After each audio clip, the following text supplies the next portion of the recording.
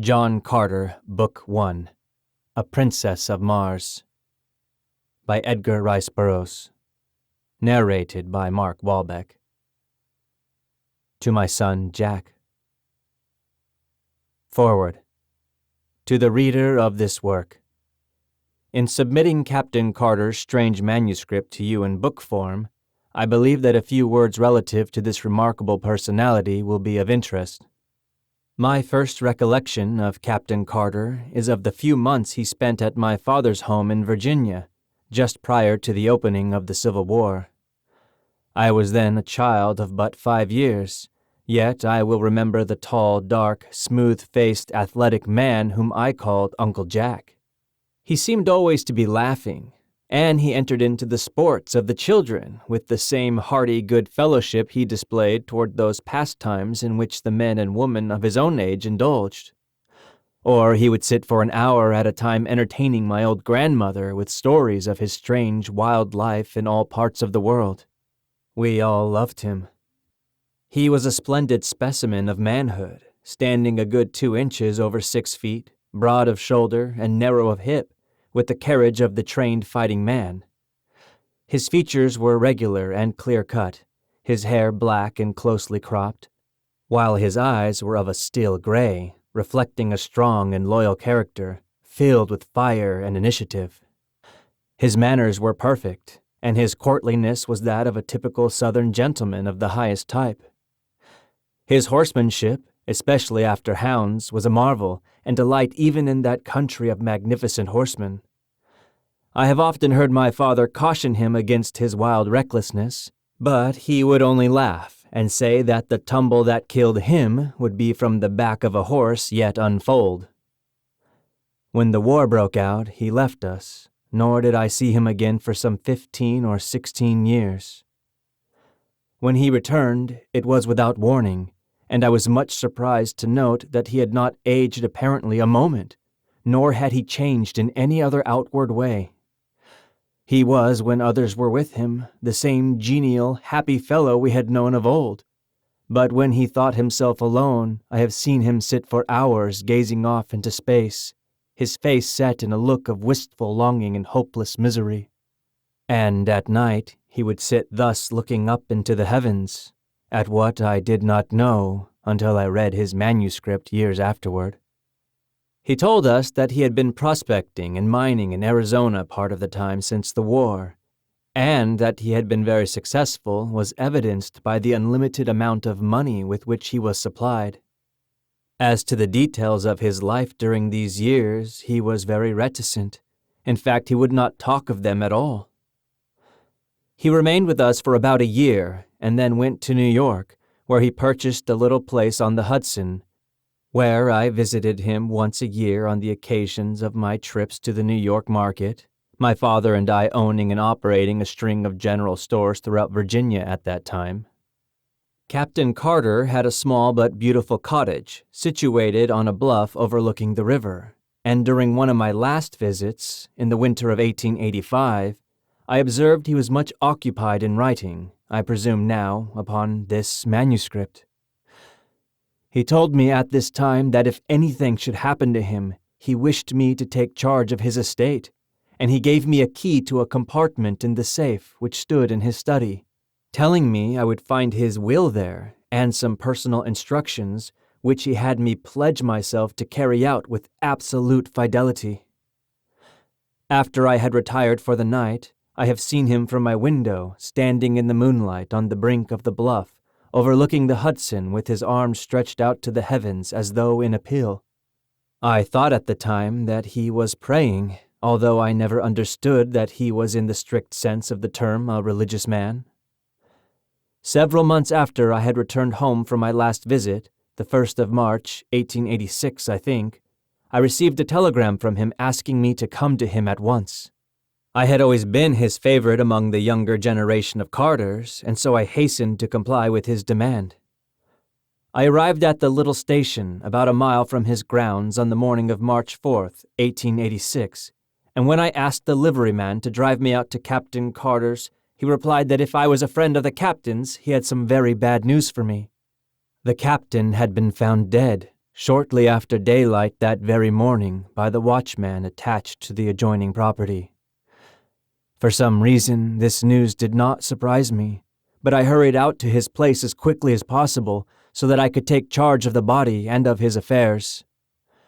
I found the watchman who had discovered him, together with the local police chief and several townspeople, assembled in his little study. The watchman related the few details connected with the finding of the body, which he said had been still warm when he came upon it. It lay, he said, stretched full length in the snow with the arms outstretched above the head toward the edge of the bluff, and when he showed me the spot, it flashed upon me that it was the identical one, where I had seen him on those other nights, with his arms raised in supplication to the skies. There were no marks of violence on the body, and with the aid of a local physician, the coroner's jury quickly reached a decision of death from heart failure. Left alone in the study, I opened the safe and withdrew the contents of the drawer in which he had told me I would find my instructions. They were in part peculiar indeed, but I have followed them to each last detail as faithfully as I was able. He directed that I remove his body to Virginia without embalming, and that he be laid in an open coffin within a tomb which he previously had had constructed and which, as I later learned, was well ventilated. The instructions impressed upon me that I must personally see that this was carried out just as he directed, even in secrecy if necessary. His property was left in such a way that I was to receive the entire income for 25 years, when the principal was to become mine. His further instructions related to this manuscript, which I was to retain sealed and unread, just as I found it, for 11 years, nor was I to divulge its contents until 21 years after his death. A strange feature about the tomb, where his body still lies, is that the massive door is equipped with a single, huge, gold-plated spring lock, which can be opened only from the inside. Yours very sincerely, Edgar Rice Burroughs. Chapter 1. On the Arizona Hills. I am a very old man. How old I do not know. Possibly I am 100, possibly more. But I cannot tell because I have never aged as other men, nor do I remember any childhood. So far as I can recollect, I have always been a man of about 30. I appear today as I did 40 years and more ago, and yet I feel that I cannot go on living forever, that some day I shall die the real death from which there is no resurrection. I do not know why I should fear death, I who have died twice and am still alive, but yet I have the same horror of it as you who have never died, and it is because of this terror of death, I believe, that I am so convinced of my mortality. And because of this conviction, I have determined to write down the story of the interesting periods of my life and of my death. I cannot explain the phenomena.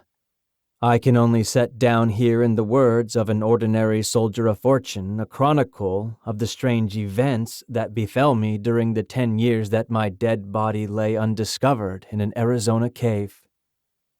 I have never told this story, nor shall mortal man see this manuscript until after I have passed over for eternity.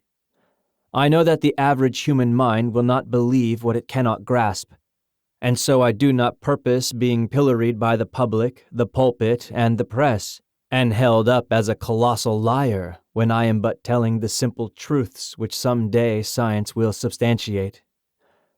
Possibly the suggestions which I gained upon Mars, and the knowledge which I can set down in this chronicle, will aid in an earlier understanding of the mysteries of our sister planet. Mysteries to you, but no longer mysteries to me. My name is John Carter. I am better known as Captain Jack Carter of Virginia.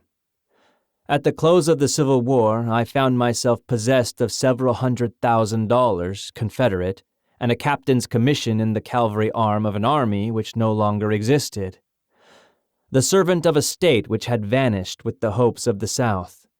Masterless, penniless, and with my only means of livelihood, fighting, gone, I determined to work my way to the southwest and attempt to retrieve my fallen fortunes in the search for gold.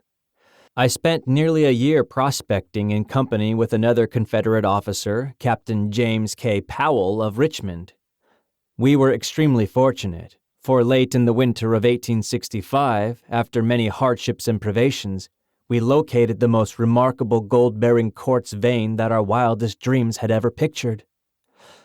Powell, who was a mining engineer by education, stated that we had uncovered $1 million worth of ore in a trifle over 3 months. As our equipment was crude in the extreme, we decided that one of us must return to civilization, purchase the necessary machinery, and return with a sufficient force of men properly to work the mine. As Powell was familiar with the country, as well as with the mechanical requirements of mining, we determined that it would be best for him to make the trip. It was agreed that I was to hold down our claim against the remote possibility of it being jumped by some wandering prospector. On March 3, 1866, Powell and I packed his provisions on 2 of our burros, and bidding me goodbye, he mounted his horse and started down the mountainside toward the valley, across which led the first stage of his journey. The morning of Powell's departure was, like nearly all Arizona mornings, clear and beautiful. I could see him and his little pack animals picking their way down the mountainside toward the valley. And all during the morning, I would catch occasional glimpses of them as they topped a hogback or came out upon a level plateau. My last sight of Powell was about 3 in the afternoon as he entered the shadows of the range on the opposite side of the valley. Some half-hour later, I happened to glance casually across the valley and was much surprised to note 3 little dots in about the same place I had last seen my friend and his 2 pack animals. I am not given to needless worrying, but the more I tried to convince myself that all was well with Powell and that the dots I had seen on his trail were antelope or wild horses, the less I was able to assure myself. Since we had entered the territory, we had not seen a hostile Indian, and we had, therefore, become careless in the extreme, and were wont to ridicule the stories we had heard of the great numbers of these vicious marauders that were supposed to haunt the trails, taking their toll in lives and torture of every white party which fell into their merciless clutches. Powell, I knew, was well armed and, further, an experienced Indian fighter. But I too had lived and fought for years among the Sioux in the north, and I knew that his chances were small against a party of cunning trailing Apaches. Finally, I could endure the suspense no longer, and, arming myself with my 2 Colt revolvers and a carbine, I strapped 2 belts of cartridges about me and, catching my saddle horse, started down the trail taken by Powell in the morning. As soon as I reached comparatively level ground, I urged my mount into a canter and continued this, where the going permitted, until, close upon dusk, I discovered the point where the other tracks joined those of Powell. They were the tracks of unshod ponies, 3 of them, and the ponies had been galloping. I followed rapidly until, darkness shutting down, I was forced to await the rising of the moon, and given an opportunity to speculate on the question of the wisdom of my chase. Possibly I had conjured up impossible dangers, like some nervous old housewife, and when I should catch up with Powell, he would get a good laugh for my pains. However, I am not prone to sensitiveness, and the following of a sense of duty, wherever it may lead, has always been a kind of fetish with me throughout my life, which may account for the honors bestowed upon me by 3 republics and the decorations and friendships of an old and powerful emperor, and several lesser kings, in whose service my sword has been read many a time. About 9 o'clock the moon was sufficiently bright for me to proceed on my way, and I had no difficulty in following the trail at a fast walk, and in some places at a brisk trot until, about midnight, I reached the water hole where Powell had expected to camp. I came upon the spot unexpectedly, finding it entirely deserted, with no signs of having been recently occupied as a camp. I was interested to note that the tracks of the pursuing horsemen, for such I was now convinced they must be, continued after Powell with only a brief stop at the hole for water, and always at the same rate of speed as his. I was positive now that the trailers were Apaches, and that they wished to capture Powell alive for the fiendish pleasure of the torture, so I urged my horse onward at a most dangerous pace, hoping against hope that I would catch up with the red rascals before they attacked him. Further speculation was suddenly cut short by the faint report of 2 shots far ahead of me. I knew that Powell would need me now if ever, and I instantly urged my horse to his topmost speed up the narrow and difficult mountain trail. I had forged ahead for perhaps a mile or more without hearing further sounds, when the trail suddenly debouched onto a small, open plateau near the summit of the pass. I had passed through a narrow, overhanging gorge just before entering suddenly upon this tableland, and the sight which met my eyes filled me with consternation and dismay. The little stretch of level land was white with Indian teepees, and there were probably 1,000 red warriors clustered around some object near the center of the camp. Their attention was so wholly riveted to this point of interest that they did not notice me, and I easily could have turned back into the dark recesses of that gorge and made my escape with perfect safety. The fact, however, that this thought did not occur to me until the following day removes any possible right to a claim to heroism to which the narration of this episode might possibly otherwise entitle me. I do not believe that I am made of the stuff which constitutes heroes, because, in all the hundreds of instances that my voluntary acts have placed me face to face with death, I cannot recall a single one where any alternative step to that I took occurred to me until many hours later. My mind is evidently so constituted that I am subconsciously forced into the path of duty without recourse to tiresome mental processes. However that may be, I have never regretted that cowardice is not optional with me. In this instance I was, of course, positive that Powell was the center of attraction, but whether I thought or acted first I do not know. But within an instant from the moment the scene broke upon my view, I had whipped out my revolvers and was charging down upon the entire army of warriors, shooting rapidly and whooping at the top of my lungs. Single-handed, I could not have pursued better tactics, for the red men, convinced by sudden surprise that not less than a regiment of regulars was upon them, turned and fled in every direction for their bows, arrows, and rifles. The view which their hurried routing disclosed filled me with apprehension and with rage. Under the clear rays of the Arizona moon lay Powell, his body fairly bristling with the hostile arrows of the braves. That he was already dead, I could not but be convinced, and yet I would have saved his body from mutilation at the hands of the Apaches as quickly as I would have saved the man himself from death. Riding close to him, I reached down from the saddle and, grasping his cartridge belt, drew him up across the withers of my mount. A backward glance convinced me that to return by the way I had come would be more hazardous than to continue across the plateau. So, putting spurs to my poor beast, I made a dash for the opening to the pass which I could distinguish on the far side of the tableland. The Indians had by this time discovered that I was alone, and I was pursued with curses, arrows, and rifle balls. The fact that it is difficult to aim anything but curses accurately by moonlight, that they were upset by the sudden and unexpected manner of my advent, and that I was a rather rapidly moving target saved me from the various deadly projectiles of the enemy, and permitted me to reach the shadows of the surrounding peaks before an orderly pursuit could be organized. My horse was traveling practically unguided, as I knew that I had probably less knowledge of the exact location of the trail to the pass than he, and thus it happened that he entered a defile which led to the summit of the range and not to the pass which I had hoped would carry me to the valley and to safety. It is probable, however, that to this fact I owe my life and the remarkable experiences and adventures which befell me during the following 10 years. My first knowledge that I was on the wrong trail came when I heard the yells of the pursuing savages suddenly grow fainter and fainter far off to my left.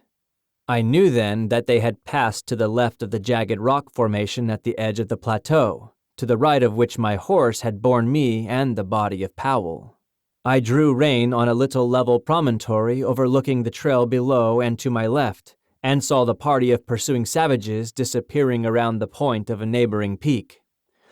I knew the Indians would soon discover that they were on the wrong trail and that the search for me would be renewed in the right direction as soon as they located my tracks. I had gone but a short distance further when what seemed to be an excellent trail opened up around the face of a high cliff. The trail was level and quite broad and led upward and in the general direction I wished to go. The cliff arose for several hundred feet on my right, and on my left was an equal and nearly perpendicular drop to the bottom of a rocky ravine. I had followed this trail for perhaps 100 yards when a sharp turn to the right brought me to the mouth of a large cave. The opening was about 4 feet in height and 3 to 4 feet wide, and at this opening the trail ended. It was now morning, and, with the customary lack of dawn which is a startling characteristic of Arizona, it had become daylight almost without warning. Dismounting, I laid Powell upon the ground. But the most painstaking examination failed to reveal the faintest spark of life. I forced water from my canteen between his dead lips, bathed his face, and rubbed his hands, working over him continuously for the better part of an hour, in the face of the fact that I knew him to be dead. I was very fond of Powell.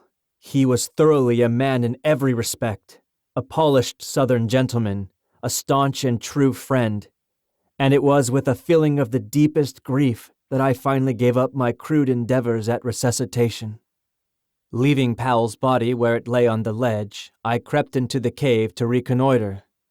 I found a large chamber, possibly 100 feet in diameter and 30 or 40 feet in height, a smooth and well-worn floor, and many other evidences that the cave had, at some remote period, been inhabited. The back of the cave was so lost in dense shadow that I could not distinguish whether there were openings into other apartments or not. As I was continuing my examination, I commenced to feel a pleasant drowsiness creeping over me, which I attributed to the fatigue of my long and strenuous ride, and the reaction from the excitement of the fight and the pursuit. I felt comparatively safe in my present location, as I knew that one man could defend the trail to the cave against an army. I soon became so drowsy that I could scarcely resist the strong desire to throw myself on the floor of the cave for a few moments' rest. But I knew that this would never do, as it would mean certain death at the hands of my red friends, who might be upon me at any moment. With an effort, I started toward the opening of the cave, only to reel drunkenly against a side wall, and from there slip prone upon the floor. Chapter 2. The Escape of the Dead. A sense of delicious dreaminess overcame me, my muscles relaxed, and I was on the point of giving way to my desire to sleep when the sound of approaching horses reached my ears. I attempted to spring to my feet, but was horrified to discover that my muscles refused to respond to my will. I was now thoroughly awake, but as unable to move a muscle as though turned to stone. It was then, for the first time, that I noticed a slight vapor filling the cave. It was extremely tenuous and only noticeable against the opening which led to daylight. There also came to my nostrils a faintly pungent odor, and I could only assume that I had been overcome by some poisonous gas. But why I should retain my mental faculties and yet be unable to move, I could not fathom. I lay facing the opening of the cave, and where I could see the short stretch of trail which lay between the cave and the turn of the cliff around which the trail led. The noise of the approaching horses had ceased, and I judged the Indians were creeping stealthily upon me along the little ledge which led to my living tomb. I remember that I hoped they would make short work of me, as I did not particularly relish the thought of the innumerable things they might do to me if the spirit prompted them.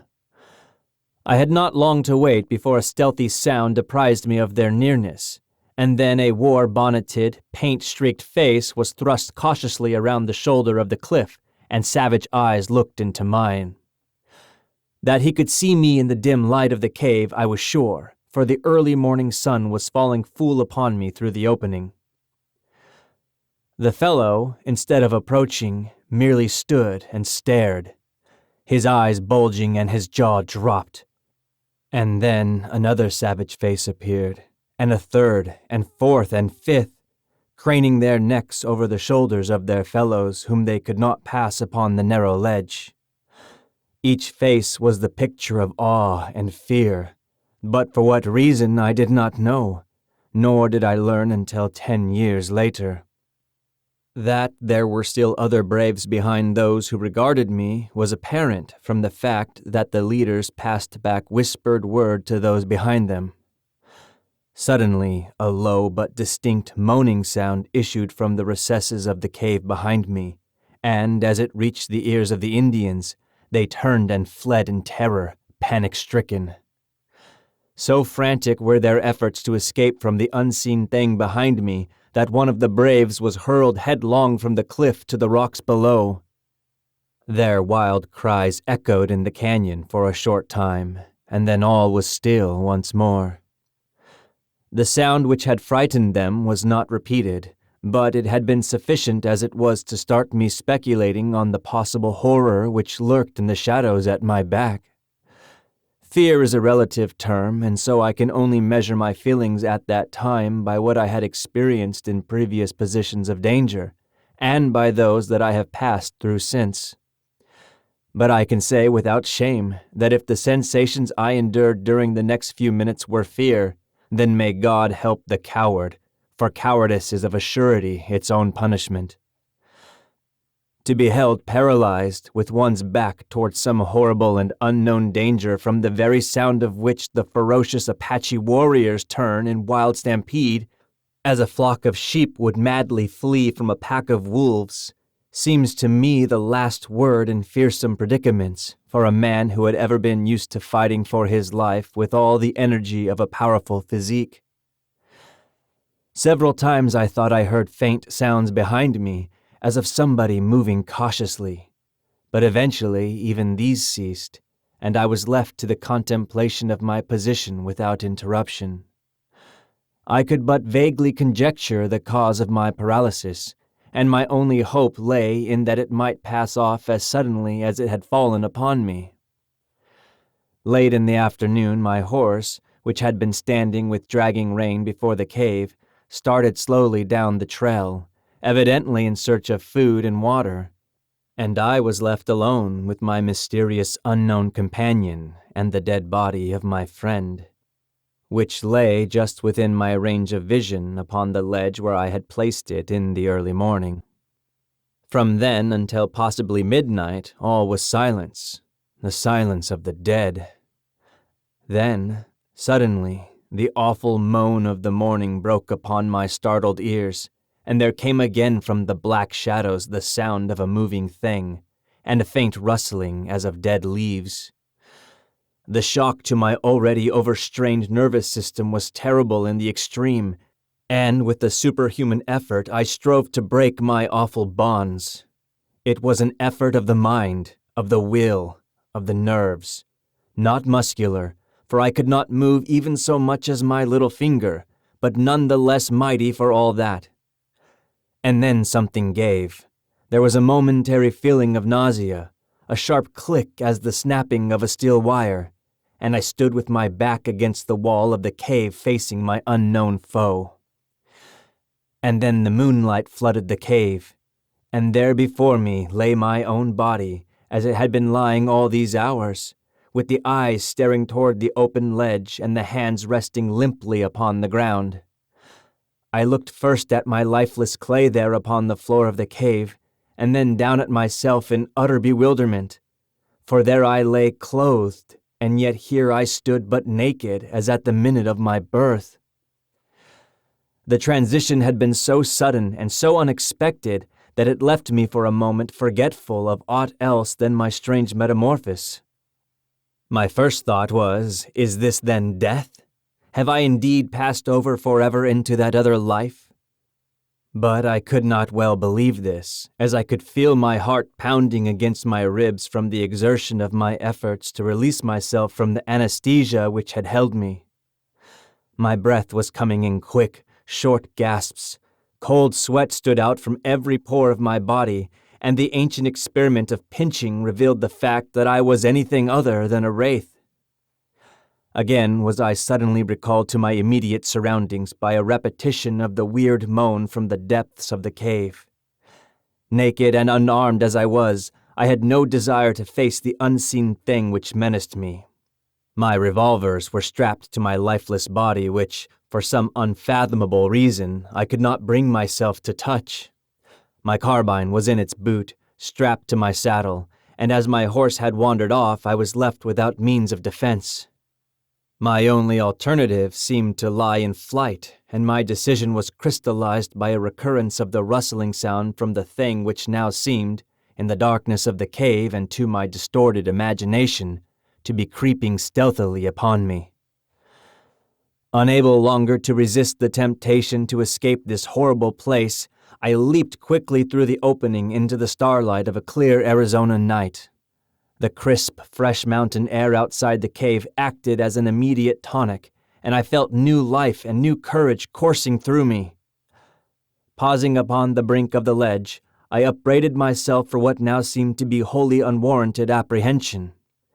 I reasoned with myself that I had lain helpless for many hours within the cave, yet nothing had molested me, and my better judgment, when permitted the direction of clear and logical reasoning, convinced me that the noises I had heard must have resulted from purely natural and harmless causes. Probably the conformation of the cave was such that a slight breeze had caused the sounds I heard. I decided to investigate, but first I lifted my head to fill my lungs with the pure, invigorating night air of the mountains.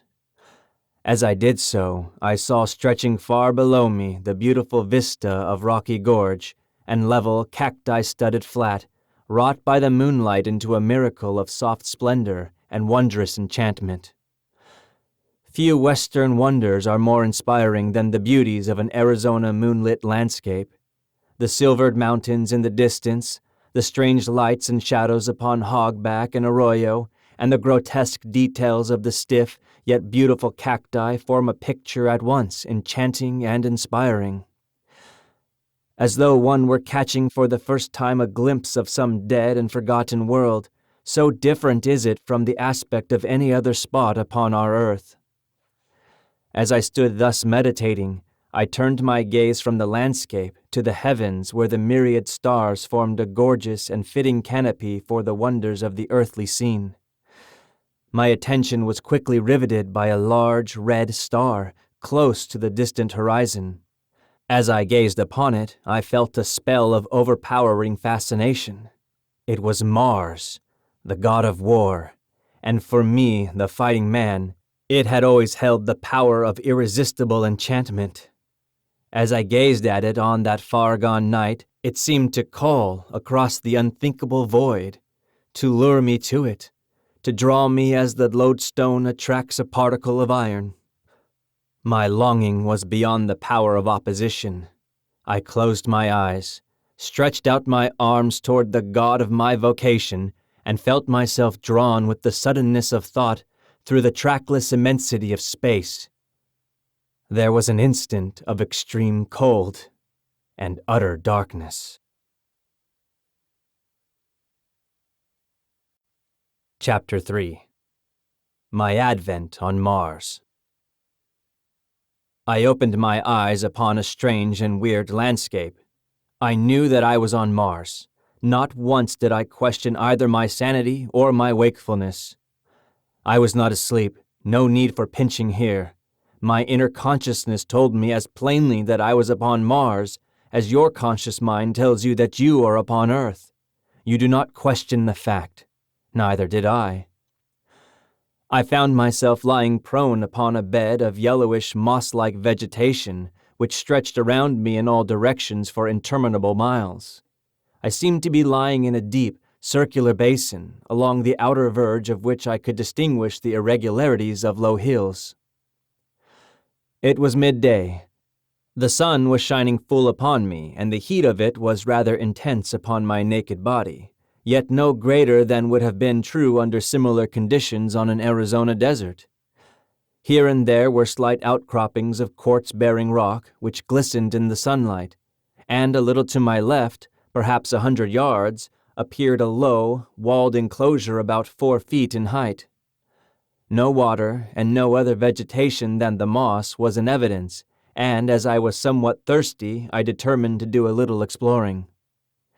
Springing to my feet, I received my first Martian surprise, for the effort, which on Earth would have brought me standing upright, carried me into the Martian air to the height of about 3 yards.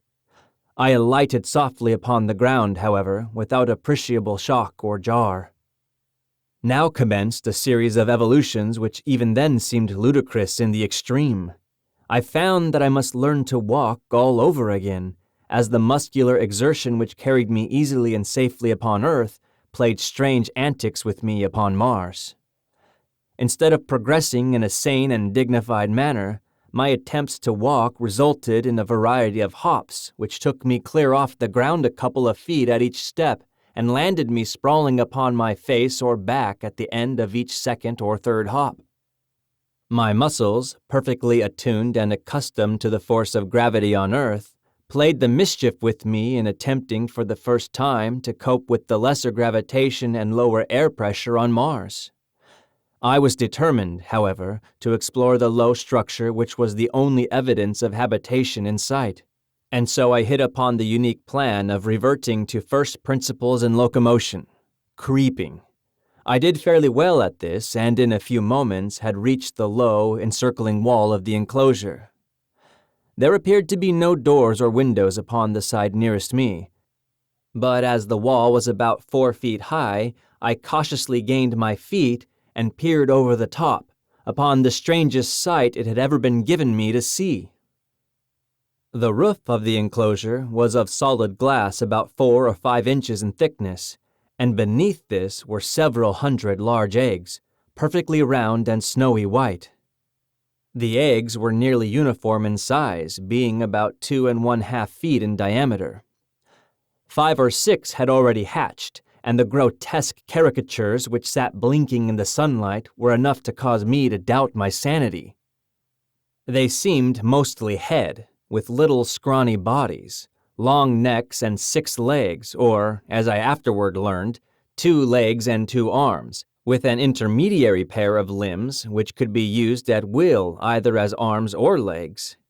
Their eyes were set at the extreme sides of their heads, a trifle above the center, and protruded in such a manner that they could be directed either forward or back, and also independently of each other, thus permitting this queer animal to look in any direction, or in 2 directions at once, without the necessity of turning the head. The ears, which were slightly above the eyes and closer together, were small, cup-shaped antennae, protruding not more than an inch on these young specimens. Their noses were but longitudinal slits in the center of their faces, midway between their mouths and ears. There was no hair on their bodies, which were of a very light yellowish-green color. In the adults, as I was to learn quite soon, this color deepens to an olive green and is darker in the male than in the female. Further, the heads of the adults are not so out of proportion to their bodies as in the case of the young. The iris of the eyes is blood red, as in albinos, while the pupil is dark. The eyeball itself is very white, as are the teeth. These latter add a most ferocious appearance to an otherwise fearsome and terrible countenance, as the lower tusks curve upward to sharp points which end about where the eyes of earthly human beings are located. The whiteness of the teeth is not that of ivory, but of the snowiest and most gleaming of china. Against the dark background of their olive skins, their tusks stand out in a most striking manner, making these weapons present a singularly formidable appearance. Most of these details I noted later, for I was given but little time to speculate on the wonders of my new discovery. I had seen that the eggs were in the process of hatching, and as I stood watching the hideous little monsters break from their shells, I failed to note the approach of a score of full-grown Martians from behind me. Coming, as they did, over the soft and soundless moss which covers practically the entire surface of Mars, with the exception of the frozen areas at the poles and the scattered cultivated districts, they might have captured me easily, but their intentions were far more sinister. It was the rattling of the accoutrements of the foremost warrior which warned me.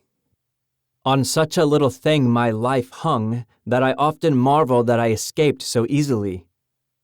Had not the rifle of the leader of the party swung from its fastenings beside his saddle in such a way as to strike against the butt of his great metal-shod spear, I should have snuffed out without ever knowing that death was near me. But the little sound caused me to turn, and there upon me, not 10 feet from my breast, was the point of that huge spear, a spear 40 feet long, tipped with gleaming metal, and held low at the side of a mounted replica of the little devils I had been watching. But how puny and harmless they now looked beside this huge and terrific incarnation of hate, of vengeance, and of death. The man himself, for such I may call him, was fully 15 feet in height, and, on earth, would have weighed some 400 pounds. He sat his mount as we sit a horse, grasping the animal's barrel with his lower limbs, while the hands of his 2 right arms held his immense spear low at the side of his mount. His 2 left arms were outstretched laterally to help preserve his balance, the thing he rode having neither bridle or reins of any description for guidance. And his mount, how can earthly words describe it? It towered 10 feet at the shoulder, had 4 legs on either side, a broad flat tail, larger at the tip than at the root, and which it held straight out behind while running, a gaping mouth which split its head from its snout to its long, massive neck. Like its master, it was entirely devoid of hair, but was of a dark slate color and exceeding smooth and glossy. Its belly was white, and its legs shaded from the slate of its shoulders and hips to a vivid yellow at the feet. The feet themselves were heavily padded and nail-less, which fact had also contributed to the noiselessness of their approach, and, in common with the multiplicity of legs, is a characteristic feature of the fauna of Mars.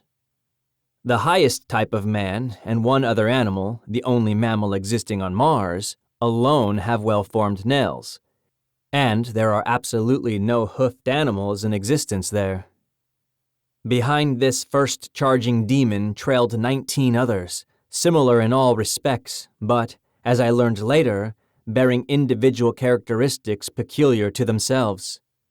Precisely as no 2 of us are identical, although we are all cast in a similar mold.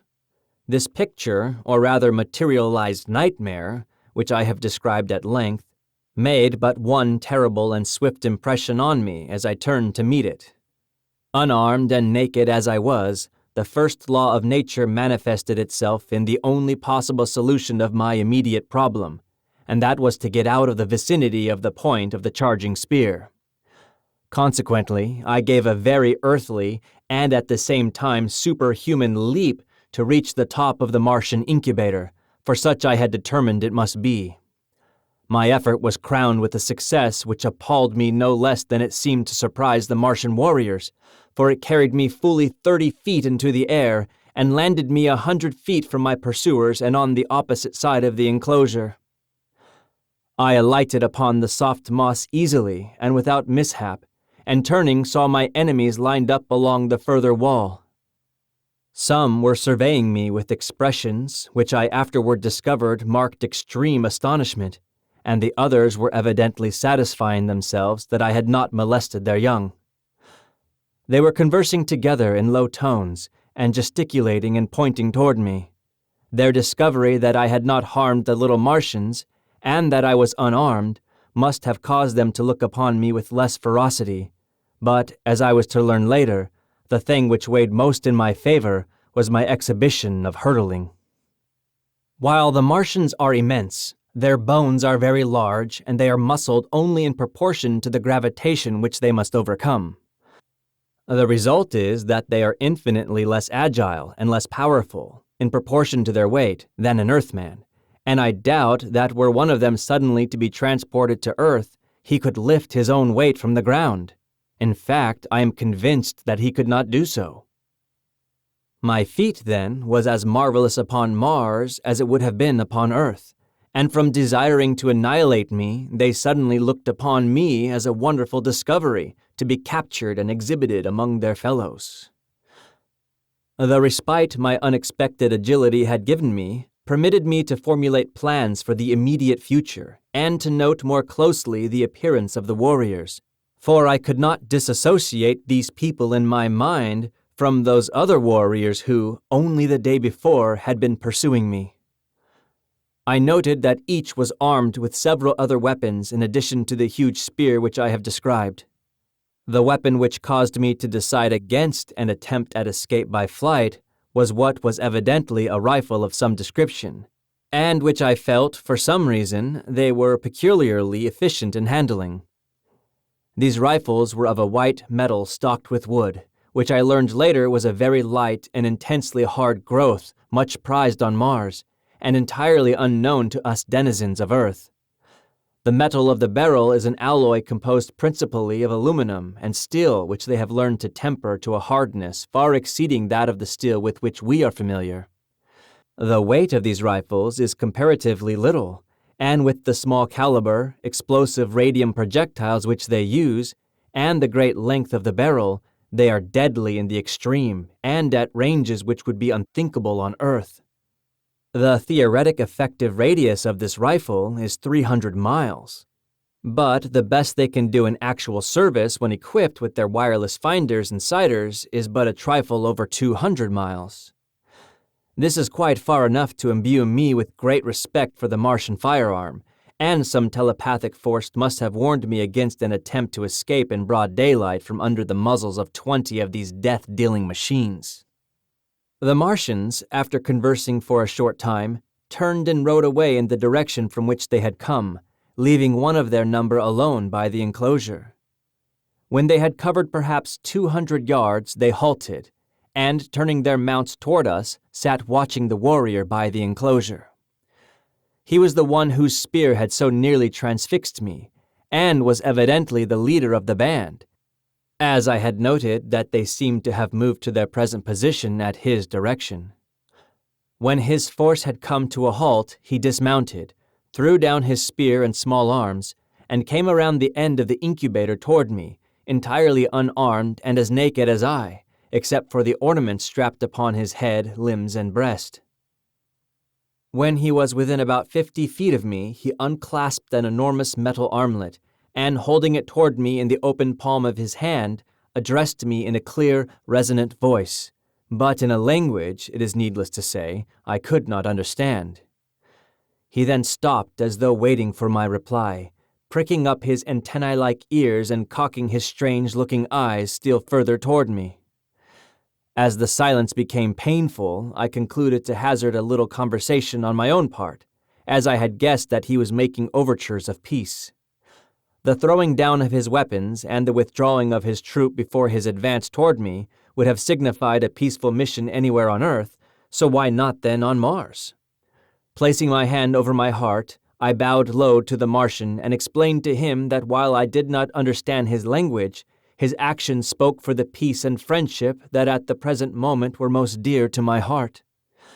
Of course, I might have been a babbling brook for all the intelligence my speech carried to him, but he understood the action with which I immediately followed my words. Stretching my hand toward him, I advanced and took the armlet from his open palm, clasping it about my arm above the elbow, smiled at him and stood waiting.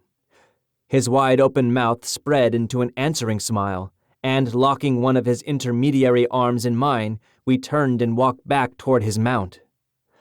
At the same time, he motioned his followers to advance. They started toward us on a wild run, but were checked by a signal from him.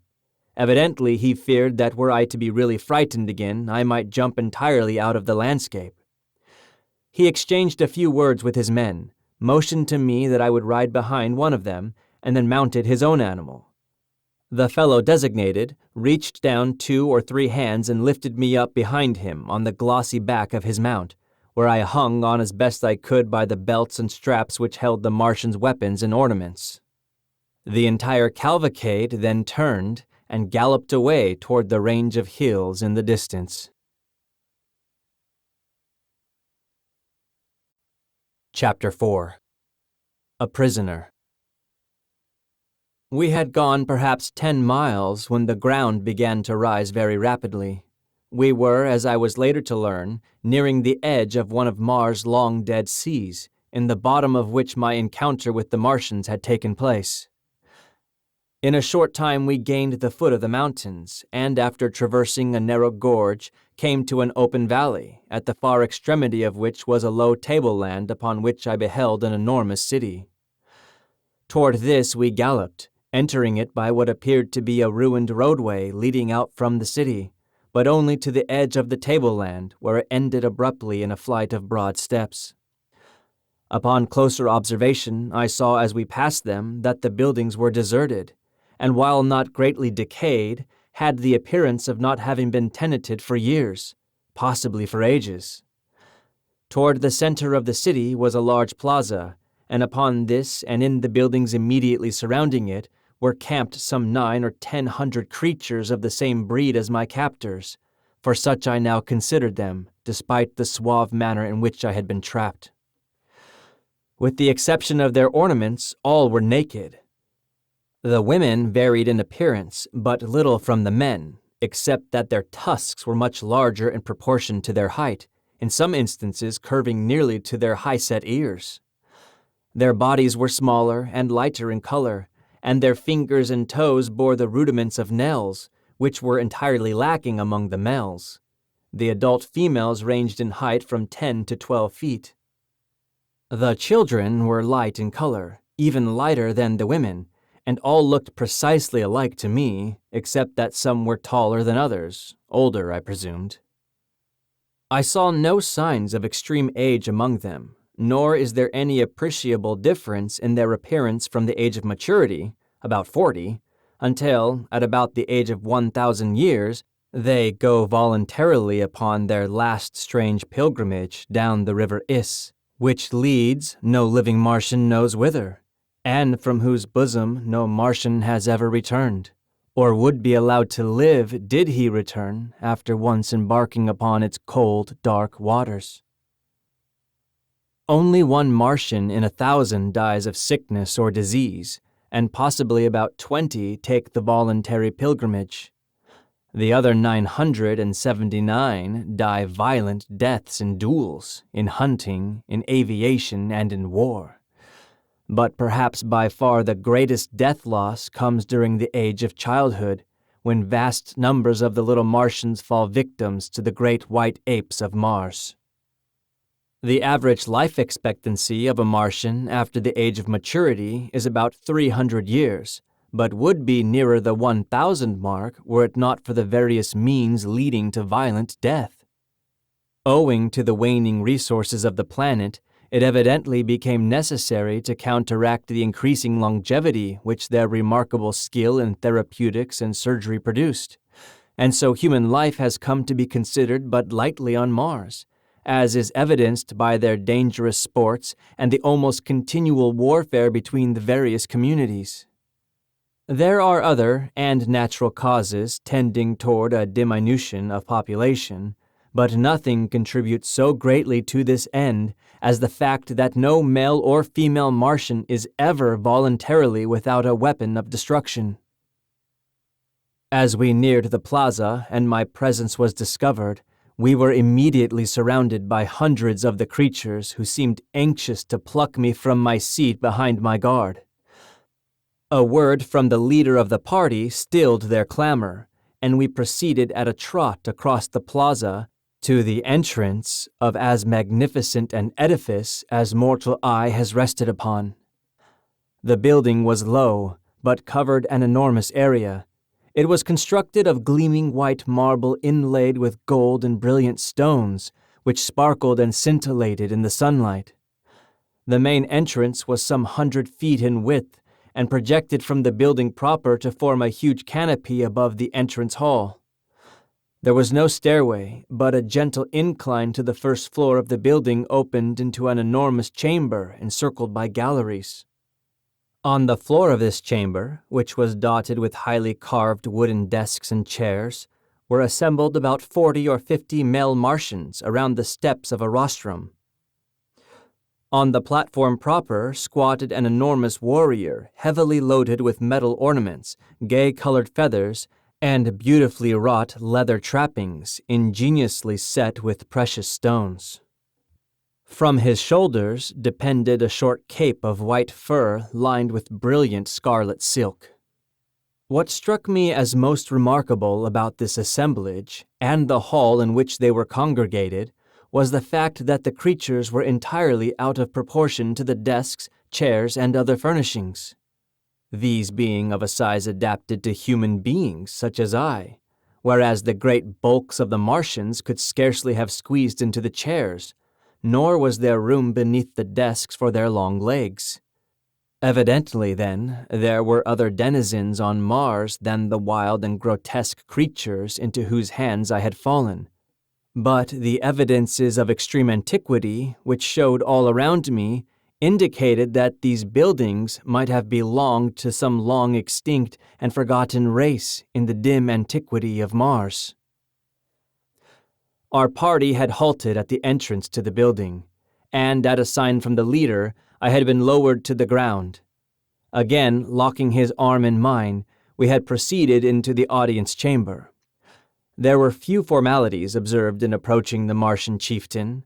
My captor merely strode up to the rostrum, the others making way for him as he advanced. The chieftain rose to his feet and uttered the name of my escort, who, in turn, halted and repeated the name of the ruler, followed by his title. At the time, this ceremony and the words they uttered meant nothing to me, but later I came to know that this was the customary greeting between green Martians. Had the men been strangers, and therefore unable to exchange names, they would have silently exchanged ornaments had their missions been peaceful. Otherwise, they would have exchanged shots, or have fought out their introduction with some other of their various weapons. My captor, whose name was Tars Tarkas, was virtually the vice-chieftain of the community, and a man of great ability as a statesman and warrior. He evidently explained briefly the incidents connected with his expedition, including my capture, and when he had concluded, the chieftain addressed me at some length. I replied in our good old English tongue, merely to convince him that neither of us could understand the other. But I noticed that when I smiled slightly on concluding, he did likewise. This fact, and the similar occurrence during my first talk with Tars Tarkas, convinced me that we had at least something in common, the ability to smile, therefore to laugh, denoting a sense of humor. But I was to learn that the Martian smile is merely perfunctory, and that the Martian laugh is a thing to cause strong men to blanch in horror. The ideas of humor among the green men of Mars are widely at variance with our conceptions of incitants to merriment.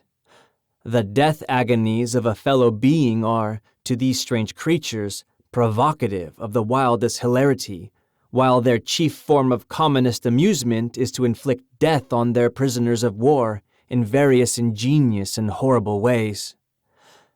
The assembled warriors and chieftains examined me closely, feeling my muscles and the texture of my skin. The principal chieftain then evidently signified a desire to see me perform, and, motioning me to follow, he started with Tars Tarkas for the open plaza. Now, I had made no attempt to walk since my first signal failure, except while tightly grasping Tars Tarkas' arm, and so now I went skipping and flitting about among the desks and chairs like some monstrous grasshopper. After bruising myself severely, much to the amusement of the Martians, I again had recourse to creeping, but this did not suit them as I was roughly jerked to my feet by a towering fellow who had laughed most heartily at my misfortunes. As he banged me down upon my feet, his face was bent close to mine, and I did the only thing a gentleman might do under the circumstances of brutality, boorishness, and lack of consideration for a stranger's rights. I swung my fist squarely to his jaw, and he went down like a felled ox. As he sunk to the floor, I wheeled around with my back toward the nearest desk, expecting to be overwhelmed by the vengeance of his fellows, but determined to give them as good a battle as the unequal odds would permit me before I gave up my life. My fears were groundless, however, as the other Martians, at first struck dumb with wonderment, finally broke into wild peals of laughter and applause. I did not recognize the applause as such, but later, when I had become acquainted with their customs, I learned that I had won what they seldom accord, a manifestation of approbation. The fellow whom I had struck lay where he had fallen, nor did any of his mates approach him. Tars Tarkas advanced toward me, holding out one of his arms, and we thus proceeded to the plaza without further mishap. I did not, of course, know the reason for which we had come to the open, but I was not long in being enlightened. They first repeated the word "suck" a number of times, and then Tars Tarkas made several jumps, repeating the same word before each leap. Then, turning to me, he said, "Suck." I saw what they were after, and gathering myself together, I socked with such marvelous success that I cleared a good 150 feet. Nor did I, this time, lose my equilibrium, but landed squarely upon my feet without falling. I then returned by easy jumps of 25 or 30 feet to the little group of warriors. My exhibition had been witnessed by several hundred lesser Martians, and they immediately broke into demands for a repetition, which the chieftain then ordered me to make. But I was both hungry and thirsty, and determined on the spot that my only method of salvation was to demand the consideration from these creatures which they evidently would not voluntarily accord. I therefore ignored the repeated commands to suck, and each time they were made I motioned to my mouth and rubbed my stomach. Tars Tarkas and the chief exchanged a few words, and the former, calling to a young female among the throng, gave her some instructions and motioned me to accompany her. I grasped her proffered arm, and together we crossed the plaza toward a large building on the far side. My fair companion was about 8 feet tall, having just arrived at maturity, but not yet to her full height. She was of a light olive-green color, with a smooth, glossy hide. Her name, as I afterward learned, was Sola, and she belonged to the retinue of Tars Tarkas. She conducted me to a spacious chamber in one of the buildings fronting on the plaza, and which, from the litter of silks and furs upon the floor, I took to be the sleeping quarters of several of the natives. The room was well lighted by a number of large windows, and was beautifully decorated with mural paintings and mosaics. But upon all there seemed to rest that indefinable touch of the finger of antiquity, which convinced me that the architects and builders of these wondrous creations had nothing in common with the crude half-brutes which now occupied them. Sola motioned me to be seated upon a pile of silks near the center of the room, and turning, made a peculiar hissing sound, as though signaling to someone in an adjoining room. In response to her call, I obtained my first sight of a new Martian wonder. It waddled in on its 10 short legs and squatted down before the girl like an obedient puppy. The thing was about the size of a Shetland pony, but its head bore a slight resemblance to that of a frog, except that the jaws were equipped with 3 rows of long, sharp tusks. Chapter 5. I elude my watchdog. Sola stared into the brute's wicked-looking eyes, muttered a word or two of command, pointed to me, and left the chamber. I could not but wonder what this ferocious-looking monstrosity might do when left alone in such close proximity to such a relatively tender morsel of meat. But my fears were groundless, as the beast, after surveying me intently for a moment, crossed the room to the only exit which led to the street, and lay down full length across the threshold. This was my first experience with a Martian watchdog, but it was destined not to be my last, for this fellow guarded me carefully during that time I remained a captive among these green men, twice saving my life, and never voluntarily being away from me for a moment. While Sola was away, I took occasion to examine more minutely the room in which I found myself captive. The mural painting depicted scenes of rare and wonderful beauty. Mountains, rivers, lake, ocean, meadow, trees and flowers, winding roadways, sun-kissed gardens, scenes which might have portrayed earthly views but for the different colorings of the vegetation. The work had evidently been wrought by a master hand, so subtle the atmosphere, so perfect the technique. Yet nowhere was there a representation of a living animal, either human or brute, by which I could guess at the likeness of these other and perhaps extinct denizens of Mars. While I was allowing my fancy to run riot in wild conjecture on the possible explanation of the strange anomalies which I had so far met with on Mars, Sola returned bearing both food and drink. These she placed on the floor beside me, and seating herself a short ways off, regarded me intently. The food consisted of about a pound of some solid substance of the consistency of cheese and almost tasteless, while the liquid was apparently milk from some animal. It was not unpleasant to the taste, though slightly acid, and I learned in a short time to prize it very highly. It came, as I later discovered, not from an animal, as there is only one mammal on Mars, and that one very rare indeed, but from a large plant which grows practically without water, but seems to distill its plentiful supply of milk from the products of the soil, the moisture of the air, and the rays of the sun. A single plant of this species will give 8 or 10 quarts of milk per day. After I had eaten, I was greatly invigorated, but feeling the need of rest, I stretched out upon the silks and was soon asleep. I must have slept several hours, as it was dark when I awoke, and I was very cold. I noticed that someone had thrown a fur over me, but it had become partially dislodged, and in the darkness I could not see to replace it. Suddenly a hand reached out and pulled the fur over me, shortly afterwards adding another to my covering. I presumed that my watchful guardian was Sola, nor was I wrong.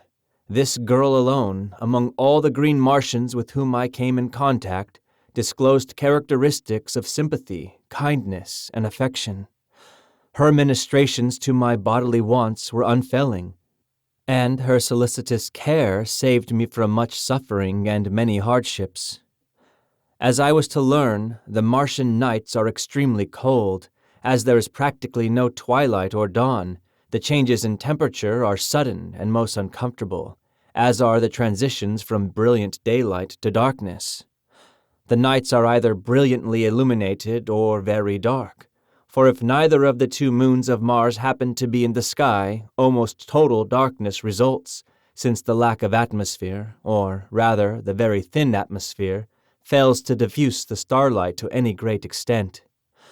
On the other hand, if both of the moons are in the heavens at night, the surface of the ground is brightly illuminated.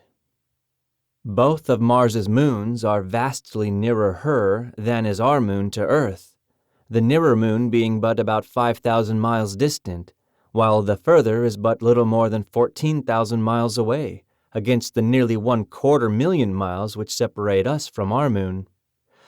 The nearer moon of Mars makes a complete revolution around the planet in a little over 7½ hours, so that she may be seen hurtling through the sky like some huge meteor 2 or 3 times each night, revealing all her phases during each transit of the heavens. The further moon revolves about Mars in something over 30¼ hours, and with her sister satellite makes a nocturnal Martian scene one of splendid and weird grandeur. And it is well that nature has so graciously and abundantly lighted the Martian night, for the green men of Mars, being a nomadic race without high intellectual development, have but crude means for artificial lighting, depending principally upon torches, a kind of candle, and a peculiar oil lamp which generates a gas and burns without a wick. This last device produces an intensely brilliant, far-reaching white light, but as the natural oil which it requires can only be obtained by mining in one of several widely separated and remote localities, it is seldom used by these creatures whose only thought is for today, and whose hatred for manual labor has kept them in a semi-barbaric state for countless ages. After Sola had replenished my coverings, I again slept, nor did I awaken until daylight. The other occupants of the room, 5 in number, were all females, and they were still sleeping, piled high with a motley array of silks and furs. Across the threshold lay stretched the sleepless guardian brute, just as I had last seen him on the preceding day. Apparently, he had not moved a muscle. His eyes were fairly glued upon me, and I fell to wondering just what might befall me should I endeavor to escape. I have ever been prone to seek adventure and to investigate and experiment where wiser men would have left well enough alone. It has therefore now occurred to me that the surest way of learning the exact attitude of this beast toward me would be to attempt to leave the room. I felt fairly secure in my belief that I could escape him should he pursue me once I was outside the building, for I had begun to take great pride in my ability as a jumper. Furthermore, I could see from the shortness of his legs that the brute himself was no jumper and probably no runner. Slowly and carefully, therefore, I gained my feet, only to see that my watcher did the same. Cautiously, I advanced toward him, finding that by moving with a shuffling gait, I could retain my balance as well as make reasonably rapid progress. As I neared the brute, he backed cautiously away from me, and when I had reached the open, he moved to one side to let me pass. He then fell in behind me and followed about 10 paces in my rear as I made my way along the deserted street. Evidently, his mission was to protect me only, I thought, but when we reached the edge of the city, he suddenly sprang before me, uttering strange sounds and baring his ugly and ferocious tusks. Thinking to have some amusement at his expense, I rushed toward him, and when almost upon him sprang into the air, alighting far beyond him and away from the city. He wheeled instantly and charged me with the most appalling speed I had ever beheld. I had thought his short legs a bar to swiftness, but had he been coursing with greyhounds, the latter would have appeared as though asleep on a doormat.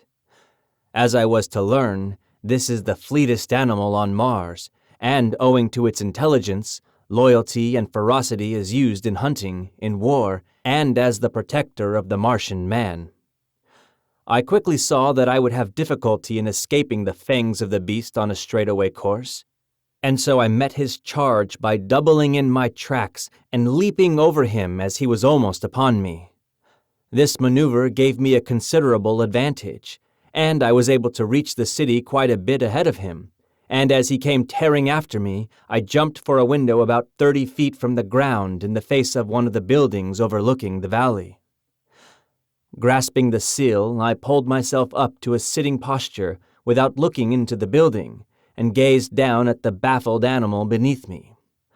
My exultation was short-lived, however, for scarcely had I gained a secure seat upon the sill than a huge hand grasped me by the neck from behind and dragged me violently into the room. Here I was thrown upon my back and beheld standing over me a colossal ape-like creature, white and hairless, except for an enormous shock of bristly hair upon its head. Chapter 6. A Fight That Won Friends. The thing, which more nearly resembled our earthly men than it did the Martians I had seen, held me pinioned to the ground with one huge foot, while it jabbered and gesticulated at some answering creature behind me. This other, which was evidently its mate, soon came toward us, bearing a mighty stone cudgel with which it evidently intended to brain me. The creatures were about 10 or 15 feet tall, standing erect, and had, like the green Martians, an intermediary set of arms or legs, midway between their upper and lower limbs. Their eyes were close together and non-protruding. Their ears were high-set, but more laterally located than those of the Martians, while their snouts and teeth were strikingly like those of our African gorilla. Altogether, they were not unlovely when viewed in comparison with the green Martians. The cudgel was swinging in the arc which ended upon my upturned face, when a bolt of myriad-legged horror hurled itself through the doorway full upon the breast of my executioner. With a shriek of fear, the ape which held me leaped through the open window, but its mate closed in a terrific death struggle with my preserver, which was nothing less than my faithful watch-thing. I cannot bring myself to call so hideous a creature a dog. As quickly as possible I gained my feet, and backing against the wall, I witnessed such a battle as it is vouchsafed few beings to see. The strength, agility, and blind ferocity of these two creatures is approached by nothing known to earthly man. My beast had an advantage in his first hold, having sunk his mighty fangs far into the breast of his adversary. But the great arms and paws of the ape, backed by muscles far transcending those of the Martian men I had seen, had locked the throat of my guardian and slowly were choking out his life, and bending back his head and neck upon his body, where I momentarily expected the former to fall limp at the end of a broken neck. In accomplishing this, the ape was tearing away the entire front of its breast, which was held in the vice-like grip of the powerful jaws. Back and forth upon the floor they rolled, neither one emitting a sound of fear or pain. Presently I saw the great eyes of my beast bulging completely from their sockets and blood flowing from its nostrils. That he was weakening perceptibly was evident, but so also was the ape, whose struggles were growing momentarily less. Suddenly I came to myself, and, with that strange instinct which seems ever to prompt me to my duty, I seized the cudgel which had fallen to the floor at the commencement of the battle, and swinging it with all the power of my earthly arms, I crashed it full upon the head of the ape, crushing his skull as though it had been an eggshell. Scarcely had the blow descended when I was confronted with a new danger. The ape's mate, recovered from its first shock of terror, had returned to the scene of the encounter by way of the interior of the building. I glimpsed him just before he reached the doorway, and the sight of him, now roaring as he perceived his lifeless fellow stretched upon the floor, and frothing at the mouth, in the extremity of his rage, filled me, I must confess, with dire forebodings. I am ever willing to stand and fight when the odds are not too overwhelmingly against me, but in this instance I perceived neither glory nor profit in pitting my relatively puny strength against the iron muscles and brutal ferocity of this enraged denizen of an unknown world. In fact, the only outcome of such an encounter, so far as I might be concerned, seemed sudden death. I was standing near the window, and I knew that once in the street I might gain the plaza and safety before the creature could overtake me. At least there was a chance for safety in flight. Against almost certain death should I remain and fight however desperately. It is true I held the cudgel, but what could I do with it against his 4 great arms? Even should I break one of them with my first blow, for I figured that he would attempt to ward off the cudgel, he could reach out and annihilate me with the others before I could recover for a second attack. In the instant that these thoughts passed through my mind, I had turned to make for the window, but my eyes alighting on the form of my erstwhile guardian threw all thoughts of flight to the 4 winds. He lay gasping upon the floor of the chamber, his great eyes fastened upon me in what seemed a pitiful appeal for protection. I could not withstand that look, nor could I, on second thought, have deserted my rescuer without giving as good an account of myself in his behalf as he had in mine. Without more ado, therefore, I turned to meet the charge of the infuriated bull ape. He was now too close upon me for the cudgel to prove of any effective assistance, so I merely threw it as heavily as I could at his advancing bulk. It struck him just below the knees, eliciting a howl of pain and rage, and so throwing him off his balance that he lunged full upon me with arms wide stretched to ease his fall. Again, as on the preceding day, I had recourse to earthly tactics, and swinging my right fist full upon the point of his chin, I followed it with a smashing left to the pit of his stomach. The effect was marvelous, for, as I lightly sidestepped, after delivering the second blow, he reeled and fell upon the floor, doubled up with pain and gasping for wind. Leaping over his prostrate body, I seized the cudgel and finished the monster before he could regain his feet. As I delivered the blow, a low laugh rang out behind me, and, turning, I beheld Tars Tarkas, Sola, and 3 or 4 warriors standing in the doorway of the chamber. As my eyes met theirs, I was, for the second time, the recipient of their zealously guarded applause. My absence had been noted by Sola on her awakening, and she had quickly informed Tars Tarkas, who had set out immediately with a handful of warriors to search for me. As they had approached the limits of the city, they had witnessed the actions of the bull ape as he bolted into the building, frothing with rage. They had followed immediately behind him, thinking it barely possible that his actions might prove a clue to my whereabouts, and had witnessed my short but decisive battle with him. This encounter, together with my set to with the Martian warrior on the previous day, and my feats of jumping, placed me upon a high pinnacle in their regard.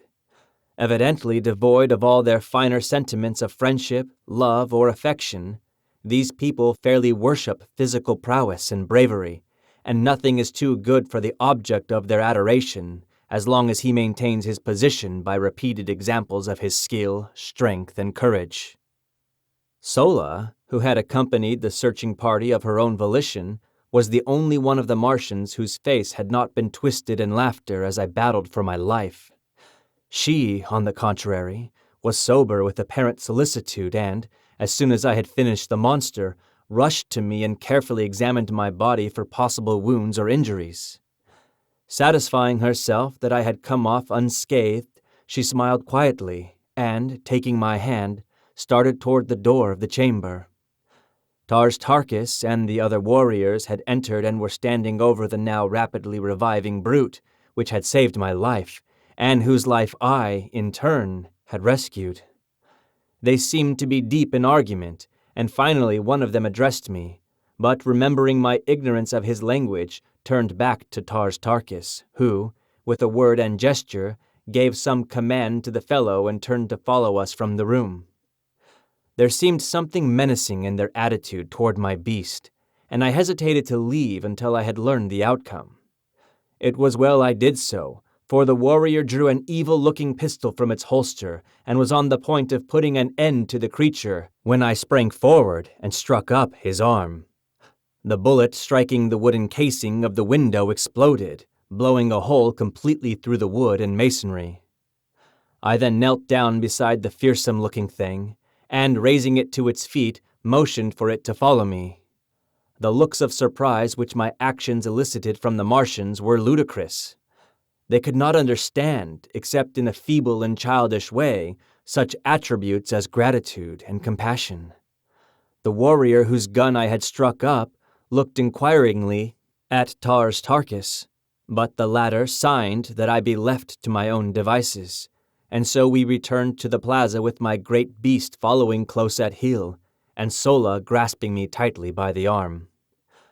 I had at least 2 friends on Mars, a young woman who watched over me with motherly solicitude, and a dumb brute which, as I later came to know, held in its poor ugly carcass more love, more loyalty, more gratitude than could have been found in the entire 5 million green Martians who rove the deserted cities and dead sea bottoms of Mars.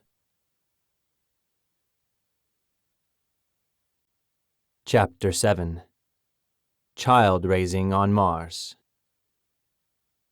After a breakfast, which was an exact replica of the meal of the preceding day, and an index of practically every meal which followed while I was with the green men of Mars, Sola escorted me to the plaza, where I found the entire community engaged in watching or helping at the harnessing of huge Macedonian animals to great 3-wheeled chariots.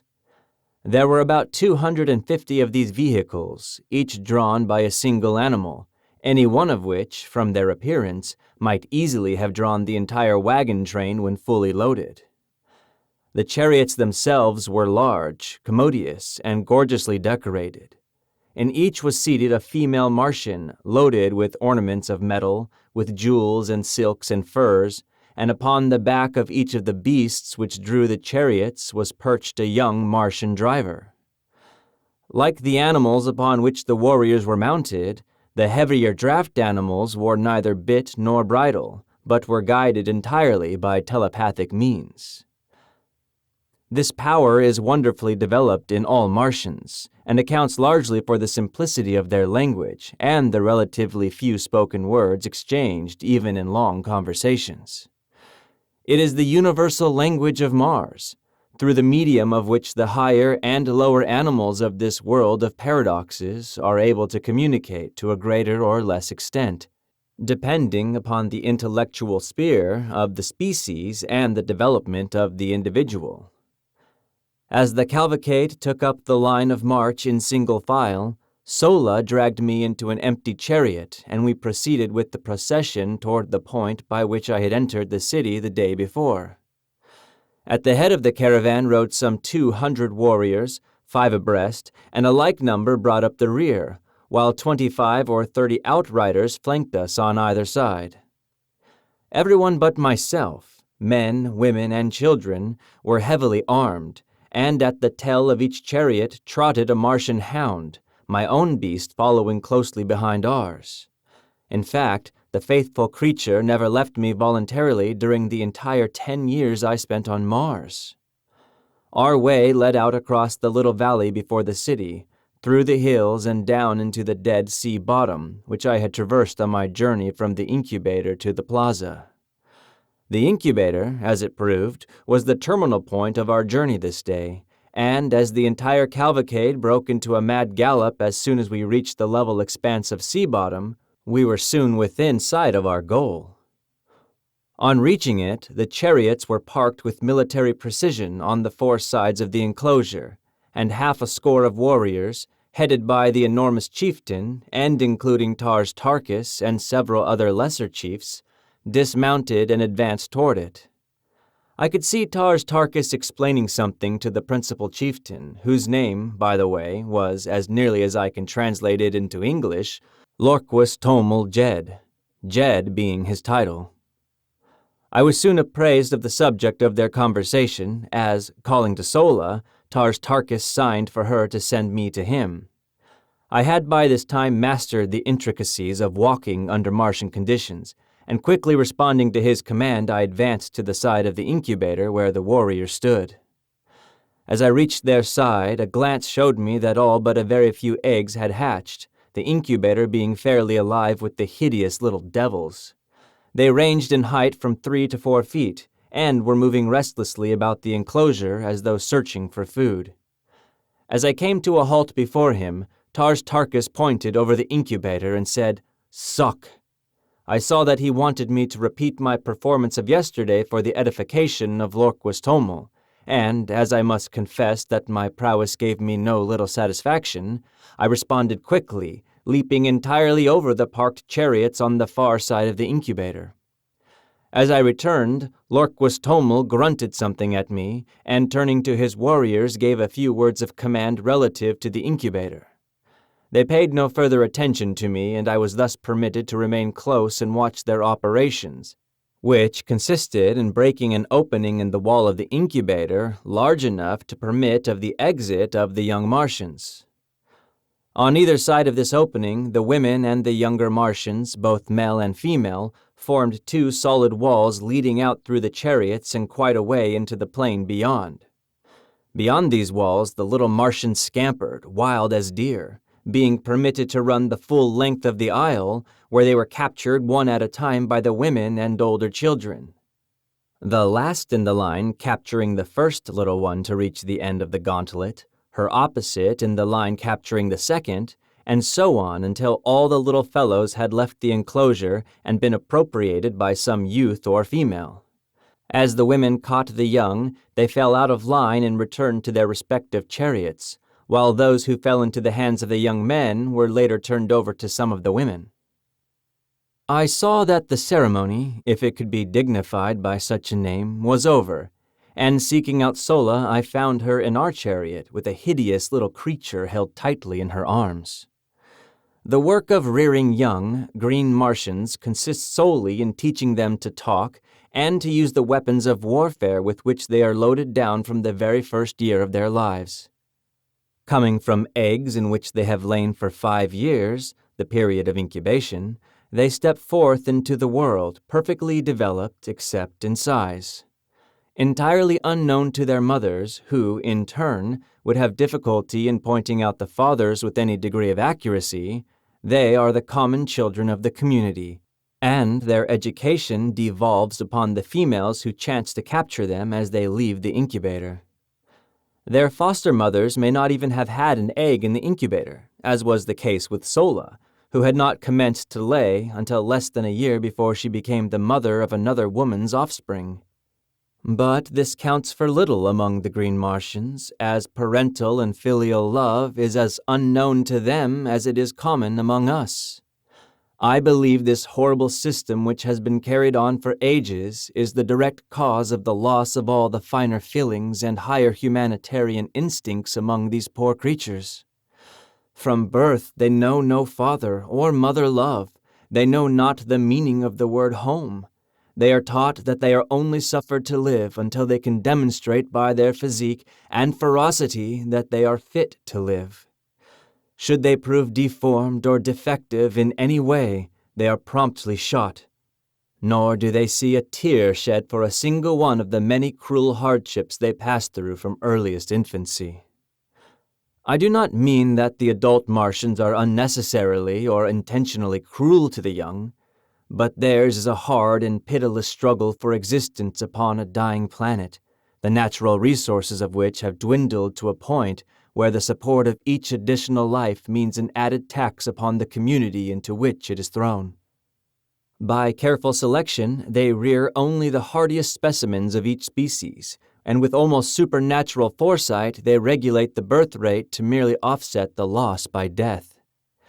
Each adult Martian female brings forth about 13 eggs each year, and those which meet the size, weight, and specific gravity tests are hidden in the recesses of some subterranean vault where the temperature is too low for incubation. Every year these eggs are carefully examined by a council of 20 chieftains, and all but about 100 of the most perfect are destroyed out of each yearly supply. At the end of 5 years, about 500 almost perfect eggs have been chosen from the thousands brought forth. These are then placed in the almost airtight incubators to be hatched by the sun's rays after a period of another 5 years. The hatching which we had witnessed today was a fairly representative event of its kind, all but about 1% of the eggs hatching in 2 days. If the remaining eggs ever hatched, we knew nothing of the fate of the little Martians. They were not wanted, as their offspring might inherit and transmit the tendency to prolonged incubation, and thus upset the system which has maintained for ages and which permits the adult Martians to figure the proper time for return to the incubators almost to the hour. The incubators are built in remote fastnesses where there is little or no likelihood of their being discovered by other tribes. The result of such a catastrophe would mean no children in the community for another 5 years. I was later to witness the results of the discovery of an alien incubator. The community of which the Green Martians with whom my lot was cast formed a part was composed of some 30,000 souls.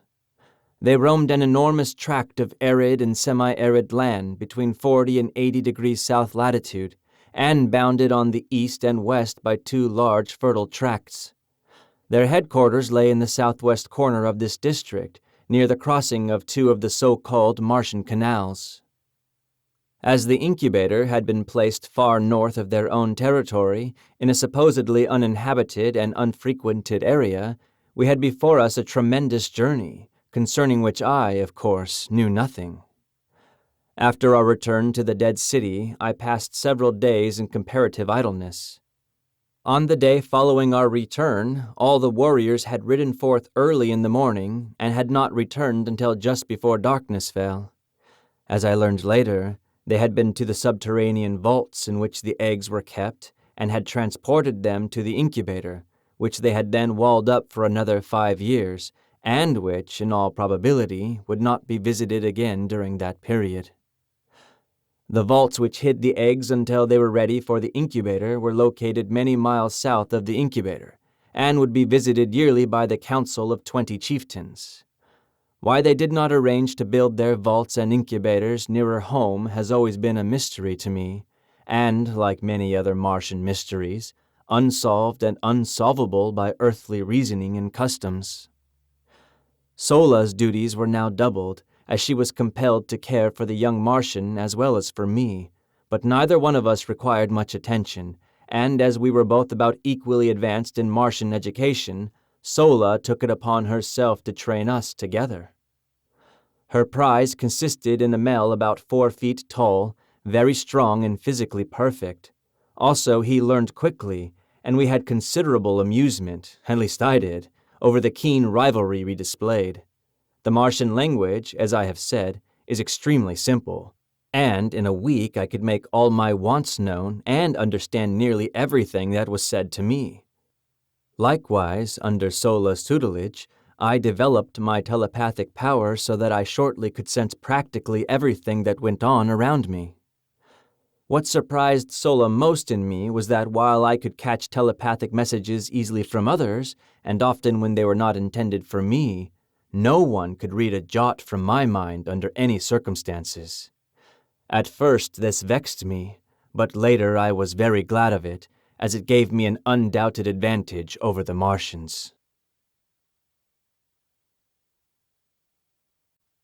Chapter 8. A Fair Captive from the Sky. The third day after the incubator ceremony, we set forth toward home, but scarcely had the head of the procession debouched into the open ground before the city than orders were given for an immediate and hasty return. As though trained for years in this particular evolution, the green Martians melted like mist into the spacious doorways of the nearby buildings until, in less than 3 minutes, the entire cavalcade of chariots, mastodons, and mounted warriors was nowhere to be seen. Sola and I had entered a building upon the front of the city, in fact the same one in which I had had my encounter with the apes, and, wishing to see what had caused the sudden retreat, I mounted to an upper floor and peered from the window out over the valley and the hills beyond. And there I saw the cause of their sudden scurrying to cover. A huge craft, long, low, and gray-painted, swung slowly over the crest of the nearest hill. Following it came another, and another, and another until 20 of them, swinging low above the ground, sailed slowly and majestically toward us. Each carried a strange banner swung from stem to stern above the upper works, and upon the prow of each was painted some odd device that gleamed in the sunlight, and showed plainly even at the distance at which we were from the vessels. I could see figures crowding the forward decks and upper works of the aircraft. Whether they had discovered us or simply were looking at the deserted city, I could not say, but in any event they received a rude reception, for suddenly, and without warning, the green Martian warriors fired a terrific volley from the windows of the buildings facing the little valley across which the great ships were so peacefully advancing. Instantly the scene changed as by magic. The foremost vessel swung broadside toward us, and bringing her guns into play returned our fire, at the same time moving parallel to our front for a short distance and then turning back with the evident intention of completing a great circle, which would bring her up to position once more opposite our firing line. The other vessels followed in her wake, each one opening upon us as she swung into position. Our own fire never diminished, and I doubt if 25% of our shots went wild. It had never been given me to see such deadly accuracy of aim, and it seemed as though a little figure on one of the craft dropped at the explosion of each bullet, while the banners and upper works dissolved in spurts of flame as the irresistible projectiles of our warriors mowed through them. The fire from the vessels was most ineffectual, owing, as I afterward learned, to the unexpected suddenness of the first volley, which caught the ship's crews entirely unprepared and the sighting apparatus of the guns unprotected from the deadly aim of our warriors. It seems that each green warrior has certain objective points for his fire under relatively identical circumstances of warfare. For example, a proportion of them, always the best marksmen, direct their fire entirely upon the wireless finding and sighting apparatus of the big guns of an attacking naval force. Another detail attends to the smaller guns in the same way. Others pick off the gunners. Still others the officers, while certain other quotas concentrate their attention upon the other members of the crew, upon the upper works, and upon the steering gear and propellers. 20 minutes after the first volley, the great fleet swung trailing off in the direction from which it had first appeared. Several of the craft were limping perceptibly and seemed but barely under the control of their depleted crews. Their fire had ceased entirely, and all their energies seemed focused upon escape. Our warriors then rushed up to the roofs of the buildings which we occupied and followed the retreating armada with a continuous fusillade of deadly fire. One by one, however, the ships managed to dip below the crests of the outlying hills until only one barely moving craft was in sight.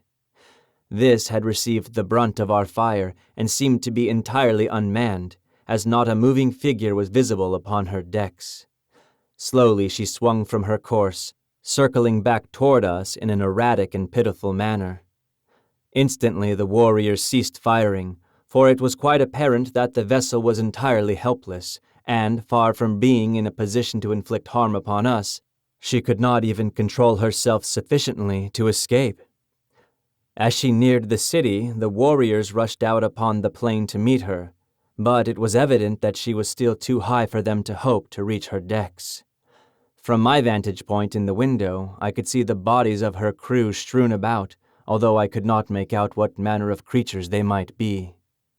Not a sign of life was manifest upon her as she drifted slowly with the light breeze in a southeasterly direction. She was drifting some 50 feet above the ground, followed by all but some 100 of the warriors who had been ordered back to the roofs to cover the possibility of a return of the fleet, or of reinforcements. It soon became evident that she would strike the face of the buildings about a mile south of our position, and as I watched the progress of the chase, I saw a number of warriors gallop ahead, dismount, and enter the building she seemed destined to touch. As the craft neared the building, and just before she struck, the Martian warriors swarmed upon her from the windows, and with their great spears eased the shock of the collision, and in a few moments they had thrown out grappling hooks and the big boat was being hauled to ground by their fellows below. After making her fast, they swarmed the sides and searched the vessel from stem to stern. I could see them examining the dead sailors, evidently for signs of life, and presently a party of them appeared from below, dragging a little figure among them. The creature was considerably less than half as tall as the green Martian warriors, and from my balcony I could see that it walked erect upon 2 legs, and surmised that it was some new and strange Martian monstrosity with which I had not as yet become acquainted. They removed their prisoner to the ground and then commenced a systematic rifling of the vessel. This operation required several hours, during which time a number of the chariots were requisitioned to transport the loot, which consisted in arms, ammunition, silks, furs, jewels, strangely carved stone vessels, and a quantity of solid foods and liquids, including many casks of water, the first I had seen since my advent upon Mars. After the last load had been removed, the warriors made lines fast to the craft and towed her far out into the valley in a southwesterly direction. A few of them then boarded her and were busily engaged in what appeared, from my distant position, as the emptying of the contents of various carboys upon the dead bodies of the sailors and over the decks and works of the vessel. This operation concluded, they hastily clambered over her sides, sliding down the guy ropes to the ground. The last warrior to leave the deck turned and threw something back upon the vessel, waiting an instant to note the outcome of his act. As a faint spurt of flame rose from the point where the missile struck, he swung over the side and was quickly upon the ground. Scarcely had he alighted than the guy ropes were simultaneously released, and the great warship, lightened by the removal of the loot, soared majestically into the air, her decks and upper works a mass of roaring flames. Slowly she drifted to the southeast, rising higher and higher as the flames ate away her wooden parts and diminished the weight upon her. Ascending to the roof of the building, I watched her for hours until finally she was lost in the dim vistas of the distance. The sight was awe-inspiring in the extreme, as one contemplated this mighty floating funeral pyre, drifting unguided and unmanned through the lonely wastes of the Martian heavens. A derelict of death and destruction, typifying the life story of these strange and ferocious creatures into whose unfriendly hands fate had carried it. Much depressed, and, to me, unaccountably so, I slowly descended to the street. The scene I had witnessed seemed to mark the defeat and annihilation of the forces of a kindred people, rather than the routing by our green warriors of a horde of similar, though unfriendly creatures. I could not fathom the seeming hallucination, nor could I free myself from it, but somewhere in the innermost recesses of my soul, I felt a strange yearning toward these unknown foemen, and a mighty hope surged through me that the fleet would return and demand a reckoning from the green warriors who had so ruthlessly and wantonly attacked it.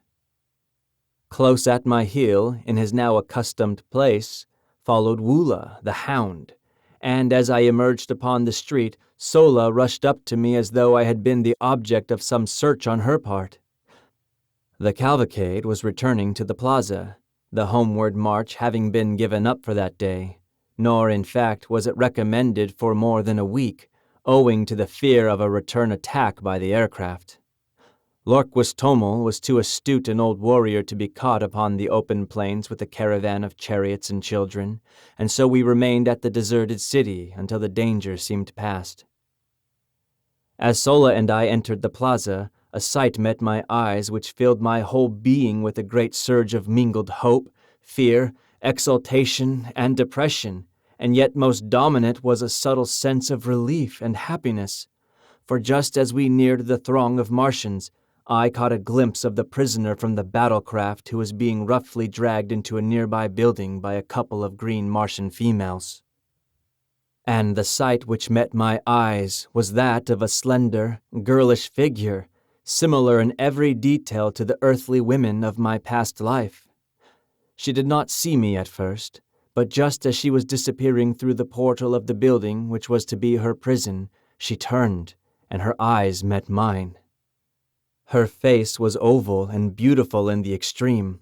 Her every feature was finely chiseled and exquisite, her eyes large and lustrous, and her head surmounted by a mass of coal-black waving hair, caught loosely into a strange yet becoming coiffure. Her skin was of a light reddish copper color, against which the crimson glow of her cheeks and the ruby of her beautifully molded lips shone with a strangely enhancing effect. She was as destitute of clothes as the green Martians who accompanied her. Indeed, save for her highly wrought ornaments, she was entirely naked, nor could any apparel have enhanced the beauty of her perfect and symmetrical figure. As her gaze rested on me, her eyes opened wide in astonishment, and she made a little sign with her free hand, a sign which I did not, of course, understand. Just a moment we gazed upon each other, and then the look of hope and renewed courage which had glorified her face as she discovered me, faded into one of utter dejection, mingled with loathing and contempt. I realized I had not answered her signal, and ignorant as I was of Martian customs, I intuitively felt that she had made an appeal for succor and protection which my unfortunate ignorance had prevented me from answering. And then she was dragged out of my sight into the depths of the deserted edifice. Chapter 9. I Learn the Language. As I came back to myself, I glanced at Sola, who had witnessed this encounter, and I was surprised to note a strange expression upon her usually expressionless countenance. What her thoughts were I did not know, for as yet I had learned but little of the Martian tongue, enough only to suffice for my daily needs. As I reached the doorway of our building, a strange surprise awaited me. A warrior approached bearing the arms, ornaments, and full accoutrements of his kind. These he presented to me with a few unintelligible words, and a bearing at once respectful and menacing. Later, Sola, with the aid of several of the other women, remodeled the trappings to fit my lesser proportions, and after they completed the work, I went about garbed in all the panoply of war. From then on, Sola instructed me in the mysteries of the various weapons, and with the Martian young I spent several hours each day practicing upon the plaza. I was not yet proficient with all the weapons, but my great familiarity with similar earthly weapons made me an unusually apt pupil, and I progressed in a very satisfactory manner. The training of myself and the young Martians was conducted solely by the women, who not only attend to the education of the young in the arts of individual defense and offense, but are also the artisans who produce every manufactured article wrought by the Green Martians. They make the powder, the cartridges, the firearms. In fact, everything of value is produced by the females. In time of actual warfare, they form a part of the reserves, and when the necessity arises, they fight with even greater intelligence and ferocity than the men. The men are trained in the higher branches of the art of war, in strategy and the maneuvering of large bodies of troops. They make the laws as they are needed, a new law for each emergency. They are unfettered by precedent in the administration of justice. Customs have been handed down by ages of repetition, but the punishment for ignoring a custom is a matter for individual treatment by a jury of the culprit's peers, and I may say that justice seldom misses fire, but seems rather to rule in inverse ratio to the ascendancy of law. In one respect, at least, the Martians are a happy people. They have no lawyers. I did not see the prisoner again for several days subsequent to our first encounter, and then only to catch a fleeting glimpse of her as she was being conducted to the great audience chamber where I had had my first meeting with Lorquas Tomel. I could not but note the unnecessary harshness and brutality with which her guards treated her, so different from the almost maternal kindliness which Sola manifested toward me, and the respectful attitude of the few Green Martians who took the trouble to notice me at all. I had observed on the 2 occasions when I had seen her that the prisoner exchanged words with her guards, and this convinced me that they spoke, or at least could make themselves understood by a common language. With this added incentive, I nearly drove Sola distracted by my importunities to hasten on my education, and within a few more days I had mastered the Martian tongue sufficiently well to enable me to carry on a passable conversation, and to fully understand practically all that I heard. At this time, our sleeping quarters were occupied by 3 or 4 females and a couple of the recently hatched young, besides Sola and her youthful ward, myself and Woola the hound. After they had retired for the night, it was customary for the adults to carry on a desultory conversation for a short time before lapsing into sleep, and now that I could understand their language, I was always a keen listener, although I never proffered any remarks myself. On the night following the prisoner's visit to the audience chamber, the conversation finally fell upon this subject, and I was all ears on the instant. I had feared to question Sola relative to the beautiful captive, as I could not but recall the strange expression I had noted upon her face after my first encounter with the prisoner. That it denoted jealousy I could not say, and yet, judging all things by mundane standards as I still did, I felt it safer to affect indifference in the matter until I learned more surely Sola's attitude toward the object of my solicitude. Sarkoja, one of the older women who shared our domicile, had been present at the audience as one of the captive's guards, and it was toward her the question turned. "They have decided to carry her with us back to Thak and exhibit her last agonies at the great games before Talhajas," replied Sarkoja. "What will be the manner of her going out?" inquired Sola. "She is very small and very beautiful. I had hoped that they would hold her for ransom." Sarkoja and the other women grunted angrily at this evidence of weakness on the part of Sola. "It is sad, Sola, that you were not born 1,000,000 years ago," snapped Sarkoja, "when all the hollows of the land were filled with water, and the peoples were as soft as the stuff they sailed upon. In our day we have progressed to a point where such sentiments mark weakness and atavism.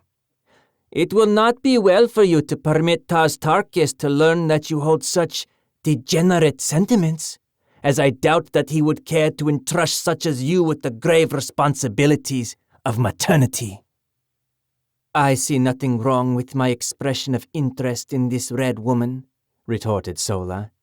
"She has never harmed us, nor would she, should we have fallen into her hands. It is only the men of her kind who war upon us, and I have ever thought that their attitude toward us is but the reflection of ours toward them. They live at peace with all their fellows, except when duty calls upon them to make war, while we are at peace with none, forever warring among our own kind, as well as upon the red men, and even in our own communities the individuals fight amongst themselves. It is one continual, awful period of bloodshed from the time we break the shell until we gladly embrace the bosom of the river of mystery, the dark and ancient East, which carries us to an unknown, but at least no more frightful and terrible existence. Fortunate indeed is he who meets his end in an early death. Say what you please to Tarstakis. He can mete out no worse fate to me than a continuation of the horrible existence we are forced to lead in this life." This wild outbreak on the part of Sola so greatly surprised and shocked the other women that, after a few words of general reprimand, they all lapsed into silence and were soon asleep. One thing the episode had accomplished was to assure me of Sola's friendliness toward the poor girl, and also to convince me that I had been extremely fortunate in falling into her hands rather than those of some of the other females. I knew that she was fond of me, and now that I had discovered that she hated cruelty and barbarity, I was confident that I could depend upon her to aid me and the girl captive to escape, provided, of course, that such a thing was within the range of possibilities. I did not even know that there were any better conditions to escape to, but I was more than willing to take my chances among people fashioned after my own mold, rather than to remain longer among the hideous and bloodthirsty green men of Mars. But where to go, and how, was as much of a puzzle to me as the age-old search for the spring of eternal life had been to earthly men since the beginning of time. I decided that at the first opportunity I would take Sola into my confidence and openly ask her to aid me, and with this resolution strong upon me, I turned among my silks and furs and slept the dreamless and refreshing sleep of Mars. Chapter 10. Champion and Chief. Early the next morning I was astir. Considerable freedom was allowed me, as Sola had informed me that so long as I did not attempt to leave the city, I was free to go and come as I pleased. She had warned me, however, against venturing forth unarmed, as this city, like all other deserted metropolises of an ancient Martian civilization, was peopled by the great white apes of my second day's adventure. In advising me that I must not leave the boundaries of the city, Sola had explained that Woola would prevent this anyway should I attempt it, and she warned me most urgently not to arouse his fierce nature by ignoring his warnings should I venture too close to the forbidden territory. His nature was such, she said, that he would bring me back into the city dead or alive should I persist in opposing him. Preferably dead, she added. On this morning I had chosen a new street to explore, when suddenly I found myself at the limits of the city. Before me were low hills, pierced by narrow and inviting ravines. I longed to explore the country before me, and, like the pioneer stock from which I sprang, to view what the landscape beyond the encircling hills might disclose from the summits which shut out my view. It also occurred to me that this would prove an excellent opportunity to test the qualities of Woola. I was convinced that the brute loved me. I had seen more evidences of affection in him than in any other Martian animal, man or beast, and I was sure that gratitude for the acts that had twice saved his life would more than outweigh his loyalty to the duty imposed upon him by the cruel and loveless masters. As I approached the boundary line, Woola ran anxiously before me and thrust his body against my legs. His expression was pleading rather than ferocious, nor did he bare his great tusks or utter his fearful guttural warnings. Denied the friendship and companionship of my kind, I had developed considerable affection for Woola and Sola, for the normal earthly man must have some outlet for his natural affections, and so I decided upon an appeal to a like instinct in this great brute, sure that I would not be disappointed.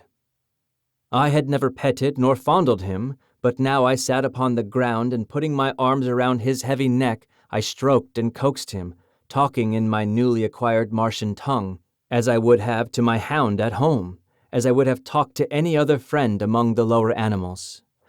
His response to my manifestation of affection was remarkable to a degree. He stretched his great mouth to its full width, baring the entire expanse of his upper rows of tusks, and wrinkling his snout until his great eyes were almost hidden by the folds of flesh. If you have ever seen a collie smile, you may have some idea of Woola's facial distortion. He threw himself upon his back and fairly wallowed at my feet, jumped up and sprang upon me, rolling me upon the ground by his great weight, then wriggling and squirming around me like a playful puppy presenting its back for the petting it craves. I could not resist the ludicrousness of the spectacle, and holding my sides I rocked back and forth in the first laughter which had passed my lips in many days. The first, in fact, since the morning Powell had left camp when his horse, long unused, had precipitately and unexpectedly bucked him off head foremost into a pot of frijoles. My laughter frightened Woola. His antics ceased, and he crawled pitifully toward me, poking his ugly head far into my lap.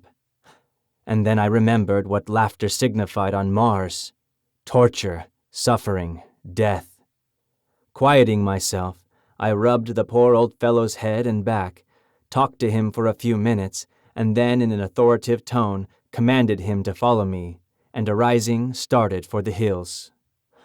There was no further question of authority between us. Woola was my devoted slave from that moment hence, and his only and undisputed master. My walk to the hills occupied but a few minutes, and I found nothing of particular interest to reward me. Numerous brilliantly colored and strangely formed wild flowers dotted the ravines, and from the summit of the first hill I saw still other hills stretching off toward the north and rising one range above another, until lost in mountains of quite respectable dimensions, though I afterward found that only a few peaks on all Mars exceed 4,000 feet in height. The suggestion of magnitude was merely relative. My morning's walk had been large with importance to me, for it had resulted in a perfect understanding with Woola, upon whom Tarj Tarkas relied for my safekeeping. I now knew that while theoretically a prisoner, I was virtually free, and I hastened to regain the city limits before the defection of Woola could be discovered by his erstwhile masters. The adventure decided me never again to leave the limits of my prescribed stamping grounds until I was ready to venture forth for good and all, as it would certainly result in a curtailment of my liberties, as well as the probable death of Woola, were we to be discovered. On regaining the plaza, I had my third glimpse of the captive girl. She was standing with her guards before the entrance to the audience chamber, and as I approached, she gave me one haughty glance and turned her back full upon me. The act was so womanly, so earthly womanly, that though it stung my pride, it also warmed my heart with a feeling of companionship. It was good to know that someone else on Mars besides myself had human instincts of a civilized order, even though the manifestation of them was so painful and mortifying. Had a green Martian woman desired to show dislike or contempt, she would, in all likelihood, have done it with a sword thrust or a movement of her trigger finger. But as their sentiments are mostly atrophied, it would have required a serious injury to have aroused such passions in them. Sola, let me add, was an exception. I never saw her perform a cruel or uncouth act, or fail in uniform kindliness and good nature. She was indeed, as her fellow Martian had said of her, an atavism, a dear and precious reversion to a former type of loved and loving ancestor. Seeing that the prisoner seemed the center of attraction, I halted to view the proceedings. I had not long to wait, for presently Lorquist Tomel and his retinue of chieftains approached the building and, signing the guards to follow with the prisoner, entered the audience chamber. Realizing that I was a somewhat favored character, and also convinced that the warriors did not know of my proficiency in their language, as I had pled with Sola to keep this a secret on the grounds that I did not wish to be forced to talk with the men until I had perfectly mastered the Martian tongue, I chanced an attempt to enter the audience chamber and listen to the proceedings. The council squatted upon the steps of the rostrum, while below them stood the prisoner and her 2 guards. I saw that one of the women was Sarcosia, and thus understood how she had been present at the hearing of the preceding day, the results of which she had reported to the occupants of our dormitory last night. Her attitude toward the captive was most harsh and brutal. When she held her, she sunk her rudimentary nails into the poor girl's flesh or twisted her arm in a most painful manner. When it was necessary to move from one spot to another, she either jerked her roughly or pushed her headlong before her. She seemed to be venting upon this poor defenseless creature all the hatred, cruelty, ferocity, and spite of her 900 years, backed by unguessable ages of fierce and brutal ancestors. The other woman was less cruel because she was entirely indifferent. If the prisoner had been left to her alone, and fortunately she was at night, she would have received no harsh treatment, nor, by the same token, would she have received any attention at all. As Lorquist Tomel raised his eyes to address the prisoner, they fell on me, and he turned to Tars Tarkas with a word and gesture of impatience. Tars Tarkas made some reply which I could not catch, but which caused Lorquist Tomel to smile, after which they paid no further attention to me. "What is your name?" asked Lorquist Tomel, addressing the prisoner. "Deja Thoris, daughter of Mors Kajak of Helium." "And the nature of your expedition?" he continued. "It was a purely scientific research party sent out by my father's father, the Jeddak of Helium, to rechart the air currents and to take atmospheric density tests," replied the fair prisoner in a low, well-modulated voice. "We were unprepared for battle," she continued, "as we were on a peaceful mission, as our banners and the colors of our craft denoted. The work we were doing was as much in your interests as in ours, for you know full well that were it not for our labors and the fruits of our scientific operations, there would not be enough air or water on Mars to support a single human life. For ages we have maintained the air and water supply at practically the same point without an appreciable loss, and we have done this in the face of the brutal and ignorant interference of you green men. Why, oh why will you not learn to live in amity with your fellows?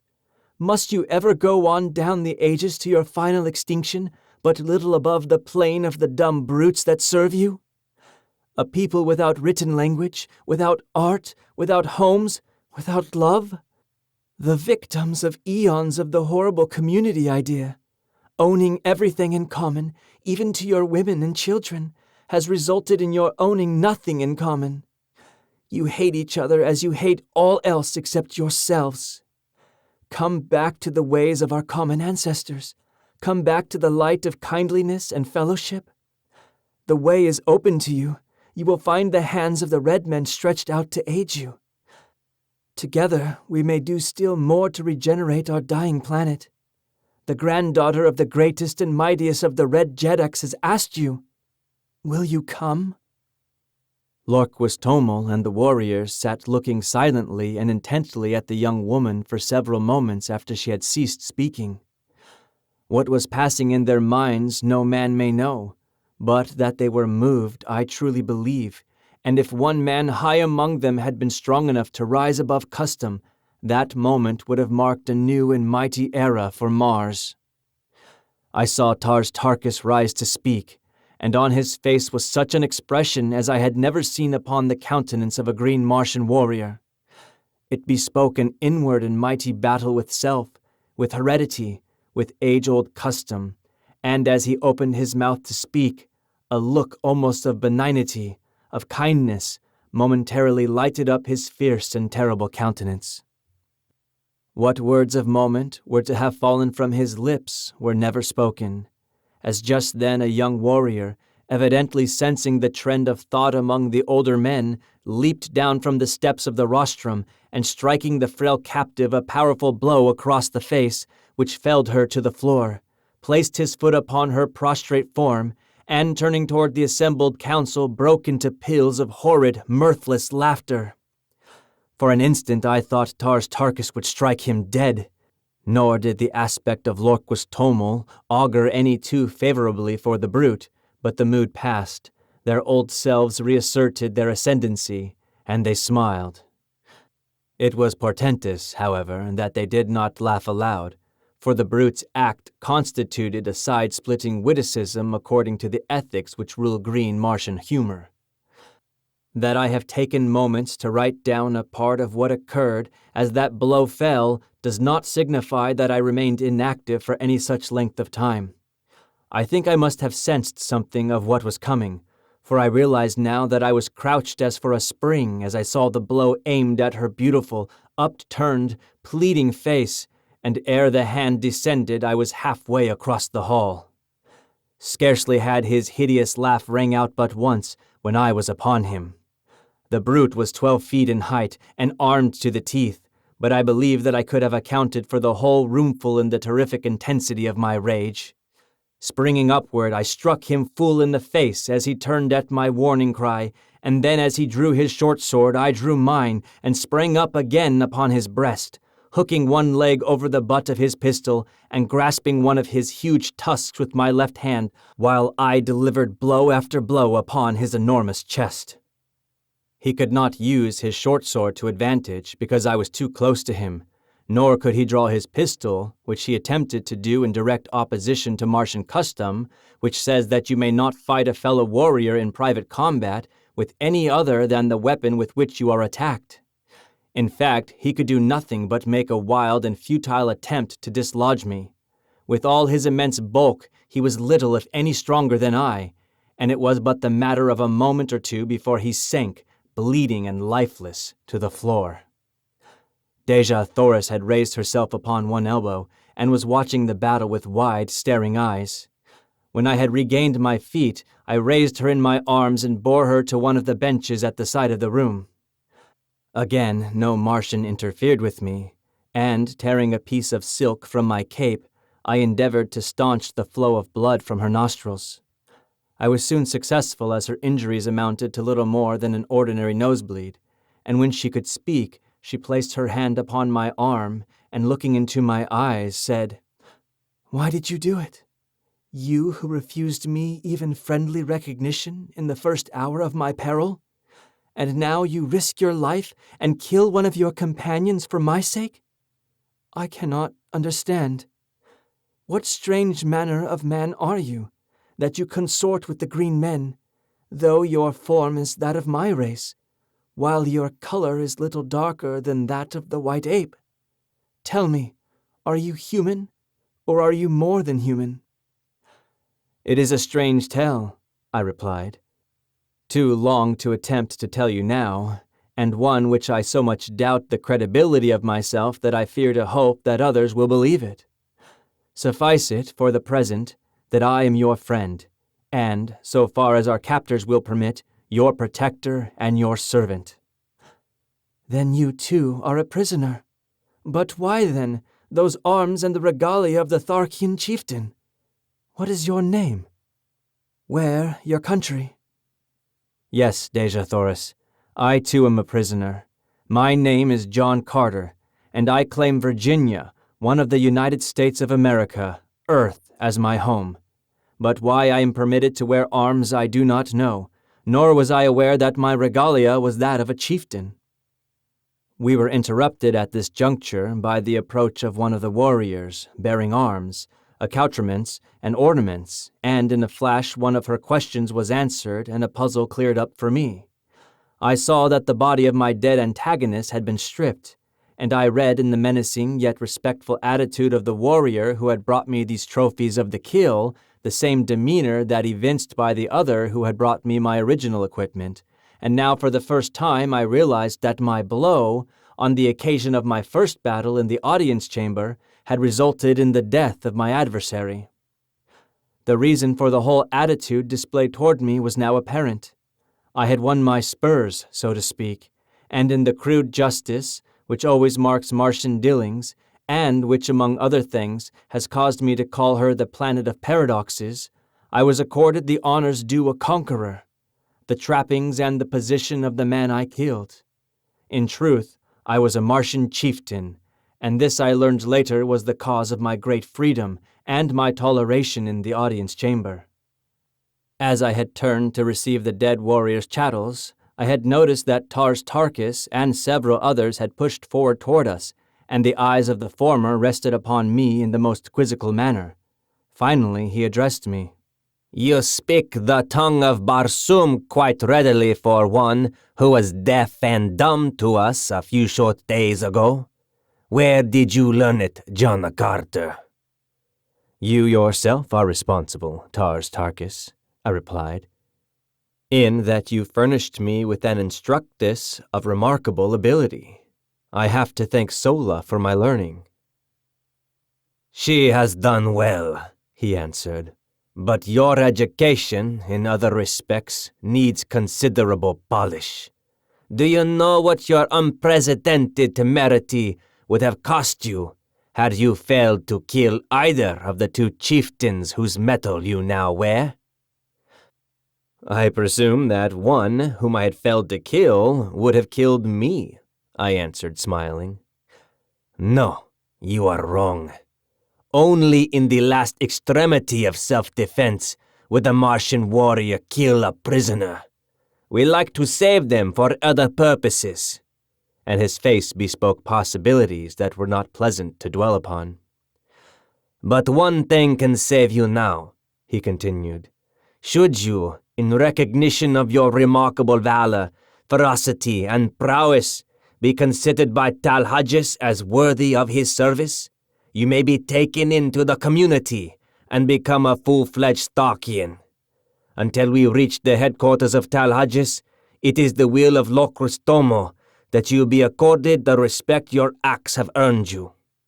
You will be treated by us as a Tarkian chieftain, but you must not forget that every chief who ranks you is responsible for your safe delivery to our mighty and most ferocious ruler. I am done." "I hear you, Tars Tarkas," I answered. "As you know, I am not of Barsoom. Your ways are not my ways, and I can only act in the future as I have in the past, in accordance with the dictates of my conscience and guided by the standards of mine own people. If you will leave me alone, I will go in peace, but if not, let the individual Barsoomians with whom I must deal either respect my rights as a stranger among you, or take whatever consequences may befall. Of one thing let us be sure. Whatever may be in your ultimate intentions toward this unfortunate young woman, whoever would offer her injury or insult in the future must figure on making a full accounting to me. I understand that you belittle all sentiments of generosity and kindliness, but I do not, and I can convince your most doughty warrior that these characteristics are not incompatible with an ability to fight.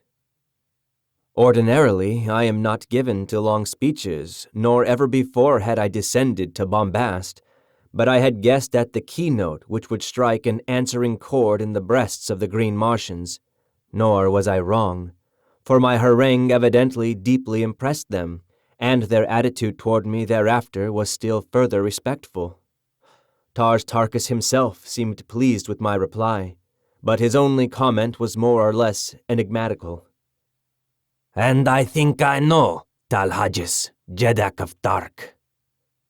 I now turned my attention to Dejah Thoris, and assisting her to her feet, I turned with her toward the exit, ignoring her hovering guardian harpies as well as the inquiring glances of the chieftains. Was I not now a chieftain also? Well, then, I would assume the responsibilities of one.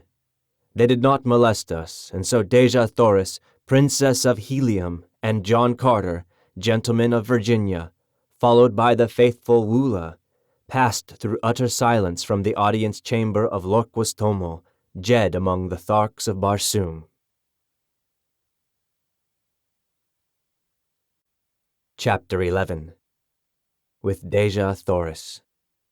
As we reached the open, the 2 female guards who had been detailed to watch over Deja Thoris hurried up and made as though to assume custody of her once more. The poor child shrank against me, and I felt her 2 little hands fold tightly over my arm. Waving the women away, I informed them that Sola would attend the captive hereafter, and I further warned Sarkosia that any more of her cruel attentions bestowed upon Deja Thoris would result in Sarkosia's sudden and painful demise. My threat was unfortunate and resulted in more harm than good to Deja Thoris, for as I learned later, men do not kill women upon Mars, nor women men. So Sarkosia merely gave us an ugly look and departed to hatch up deviltries against us.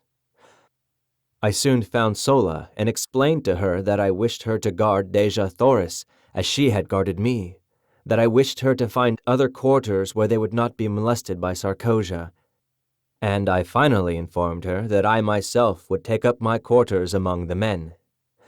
Sola glanced at the accoutrements which were carried in my hand and slung across my shoulder. "You are a great chieftain now, John Carter," she said, "and I must do your bidding, though indeed I am glad to do it under any circumstances. The man whose metal you carry was young, but he was a great warrior, and had by his promotions and kills won his way close to the rank of Tars Tarkis, who, as you know, is second to Loquis Tomo only. You are 11th. There are but 10 chieftains in this community who rank you in prowess." "And if I should kill Lorquis Tomo?" I asked. "You would be first, John Carter, but you may only win that honor by the will of the entire council that Lorquis Tomo meet you in combat, or should he attack you, you may kill him in self-defense, and thus win first place." I laughed and changed the subject. I had no particular desire to kill Lorquis Tomo, and less to be a jet among the Tharks. I accompanied Sola and Deja Thoris in a search for new quarters, which we found in a building nearer the audience chamber and of far more pretentious architecture than our former habitation. We also found in this building real sleeping apartments with ancient beds of highly wrought metal swinging from enormous gold chains depending from the marble ceilings. The decoration of the walls was most elaborate, and, unlike the frescoes in the other buildings I had examined, portrayed many human figures in the compositions. These were of people like myself, and of a much lighter color than Deja Thoris. They were clad in graceful flowing robes, highly ornamented with metal and jewels, and their luxuriant hair was of a beautiful golden and reddish bronze. The men were beardless, and only a few wore arms. The scenes depicted for the most part a fair-skinned, fair-haired people at play. Deja Thoris clasped her hands with an exclamation of rapture as she gazed upon these magnificent works of art, wrought by a people long extinct, while Sola, on the other hand, apparently did not see them. We decided to use this room, on the second floor and overlooking the plaza, for Deja Thoris and Sola, and another room adjoining and in the rear for the cooking and supplies. I then dispatched Sola to bring the bedding and such food and utensils as she might need, telling her that I would guard Deja Thoris until her return. As Sola departed, Deja Thoris turned to me with a faint smile. "And where to, then, would your prisoner escape, should you leave her, unless it was to follow you and crave your protection, and ask your pardon for the cruel thoughts she has harbored against you these past few days?" "You are right," I answered. "There is no escape for either of us unless we go together." "I heard your challenge to the creature you call Tars Tarkis, and I think I understand your position among these people. But what I cannot fathom is your statement that you are not of Barsoom." "In the name of my first ancestor, then," she continued, "where may you be from? You are like unto my people, and yet so unlike. You speak my language, and yet I heard you tell Tars Tarkis that you had but learned it recently. All Barsoomians speak the same tongue from the ice-clad south to the ice-clad north, though their written languages differ. Only in the valley Dor, where the river Is empties into the lost sea of Chorus, is there supposed to be a different language spoken, and except in the legends of our ancestors, there is no record of a Barsoomian returning upon the river Is from the shores of Chorus in the valley of Dor. Do not tell me that you have thus returned. They would kill you horribly anywhere upon the surface of Barsoom, if that were true. Tell me it is not. Her eyes were filled with a strange, weird light. Her voice was pleading, and her little hands, reached up upon my breast, were pressed against me as though to wring a denial from my very heart. I do not know your customs, Deja Thoris, but in my own Virginia a gentleman does not lie to save himself. I am not of Dor. I have never seen the mysterious Is. The lost sea of Chorus is still lost, so far as I am concerned. Do you believe me? And then it struck me suddenly that I was very anxious that she should believe me. It was not that I feared the results which would follow a general belief that I had returned from the Barsoomian heaven or hell, or whatever it was. Why was it, then? Why should I care what she thought? I looked down at her, her beautiful face upturned, and her wonderful eyes opening up the very depth of her soul. And as my eyes met hers, I knew why, and I shuddered. A similar wave of feeling seemed to stir her. She drew away from me with a sigh, and with her earnest, beautiful face turned up to mine, she whispered, I believe you, John Carter. I do not know what a gentleman is, nor have I ever heard before of Virginia, but on Barsoom no man lies. If he does not wish to speak the truth, he is silent. Where is this Virginia, your country, John Carter? She asked, and it seemed that this fair name of my fair land had never sounded more beautiful than as it fell from those perfect lips on that far-gone day. I am of another world, I answered, the great planet Earth, which revolves about our common sun, and next within the orbit of your Barsoom, which we know as Mars. How I came here I cannot tell you, for I do not know. But here I am, and since my presence has permitted me to serve Deja Thoris, I am glad that I am here. She gazed at me with troubled eyes, long and questioningly. That it was difficult to believe my statement I well knew, nor could I hope that she would do so however much I craved her confidence and respect.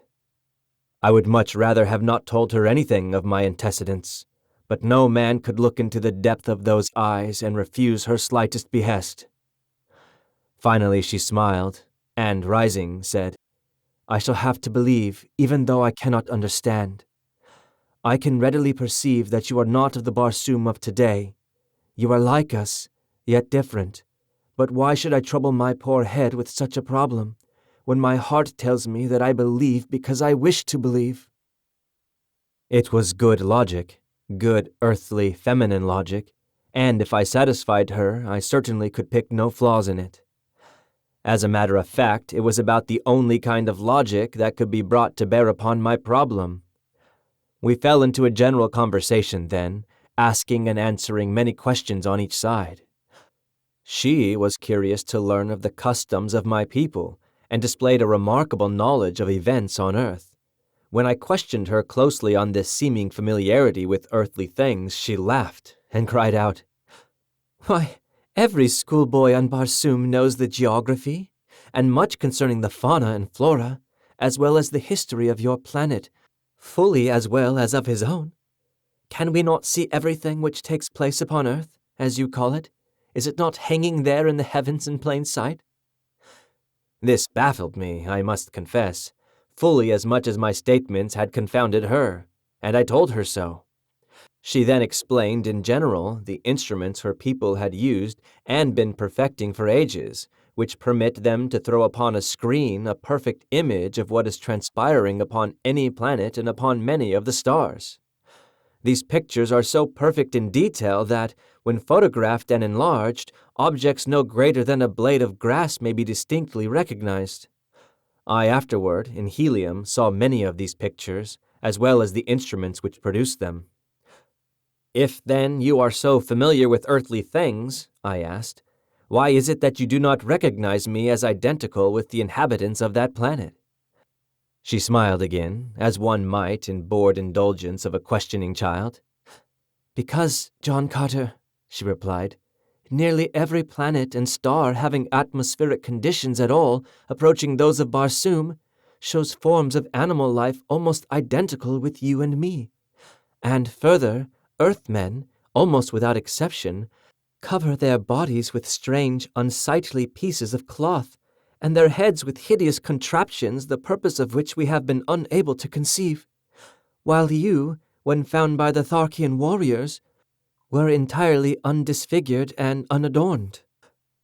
The fact that you wore no ornaments is a strong proof of your un-Barsoomian origin, while the absence of grotesque coverings might cause a doubt as to your earthliness." I then narrated the details of my departure from the earth, explaining that my body there lay fully clothed in all the, to her, strange garments of mundane dwellers. At this point, Sola returned with our meager belongings and her young Martian protege, who, of course, would have to share the quarters with them. Sola asked us if we had had a visitor during her absence, and seemed much surprised when we answered in the negative. It seemed that as she had mounted the approach to the upper floors where our quarters were located, she had met Sarkosia descending. We decided that she must have been eavesdropping. But as we could recall nothing of importance that had passed between us, we dismissed the matter as of little consequence, merely promising ourselves to be warned to the utmost caution in the future.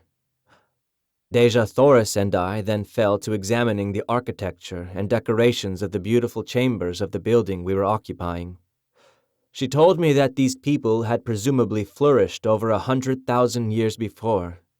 They were the early progenitors of her race, but had mixed with the other great race of early Martians, who were very dark, almost black, and also with the reddish-yellow race which had flourished at the same time. These three great divisions of the higher Martians had been forced into a mighty alliance as the drying up of the Martian seas had compelled them to seek the comparatively few and always diminishing fertile areas, and to defend themselves, under new conditions of life, against the wild hordes of green men. Ages of close relationship and intermarrying had resulted in the race of red men, of which Deja Thoris was a fair and beautiful daughter. During the ages of hardships and incessant warring between their own various races, as well as with the green men, and before they had fitted themselves to the changed conditions, much of the high civilization and many of the arts of the fair-haired Martians had become lost. But the red race of today has reached a point where it feels that it has made up in new discoveries, and in a more practical civilization for all that lies irretrievably buried with the ancient Barsoomians, beneath the countless intervening ages.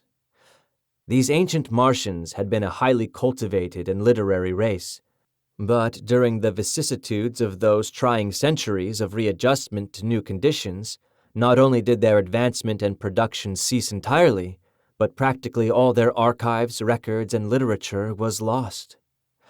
Deja Thoris related many interesting facts and legends concerning this lost race of noble and kindly people. She said that the city in which we were camping was supposed to have been a center of commerce and culture known as Korad. It had been built upon a beautiful natural harbor, landlocked by magnificent hills. The little valley on the west front of the city, she explained, was all that remained of the harbor, while the pass through the hills to the old sea bottom had been the channel through which the shipping passed up to the city's gates.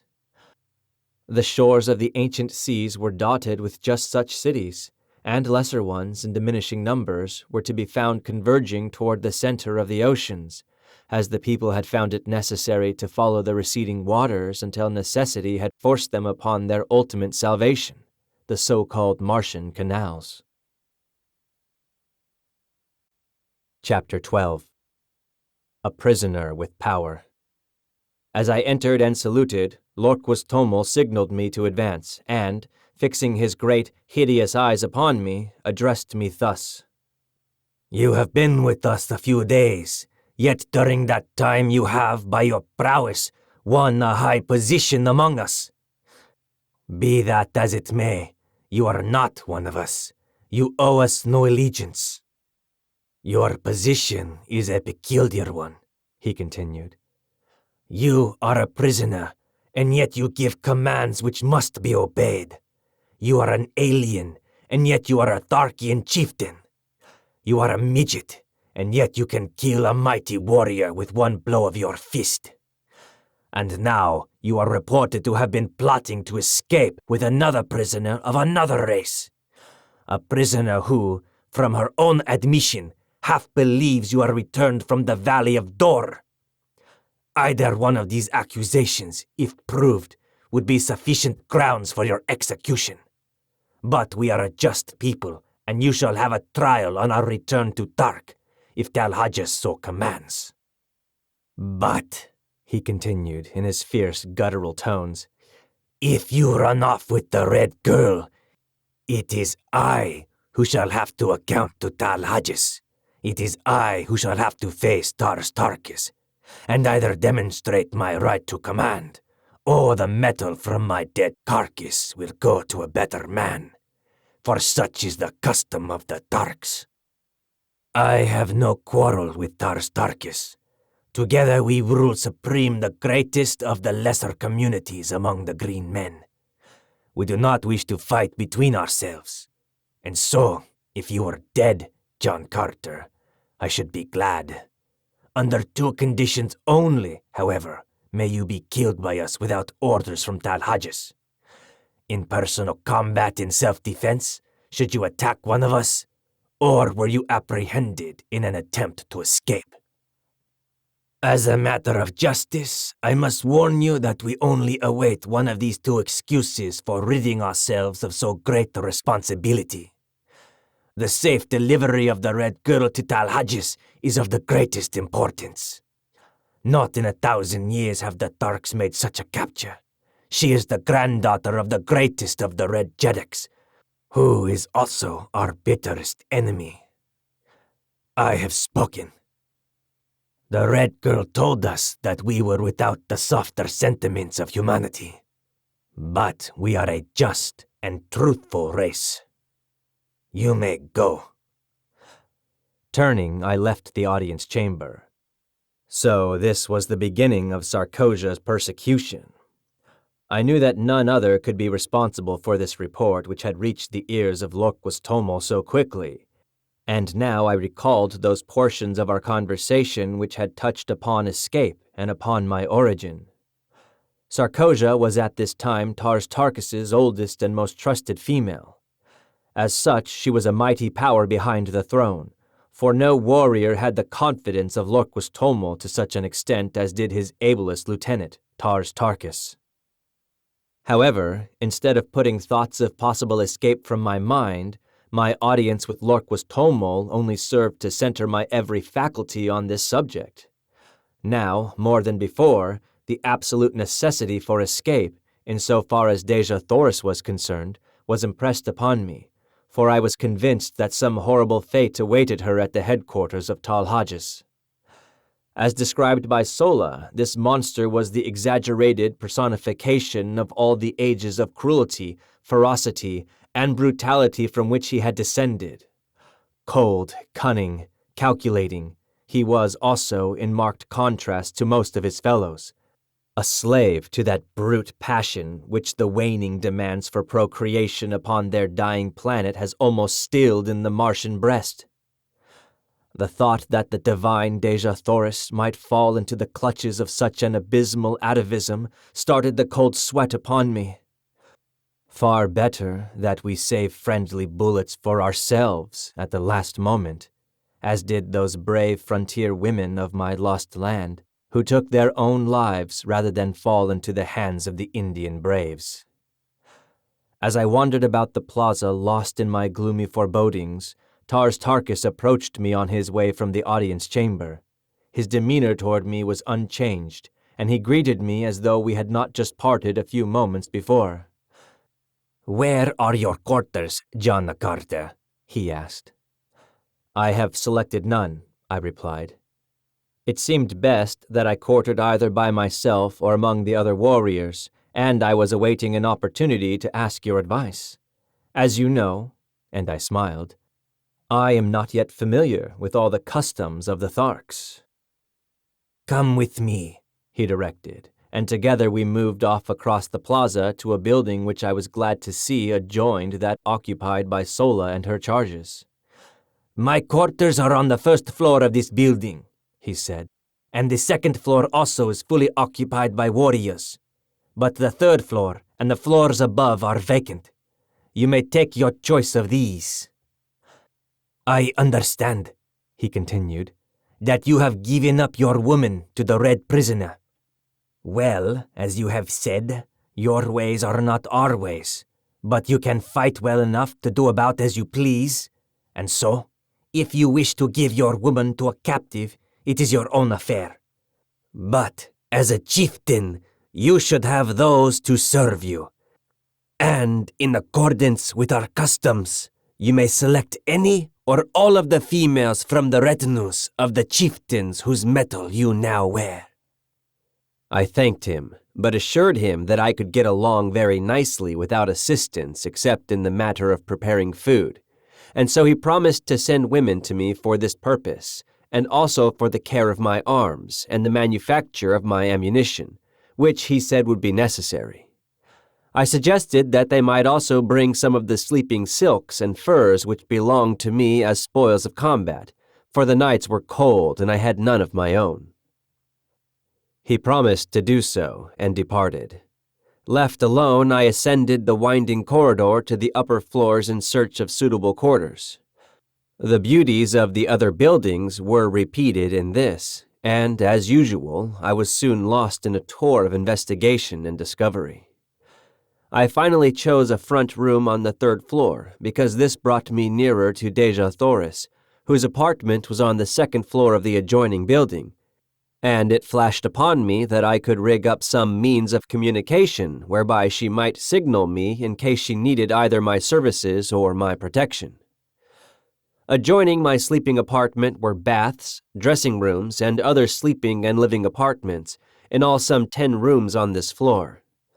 The windows of the back room overlooked an enormous court, which formed the center of the square, made by the buildings which faced the 4 contiguous streets, and which was now given over to the quartering of the various animals belonging to the warriors occupying the adjoining buildings. While the court was entirely overgrown with the yellow moss-like vegetation which blankets practically the entire surface of Mars, yet numerous fountains, statuary, benches, and pergola-like contraptions bore witness to the beauty which the court must have presented in bygone times, when graced by the fair-haired, laughing people whom stern and unalterable cosmic laws had driven not only from their homes, but from all except the vague legends of their descendants. One could easily picture the gorgeous foliage of the luxuriant Martian vegetation which once filled this scene with life and color. The graceful figures of the beautiful women, the straight and handsome men, the happy, frolicking children, all sunlight, happiness, and peace. It was difficult to realize that they had gone, down through the ages of darkness, cruelty, and ignorance, until their hereditary instincts of culture and humanitarianism had risen ascendant once more in the final composite race which now is dominant upon Mars. My thoughts were cut short by the advent of several young females bearing loads of weapons, silks, furs, jewels, cooking utensils, and casks of food and drink, including considerable loot from the aircraft. All this, it seemed, had been the property of the 2 chieftains I had slain, and now, by the custom of the Tharks, it had become mine.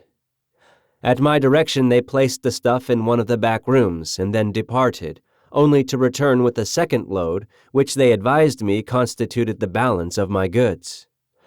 On the second trip they were accompanied by 10 or 15 other women and youths, who, it seemed, formed the retinues of the 2 chieftains. They were not their families, nor their wives, nor their servants. The relationship was peculiar, and so unlike anything known to us that it is most difficult to describe.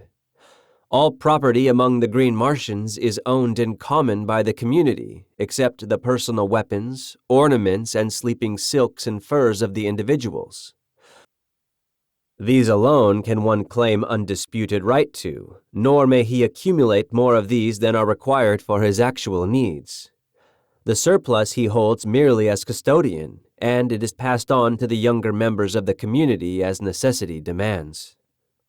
The women and children of a man's retinue may be likened to a military unit for which he is responsible in various ways, as in matters of instruction, discipline, sustenance, and the exigencies of their continual roamings and their unending strife with other communities and with the Red Martians. His women are in no sense wives. The Green Martians use no word corresponding in meaning with this earthly word. Their mating is a matter of community interest solely, and is directed without reference to natural selection. The Council of Chieftains of each community control the matter as surely as the owner of a Kentucky racing stud directs the scientific breeding of his stock for the improvement of the whole. In theory, it may sound well, as is often the case with theories, but the results of ages of this unnatural practice, coupled with the community interests in the offspring being held paramount to that of the mother, is shown in the cold, cruel creatures and their gloomy, loveless, mirthless existence. It is true that the Green Martians are absolutely virtuous, both men and women, with the exception of such degenerates as Tal Hodges, but better far a finer balance of human characteristics even at the expense of a slight and occasional loss of chastity. Finding that I must assume responsibility for these creatures, whether I would or not, I made the best of it and directed them to find quarters on the upper floors, leaving the third floor to me. One of the girls I charged with the duties of my simple cuisine and directed the others to take up the various activities which had formerly constituted their vocations. Thereafter I saw little of them, nor did I care to. Chapter 13. Love-making on Mars. Following the battle with the airships, the community remained within the city for several days, abandoning the homeward march until they could feel reasonably assured that the ships would not return. For to be caught on the open plains with a cavalcade of chariots and children was far from the desire of even so warlike a people as the Green Martians. During our period of inactivity, Tars Tarkas had instructed me in many of the customs and arts of war familiar to the Tharks, including lessons in riding and guiding the great beasts which bore the warriors. These creatures, which are known as thoats, are as dangerous and vicious as their masters, but when once subdued are sufficiently tractable for the purposes of the Green Martians. 2 of these animals had fallen to me from the warriors whose metal I wore, and in a short time I could handle them quite as well as the native warriors. The method was not at all complicated. If the thoats did not respond with sufficient celerity to the telepathic instructions of their riders, they were dealt a terrific blow between the ears with the butt of a pistol. And if they showed fight, this treatment was continued until the brutes either were subdued or had unseated their riders. In the latter case, it became a life-and-death struggle between the man and the beast. If the former were quick enough with his pistol, he might live to ride again, though upon some other beast. If not, his torn and mangled body was gathered up by his women and burned in accordance with Tharkian custom. My experience with Woola determined me to attempt the experiment of kindness in my treatment of my thoats. First, I taught them that they could not unseat me, and even rapped them sharply between the ears to impress upon them my authority and mastery. Then, by degrees, I won their confidence in much the same manner as I had adopted countless times with my many mundane mounts. I was ever a good hand with animals, and by inclination, as well as because it brought me more lasting and satisfactory results, I was always kind and humane in my dealings with the lower orders. I could take a human life, if necessary, with far less compunction than that of a poor, unreasoning, irresponsible brute. In the course of a few days, my thoats were the wonder of the entire community. They would follow me like dogs, rubbing their great snouts against my body in awkward evidence of affection, and respond to my every command with an alacrity and docility which caused the Martian warriors to ascribe to me the possession of some earthly power unknown on Mars. How have you bewitched them? Asked Tars Tarkas one afternoon, when he had seen me run my arm far between the great jaws of one of my thoats, which had wedged a piece of stone between two of his teeth while feeding upon the moss-like vegetation within our courtyard. By kindness, I replied. You see, Tars Tarkas, the softer sentiments have their value, even to a warrior. In the height of battle, as well as upon the march, I know that my thoats will obey my every command, and therefore my fighting efficiency is enhanced, and I am a better warrior for the reason that I am a kind master. Your other warriors would find it to the advantage of themselves, as well as of the community, to adopt my methods in this respect. Only a few days since you yourself told me that these great brutes, by the uncertainty of their tempers, often were the means of turning victory into defeat, since at a crucial moment they might elect to unseat and rend their riders. Show me how you accomplish these results, was Tars Tarkas's only rejoinder. And so I explained as carefully as I could the entire method of training I had adopted with my beasts, and later he had me repeat it before Lorquas Tomol and the assembled warriors. That moment marked the beginning of a new existence for the poor thoats, and before I left the community of Lorquas Tomol, I had the satisfaction of observing a regiment of as tractable and docile mounts as one might care to see. The effect on the precision and celerity of the military movements was so remarkable that Lorquas Tomol presented me with a massive anklet of gold from his own leg, as a sign of his appreciation of my service to the horde. On the 7th day following the battle with the aircraft, we again took up the march toward Thark, all probability of another attack being deemed remote by Lorquas Tomol. During the days just preceding our departure, I had seen but little of Dejah Thoris, as I had been kept very busy by Tars Tarkas with my lessons in the art of Martian warfare, as well as in the training of my thoats. The few times I had visited her quarters, she had been absent, walking upon the streets with Sola, or investigating the buildings in the near vicinity of the plaza. I had warned them against venturing far from the plaza for fear of the great white apes, whose ferocity I was only too well acquainted with.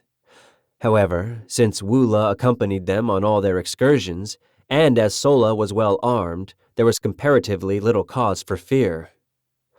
On the evening before our departure, I saw them approaching along one of the great avenues which led into the plaza from the east. I advanced to meet them, and telling Sola that I would take responsibility for Dejah Thoris's safekeeping, I directed her to return to her quarters on some trivial errand. I liked and trusted Sola, but for some reason I desired to be alone with Dejah Thoris, who represented to me all that I had left behind upon earth in agreeable and congenial companionship. There seemed bonds of mutual interests between us as powerful as though we had been born under the same roof, rather than upon different planets, hurtling through space some 48 million miles apart. That she shared my sentiments in this respect I was positive, for on my approach the look of pitiful hopelessness left her sweet countenance, to be replaced by a smile of joyful welcome as she placed her little right hand upon my left shoulder in true red Martian salute. "Sarkosia told Sola that you had become a true Thark," she said, "and that I would now see no more of you than of any of the other warriors."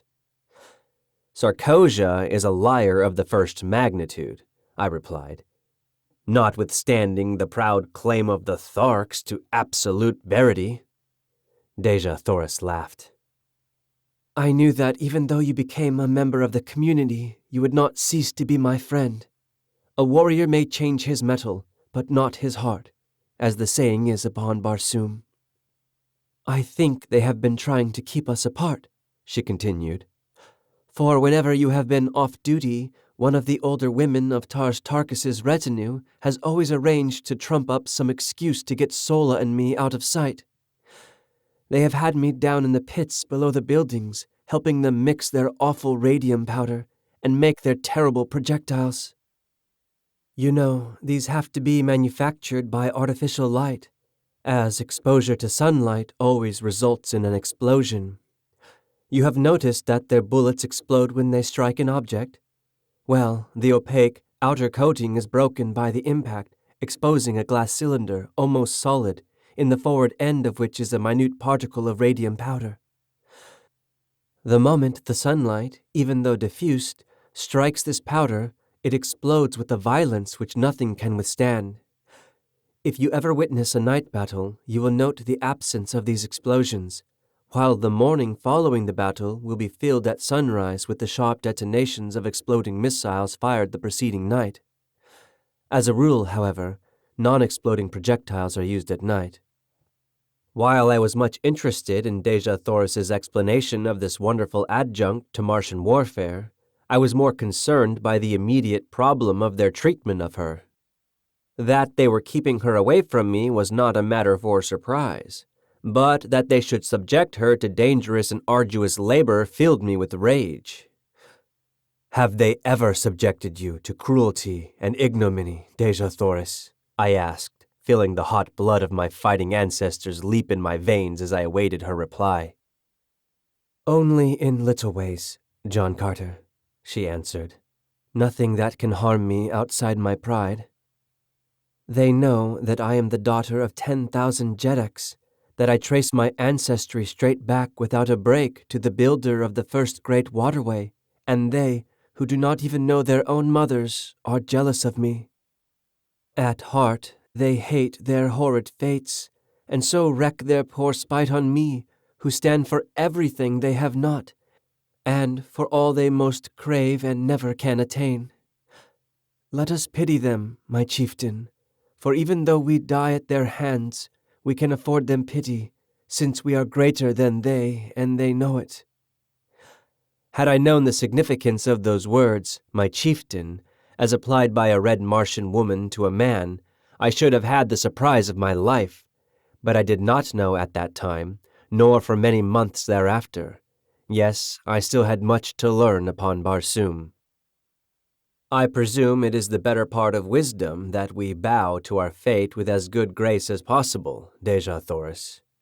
But I hope, nevertheless, that I may be present the next time that any Martian, green, red, pink, or violet, has the temerity to even so much as frown on you, my princess."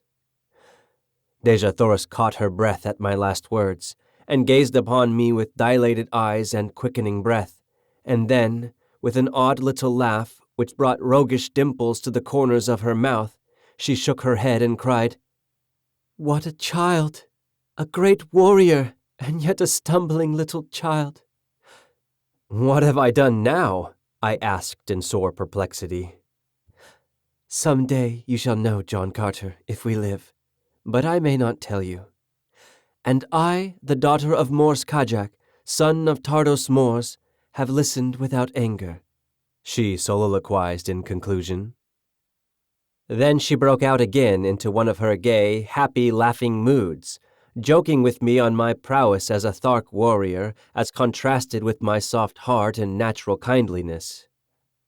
"I presume that should you accidentally wound an enemy, you would take him home and nurse him back to health," she laughed.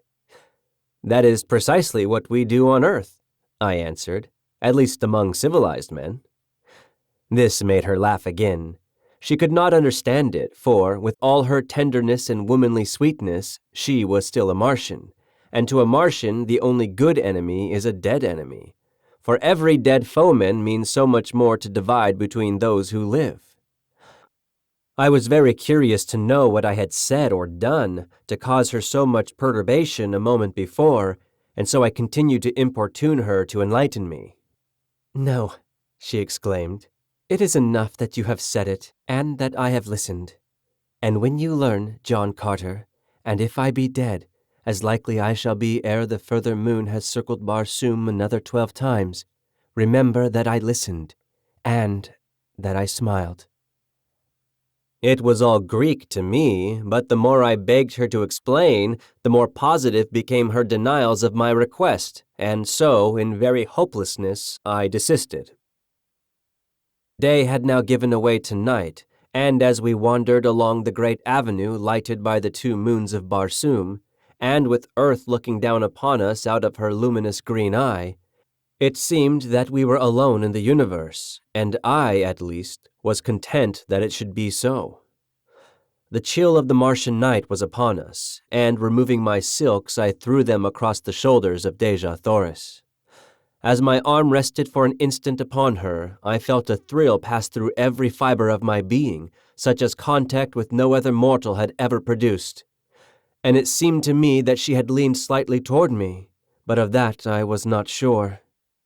Only I knew that as my arm rested there across her shoulders longer than the act of adjusting the silk required, she did not draw away, nor did she speak.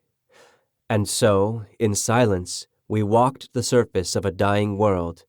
But in the breast, of one of us at least, had been born that which is ever oldest, yet ever new. I loved Dejah Thoris. The touch of my arm upon her naked shoulder had spoken to me in words I would not mistake, and I knew that I had loved her since the first moment that my eyes had met hers, that first time in the plaza of the dead city of Korad. Chapter 14. A Duel to the Death. My first impulse was to tell her of my love. And then I thought of the helplessness of her position, wherein I alone could lighten the burdens of her captivity, and protect her in my poor way against the thousands of hereditary enemies she must face upon our arrival at Thark. I could not chance causing her additional pain or sorrow by declaring a love which, in all probability, she did not return. Should I be so indiscreet, her position would be even more unbearable than now, and the thought that she might feel that I was taking advantage of her helplessness to influence her decision was the final argument which sealed my lips. "Why are you so quiet, Dejah Thoris?" I asked. "Possibly you would rather return to Sola and your quarters?" "No," she murmured. "I am happy here. I do not know why it is that I should always be happy and contented when you, John Carter, a stranger, are with me. Yet at such times it seems that I am safe and that, with you, I shall soon return to my father's court and feel his strong arms about me and my mother's tears and kisses on my cheek." "Do people kiss, then, upon Barsoom?" I asked, when she had explained the word she used, in answer to my inquiry as to its meaning. "Parents, brothers, and sisters, yes. And," she added in a low, thoughtful tone, "lovers." "And you, Dejah Thoris, have parents and brothers and sisters?" "Yes." "And a lover?" She was silent, nor could I venture to repeat the question. "The man of Barsoom," she finally ventured, "does not ask personal questions of women except his mother and the woman he has fought for and won." "But I have fought," I started, and then I wished my tongue had been cut from my mouth. For she turned, even as I caught myself and ceased, and drawing my silks from her shoulder, she held them out to me, and without a word, and with head held high, she moved with the carriage of the queen she was toward the plaza and the doorway of her quarters. I did not attempt to follow her, other than to see that she reached the building in safety, but directing Woola to accompany her, I turned disconsolately and entered my own house. I sat for hours, cross-legged and cross-tempered, upon my silks, meditating upon the queer freaks chance plays upon us poor devils of mortals. So this was love. I had escaped it for all the years I had roamed the 5 continents and their encircling seas.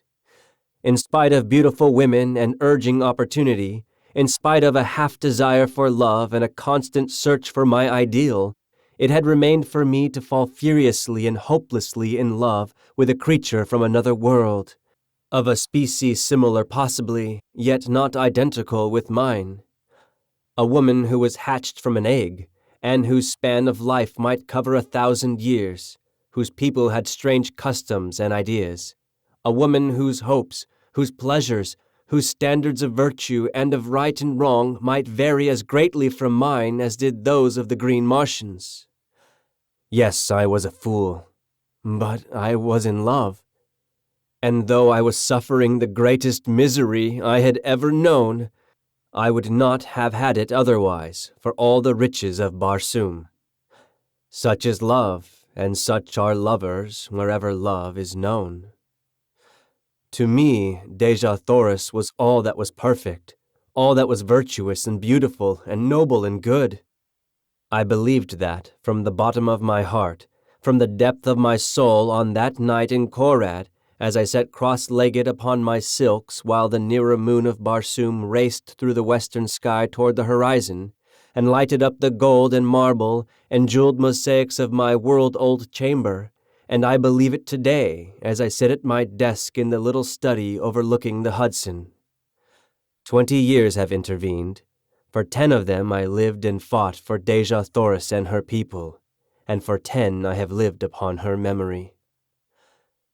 The morning of our departure for Thark dawned clear and hot, as do all Martian mornings except for the 6 weeks when the snow melts at the poles. I sought out Dejah Thoris in the throng of departing chariots, but she turned her shoulder to me, and I could see the red blood mount to her cheek. With the foolish inconsistency of love, I held my peace when I might have pled ignorance of the nature of my offense, or at least the gravity of it, and so have effected, at worst, a half-conciliation. My duty dictated that I must see that she was comfortable, and so I glanced into her chariot and rearranged her silks and furs. In doing so, I noted with horror that she was heavily chained by one ankle to the side of the vehicle. "What does this mean?" I cried, turning to Sola. "Sarkoja thought it best," she answered, her face betokening her disapproval of the procedure. Examining the manacles, I saw that they fastened with a massive spring lock. "Where is the key, Sola? Let me have it." "Sarkoja wears it, John Carter," she answered. I turned without further word and sought out Tars Tarkas, to whom I vehemently objected to the unnecessary humiliations and cruelties, as they seemed to my lover's eyes, that were being heaped upon Dejah Thoris. John Carter, he answered, if ever you and Dejah Thoris escape the Tarks, it will be upon this journey. We know that you will not go without her. You have shown yourself a mighty fighter, and we do not wish to manacle you. So we hold you both in the easiest way that will yet ensure security. I have spoken." I saw the strength of his reasoning at a flash, and knew that it was futile to appeal from his decision, but I asked that the key be taken from Sarkoja, and that she be directed to leave the prisoner alone in future. "This much, Tars Tarkas, you may do for me in return for that friendship that, I must confess, I feel for you." "Friendship?" he replied. "There is no such thing, John Carter. But have your will. I shall direct that Sarkoja cease to annoy the girl, and I myself will take the custody of the key." "Unless you wish me to assume the responsibility," I said, smiling. He looked at me long and earnestly before he spoke. "Were you to give me your word that neither you nor Dejah Thoris would attempt to escape until after we have safely reached the court of Tal Hajjus, you might have the key and throw the chains into the river Is." "It were better that you held the key, Tars Tarkas," I replied. He smiled and said no more, but that night as we were making camp, I saw him unfasten Dejah Thoris's fetters himself. With all his cruel ferocity and coldness, there was an undercurrent of something in Tars Tarkas which he seemed ever battling to subdue. Could it be a vestige of some human instinct come back from an ancient forebear to haunt him with the horror of his people's ways? As I was approaching Dejah Thoris's chariot, I passed Sarkoja, and the black, venomous look she accorded me was the sweetest balm I had felt for many hours. Lord, how she hated me!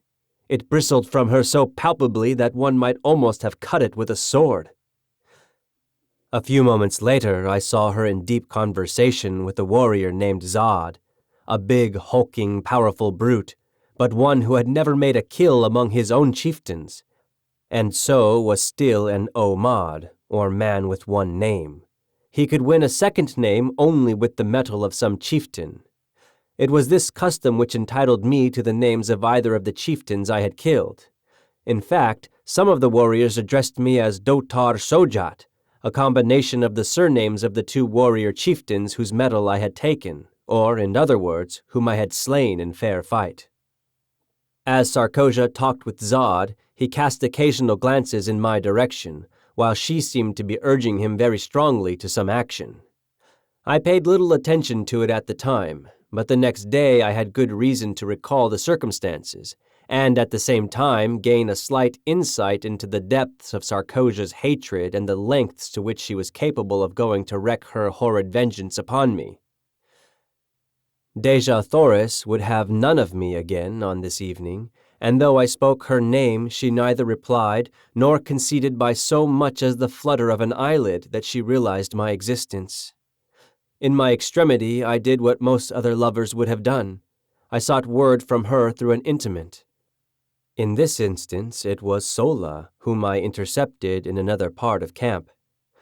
"What is the matter with Deja Thoris?" I blurted out at her. "Why will she not speak to me?"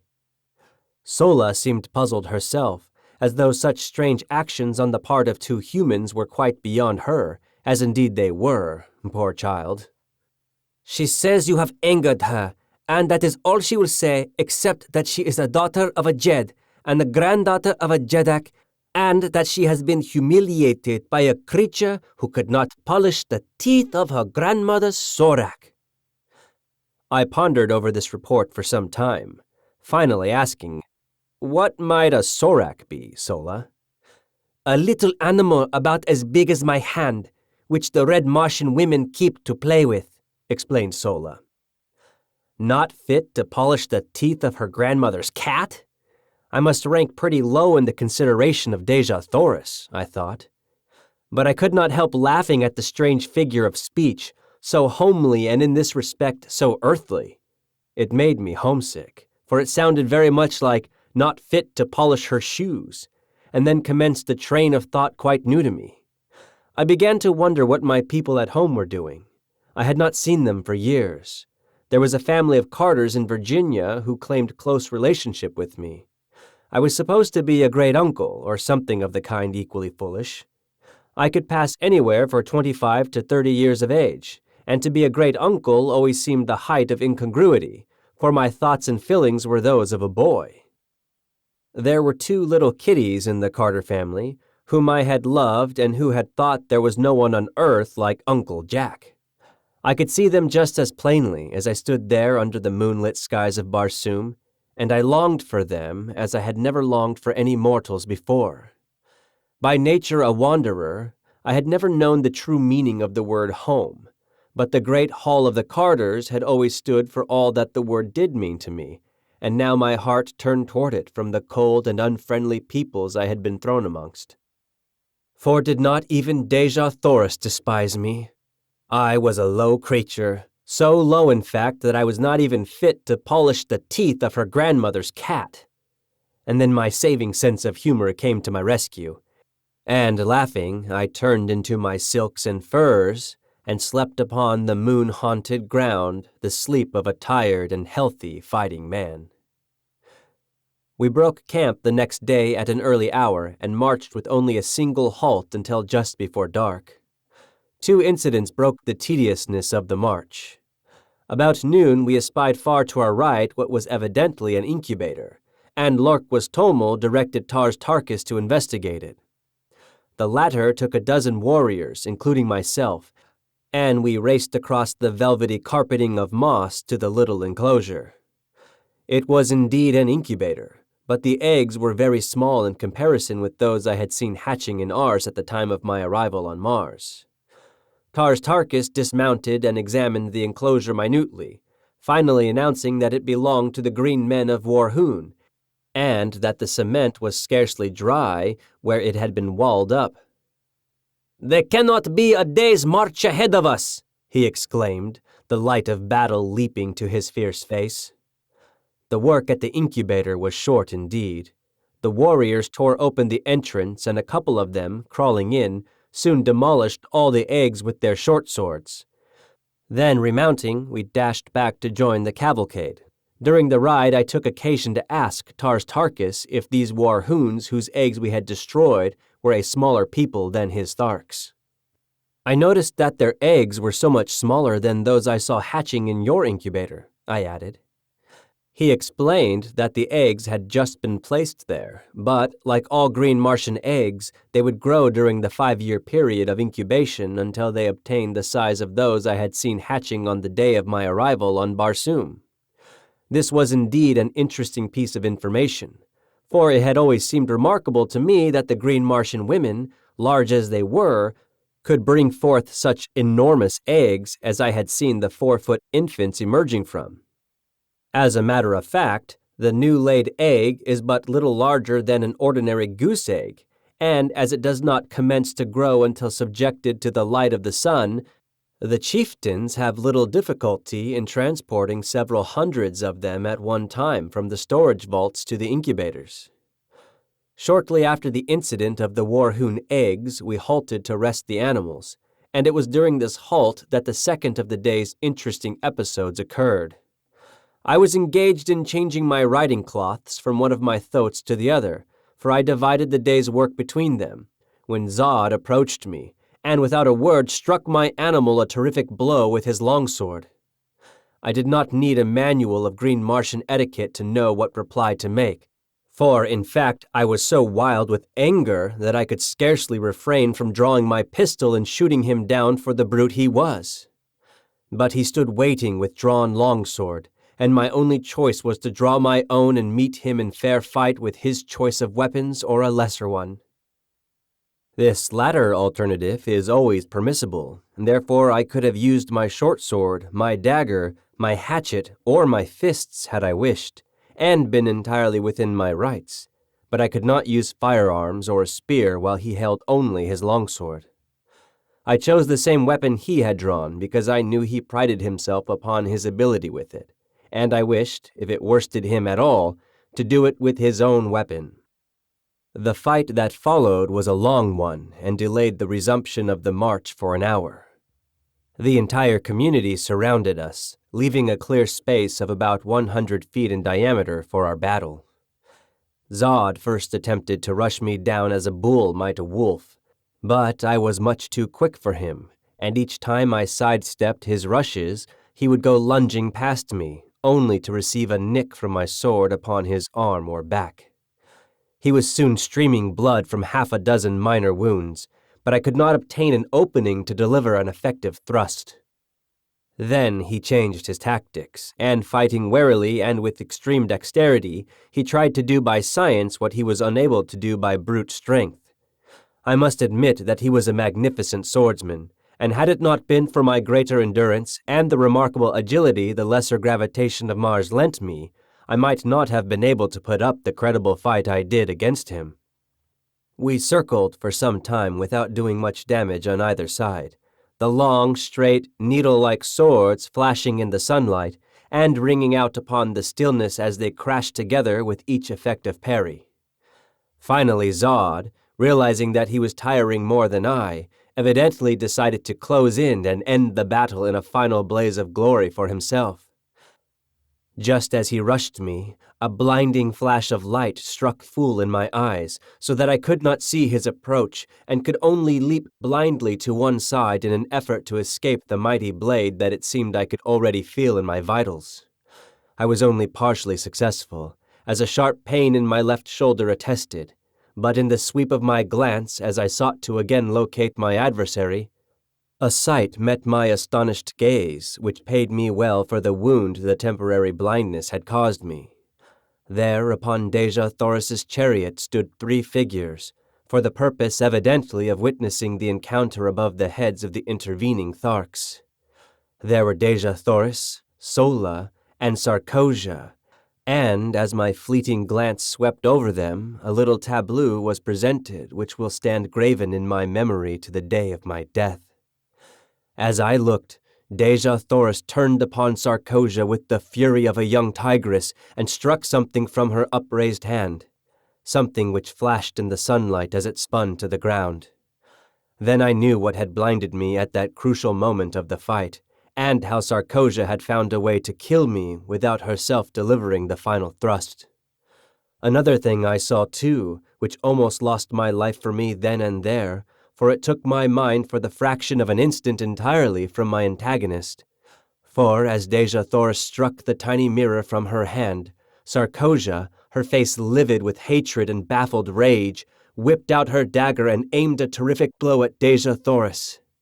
And then Sola, our dear and faithful Sola, sprang between them. The last I saw was the great knife descending upon her shielding breast. My enemy had recovered from his thrust and was making it extremely interesting for me. So I reluctantly gave my attention to the work in hand, but my mind was not upon the battle. We rushed each other furiously time after time, till suddenly, feeling the sharp point of his sword at my breast in a thrust I could neither parry nor escape, I threw myself upon him with outstretched sword and with all the weight of my body, determined that I would not die alone if I could prevent it. I felt the steel tear into my chest, and all went black before me. My head whirled in dizziness, and I felt my knees giving beneath me. Chapter 15. Sola tells me her story.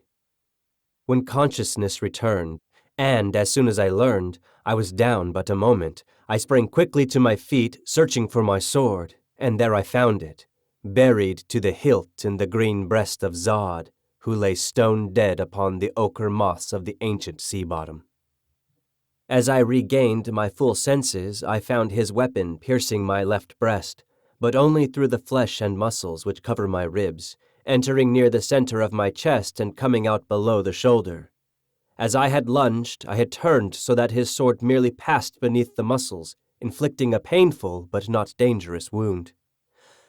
Removing the blade from my body, I also regained my own, and turning my back upon his ugly carcass, I moved, sick, sore, and disgusted, toward the chariots which bore my retinue and my belongings. A murmur of Martian applause greeted me, but I cared not for it. Bleeding and weak, I reached my women, who, accustomed to such happenings, dressed my wounds, applying the wonderful healing and remedial agents which make only the most instantaneous of death blows fatal. Give a Martian woman a chance, and death must take a back seat. They soon had me patched up so that, except for weakness from loss of blood and a little soreness around the wound, I suffered no great distress from this thrust which, under earthly treatment, undoubtedly would have put me flat on my back for days. As soon as they were through with me, I hastened to the chariot of Dejah Thoris, where I found my poor Sola with her chest swathed in bandages, but apparently little the worse for her encounter with Sarkosia, whose dagger, it seemed, had struck the edge of one of Sola's metal breast ornaments and, thus deflected, had inflicted but a slight flesh wound. As I approached, I found Dejah Thoris lying prone upon her silks and furs, her lithe form racked with sobs. She did not notice my presence, nor did she hear me speaking with Sola, who was standing a short distance from the vehicle. "Is she injured?" I asked of Sola, indicating Dejah Thoris by an inclination of my head. "No," she answered. "She thinks that you are dead." "And that her grandmother's cat may now have no one to polish its teeth?" I queried, smiling. "I think you wrong her, John Carter," said Sola. "I do not understand either her ways or yours, but I am sure the granddaughter of 10,000 Jedeks would never grieve like this over any but who held the highest claim upon her affections. They are a proud race, but they are just, as are all Barsumians, and you must have hurt or wronged her grievously that she will not admit your existence living, though she mourns you dead. Tears are a strange sight upon Barsum," she continued, "and so it is difficult for me to interpret them. I have seen but two people weep in all my life, other than Deja Torres. One wept from sorrow, the other from baffled rage. The first was my mother, years ago before they killed her. The other was Sarkoja, when they dragged her from me today." "Your mother?" I exclaimed. "But Sola, you could not have known your mother, child." "But I did, and my father also," she added.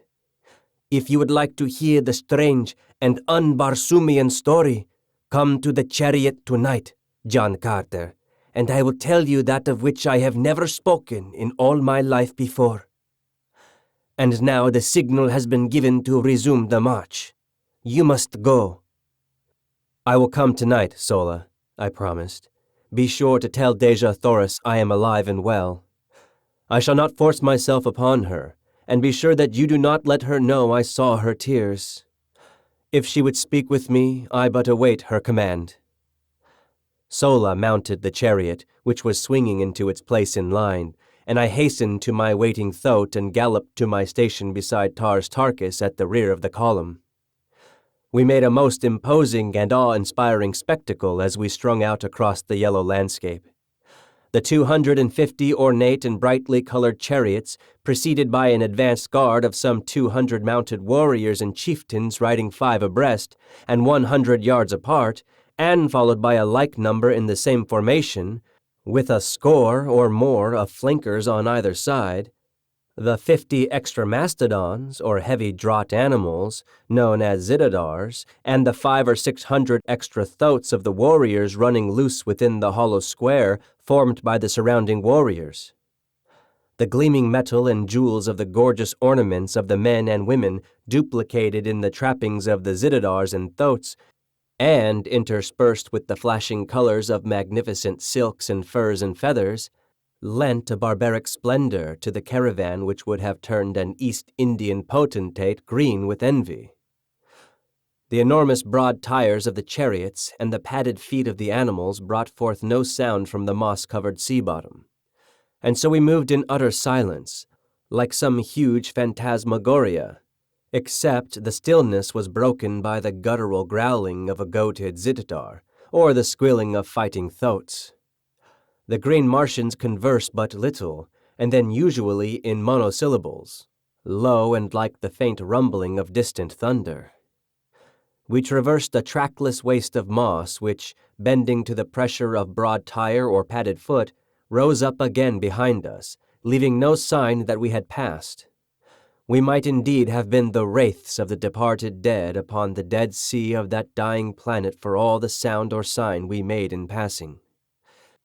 It was the first march of a large body of men and animals I had ever witnessed which raised no dust and left no spore, for there is no dust upon Mars except in the cultivated districts during the winter months, and even then the absence of high winds renders it almost unnoticeable. We camped that night at the foot of the hills we had been approaching for 2 days, and which marked the southern boundary of this particular sea. Our animals had been 2 days without drink, nor had they had water for nearly 2 months, not since shortly after leaving Thark. But, as Tars Tarkas explained to me, they require but little and can live almost indefinitely upon the moss which covers Barsoom, and which, he told me, holds in its tiny stems sufficient moisture to meet the limited demands of the animals. After partaking of my evening meal of cheese-like food and vegetable milk, I sought out Sola, whom I found working by the light of a torch upon some of Tars Tarkas's trappings. She looked up at my approach, her face lighting with pleasure and with welcome. "I am glad you came," she said. "Deja Torres sleeps, and I am lonely. Mine own people do not care for me, John Carter. I am too unlike them. It is a sad fate, since I must live my life amongst them, and I often wish that I were a true green Martian woman, without love and without hope. But I have known love, and so I am lost. I promised to tell you my story, or rather the story of my parents. From what I have learned of you and the ways of your people, I am sure that the tale will not seem strange to you, but among green Martians it has no parallel within the memory of the oldest living Tark, nor do our legends hold many similar tales. My mother was rather small, in fact too small to be allowed the responsibilities of maternity, as our chieftains breed principally for size. She was also less cold and cruel than most green Martian women, and caring little for their society, she often roamed the deserted avenues of Tark alone, or went and sat among the wild flowers that decked the nearby hills, thinking thoughts and wishing wishes which I believe I alone among Tarkian women today may understand, for am I not the child of my mother? And there among the hills she met a young warrior, whose duty it was to guard the feeding zittatars and thoats, and see that they roamed not beyond the hills. They spoke at first only of such things as interest the community of Tarks, but gradually, as they came to meet more often, and, as was now quite evident to both, no longer by chance, they talked about themselves, their likes, their ambitions, and their hopes. She trusted him and told him of the awful repugnance she felt for the cruelties of their kind, for the hideous, loveless lives they must ever lead, and then she waited for the storm of denunciation to break from his cold, hard lips. But instead, he took her in his arms and kissed her. They kept their love a secret for 6 long years.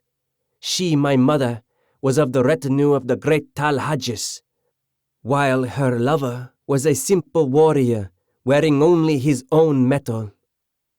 Had their defection from the traditions of the Tarks been discovered, both would have paid the penalty in the great arena before Tal Hajjis and the assembled hordes. The egg from which I came was hidden beneath a great glass vessel upon the highest and most inaccessible of the partially ruined towers of ancient Tak.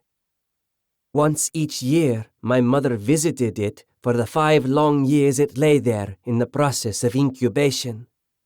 She dared not come oftener, for in the mighty guilt of her conscience, she feared that her every move was watched. During this period, my father gained great distinction as a warrior, and had taken the metal from several chieftains.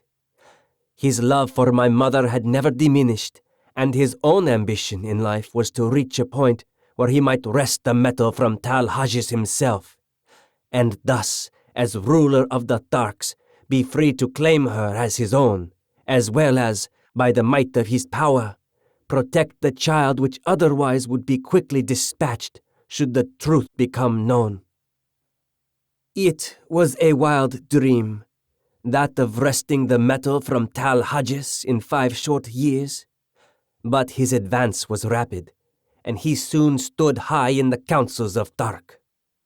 But one day the chance was lost forever, insofar as it could come in time to save his loved ones, for he was ordered away upon a long expedition to the ice-clad south, to make war upon the natives there and despoil them of their furs, for such is the manner of the green Barsumian. He does not labor for what he can wrest in battle from others. He was gone for 4 years, and when he returned, all had been over for 3. For about a year after his departure, and shortly before the time of the return of an expedition which had gone forth to fetch the fruits of a community incubator, the egg had hatched. Thereafter my mother continued to keep me in the old tower, visiting me nightly, and lavishing upon me the love of the community life would have robbed us both of. She hoped, upon the return of the expedition from the incubator, to mix me with the other young assigned to the quarters of Tal Hajjis, and thus escape the fate which would surely follow discovery of her sin against the ancient traditions of the green men. She taught me rapidly the language and customs of my kind, and one night she told me the story I have told you up to this point, impressing upon me the necessity for absolute secrecy and the great caution I must exercise after she had placed me with the other young Tarks, to permit no one to guess that I was further advanced in education than they, nor by any sign to divulge in the presence of others my affection for her, or my knowledge of my parentage. And then, drawing me close to her, she whispered in my ear the name of my father. And then a light flashed out upon the darkness of the tower chamber, and there stood Sarkoja, her gleaming, baleful eyes fixed in a frenzy of loathing and contempt upon my mother. The torrent of hatred and abuse she poured out upon her turned my young heart cold in terror. That she had heard the entire story was apparent, and that she had suspected something wrong from my mother's long nightly absences from her quarters accounted for her presence there on that fateful night. One thing she had not heard, nor did she know, the whispered name of my father. This was apparent from her repeated demands upon my mother to disclose the name of her partner in sin. But no amount of abuse or threats could wring this from her, and to save me from needless torture, she lied, for she told Sarkoja that she alone knew, nor would she ever tell her child. With final imprecations, Sarkoja hastened away to Tal Hadjis to report her discovery, and while she was gone, my mother, wrapping me in the silks and furs of her night coverings so that I was scarcely noticeable, descended to the streets and ran wildly away toward the outskirts of the city, in the direction which led to the far south, out toward the man whose protection she might not claim, but on whose face she wished to look once more before she died. As we neared the city's southern extremity, a sound came to us from across the mossy flat, from the direction of the only pass through the hills which led to the gates, the pass by which caravans from either north or south or east or west would enter the city. The sounds we heard were the squealing of thoats and the grumbling of zitadars, with the occasional clank of arms which announced the approach of a body of warriors. The thought uppermost in her mind was that it was my father returned from his expedition, but the cunning of the Thark held her from headlong and precipitate flight to greet him. Retreating into the shadows of a doorway, she awaited the coming of the cavalcade, which shortly entered the avenue, breaking its formation and thronging the thoroughfare from wall to wall.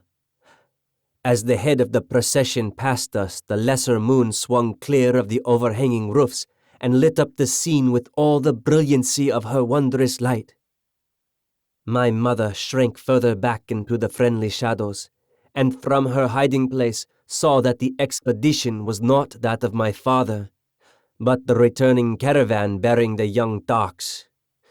Instantly her plan was formed, and as a great chariot swung close to our hiding place, she slipped stealthily in upon the trailing tailboard, crouching low in the shadow of the high side, straining me to her bosom in a frenzy of love. She knew what I did not, that never again after that night would she hold me to her breast, nor was it likely we would ever look upon each other's face again. In the confusion of the plaza, she mixed me with the other children, whose guardians during the journey were now free to relinquish their responsibility. We were herded together into a great room, fed by women who had not accompanied the expedition, and the next day we were parceled out among the retinues of the chieftains. I never saw my mother after that night. She was imprisoned by Tal Hadjis, and every effort, including the most horrible and shameful torture, was brought to bear upon her to wring from her lips the name of my father. But she remained steadfast and loyal, dying at last amidst the laughter of Tal Hadjis and his chieftains during some awful torture she was undergoing. I learned afterwards that she told them that she had killed me to save me from a like fate at their hands, and that she had thrown my body to the white apes. Sarkoja alone disbelieved her, and I feel to this day that she suspects my true origin, but does not dare expose me, at the present, At all events, because she also guesses, I am sure, the identity of my father. When he returned from his expedition and learned the story of my mother's fate, I was present as Tal Hodges told him, but never by the quiver of a muscle did he betray the slightest emotion. Only he did not laugh as Tal Hodges gleefully described her death struggles.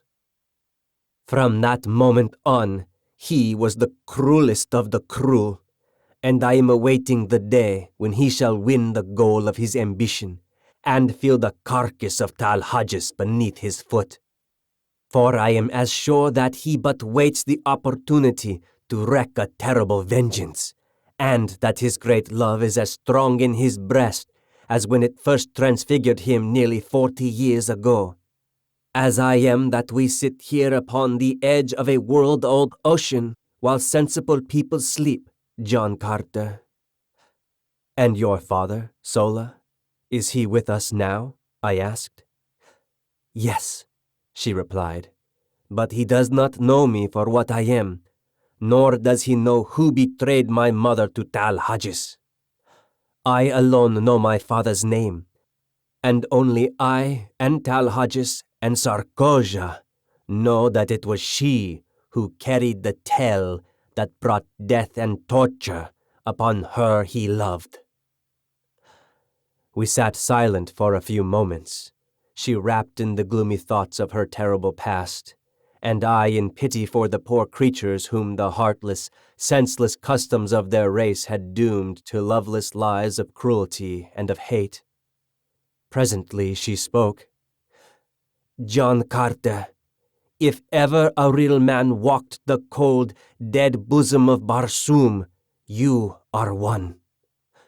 I know that I can trust you, and because the knowledge may someday help you, or him, or Deja Thoris, or myself, I am going to tell you the name of my father, nor place any restrictions or conditions upon your tongue.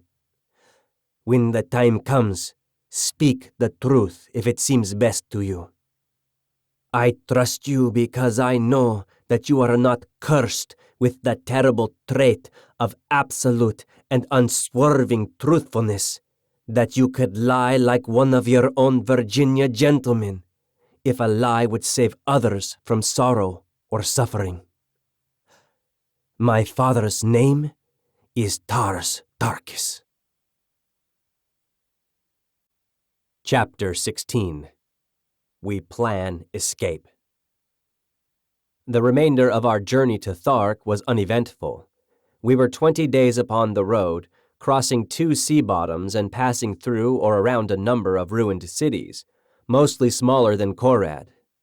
Twice we crossed the famous Martian waterways, or canals, so called by our earthly astronomers.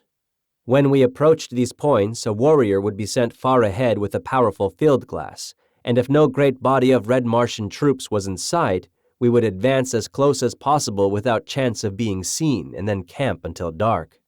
When we would slowly approach the cultivated tract, and, locating one of the numerous broad highways which crossed these areas at regular intervals, creep silently and stealthily across to the arid lands upon the other side. It required 5 hours to make one of these crossings without a single halt, and the other consumed the entire night, so that we were just leaving the confines of the high-walled fields when the sun broke out upon us. Crossing in the darkness as we did, I was unable to see but little, except as the nearer moon, in her wild and ceaseless hurtling through the Barsoomian heavens, lit up little patches of the landscape from time to time, disclosing walled fields and low, rambling buildings, presenting much the appearance of earthly farms. There were many trees, methodically arranged, and some of them were of enormous height. There were animals in some of the enclosures, and they announced their presence by terrified squealings and snortings as they scented our queer, wild beasts and wilder human beings. Only once did I perceive a human being, and that was at the intersection of our crossroad with the wide, white turnpike which cuts each cultivated district longitudinally at its exact center. The fellow must have been sleeping beside the road, for as I came abreast of him, He raised upon one elbow, and after a single glance at the approaching caravan, leaped, shrieking, to his feet and fled madly down the road, scaling a nearby wall with the agility of a scared cat. The Tharks paid him not the slightest attention. They were not out upon the warpath, and the only sign that I had that they had seen him was a quickening of the pace of the caravan as we hastened toward the bordering desert which marked our entrance into the realm of Tal Hajjus. Not once did I have speech with Dejah Thoris, as she sent no word to me that I would be welcomed at her chariot, and my foolish pride kept me from making any advances. I verily believe that a man's way with women is in inverse ratio to his prowess among men. The weakling and the saphead have often great ability to charm the fair sex, while the fighting man who can face 1,000 real dangers unafraid sits hiding in the shadows like some frightened child. Just 30 days after my advent upon Barsoom, we entered the ancient city of Thark, from whose long-forgotten people this horde of green men have stolen even their name. The hordes of Thark number some 30,000 souls, and are divided into 25 communities. Each community has its own Jed and lesser chieftains, but all are under the rule of Tal Hajjus, Jedak of Thark. 5 communities make their headquarters at the city of Thark, and the balance are scattered among other deserted cities of ancient Mars throughout the district claimed by Tal Hajjus. We made our entry into the great central plaza early in the afternoon. There were no enthusiastic, friendly greetings for the returned expedition. Those who chanced to be in sight spoke the names of warriors or women with whom they came in direct contact, in the formal greeting of their kind, but when it was discovered that they brought 2 captives, a greater interest was aroused, and Dejah Thoris and I were the centers of inquiring groups. We were soon assigned to new quarters, and the balance of the day was devoted to settling ourselves to the changed conditions. My home was now upon an avenue leading into the plaza from the south, the main artery down which we had marched from the gates of the city. I was at the far end of the square and had an entire building to myself. The same grandeur of architecture, which was so noticeable a characteristic of Korad, was in evidence here, only, if that were possible, on a larger and richer scale. My quarters would have been suitable for housing the greatest of earthly emperors, but to these queer creatures nothing about a building appealed to them but its size and the enormity of its chambers. The larger the building, the more desirable, and so Tal Hajjus occupied what must have been an enormous public building, the largest in the city, but entirely unfitted for residence purposes. The next largest was reserved for Lorquas Tomol, the next for the Jed of a lesser rank, and so on to the bottom of the list of 5 Jeds.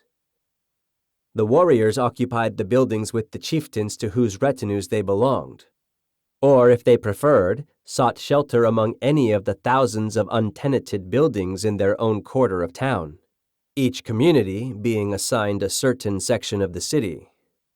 The selection of building had to be made in accordance with these divisions, except insofar as the Jeds were concerned, they all occupying edifices which fronted upon the plaza. When I had finally put my house in order, or rather seen that it had been done, it was nearing sunset, and I hastened out with the intention of locating Sola and her charges, as I had determined upon having speech with Dejah Thoris and trying to impress on her the necessity of or at least patching up a truce until I could find some way of aiding her to escape. I searched in vain until the upper rim of the great red sun was just disappearing behind the horizon, and then I spied the ugly head of Woola peering from a second-story window on the opposite side of the very street where I was quartered, but nearer the plaza. Without waiting for a further invitation, I bolted up the winding runway which led to the second floor, and entering a great chamber at the front door of the building, was greeted by the frenzied Woola, who threw his great carcass upon me, nearly hurling me to the floor. The poor old fellow was so glad to see me that I thought he would devour me. His head split from ear to ear, showing his 3 rows of tusks in his hobgoblin smile. Quieting him with a word of command and a caress, I looked hurriedly through the approaching gloom for a sign of Dejah Thoris, and then, not seeing her, I called her name. There was an answering murmur from the far corner of the apartment, and with a couple of quick strides I was standing beside her where she crouched among the furs and silks upon an ancient carved wooden seat. As I waited, she rose to her full height and looking me straight in the eye said, "What would Dotar Sojat Thark of Dejah Thoris his captive?" Dejah Thoris, I do not know how I have angered you. It was furthest from my desire to hurt or offend you, whom I had hoped to protect and comfort. Have none of me, if it is your will, but that you must aid me in effecting your escape, if such a thing be possible. It is not my request, but my command. When you are safe once more at your father's court, you may do with me as you please, but from now on until that day, I am your master, and you must obey and aid me." She looked at me long and earnestly, and I thought that she was softening toward me. "I understand your words, Dotar Sojat," she replied.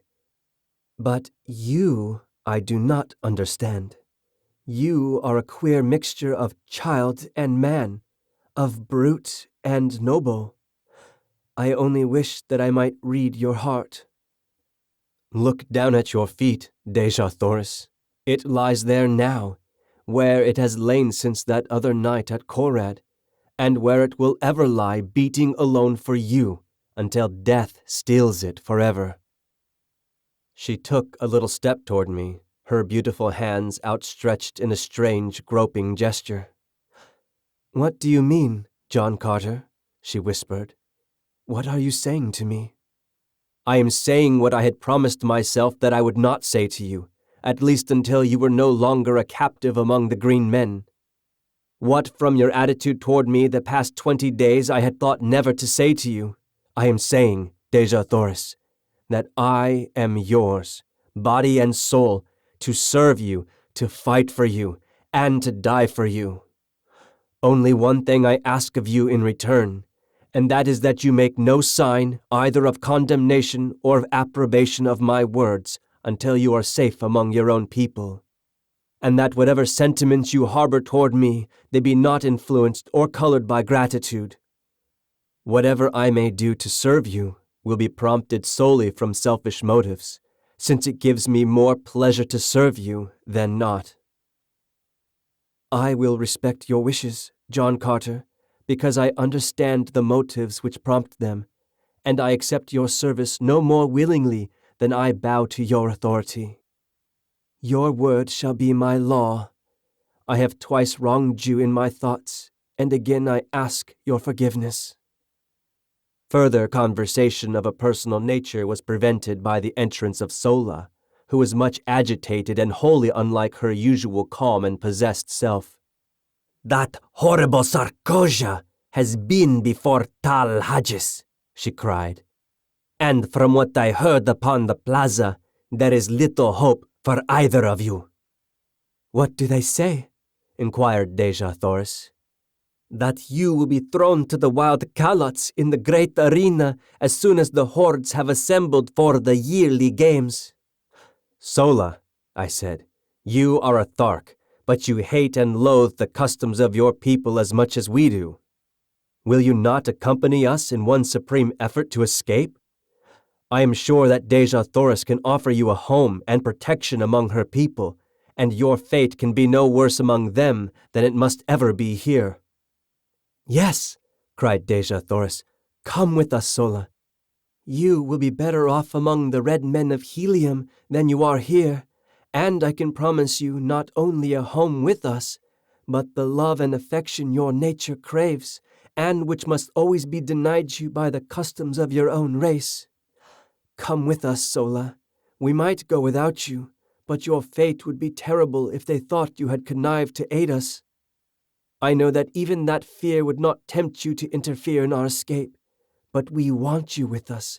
We want you to come to a land of sunshine and happiness, amongst a people who know the meaning of love, of sympathy, and of gratitude.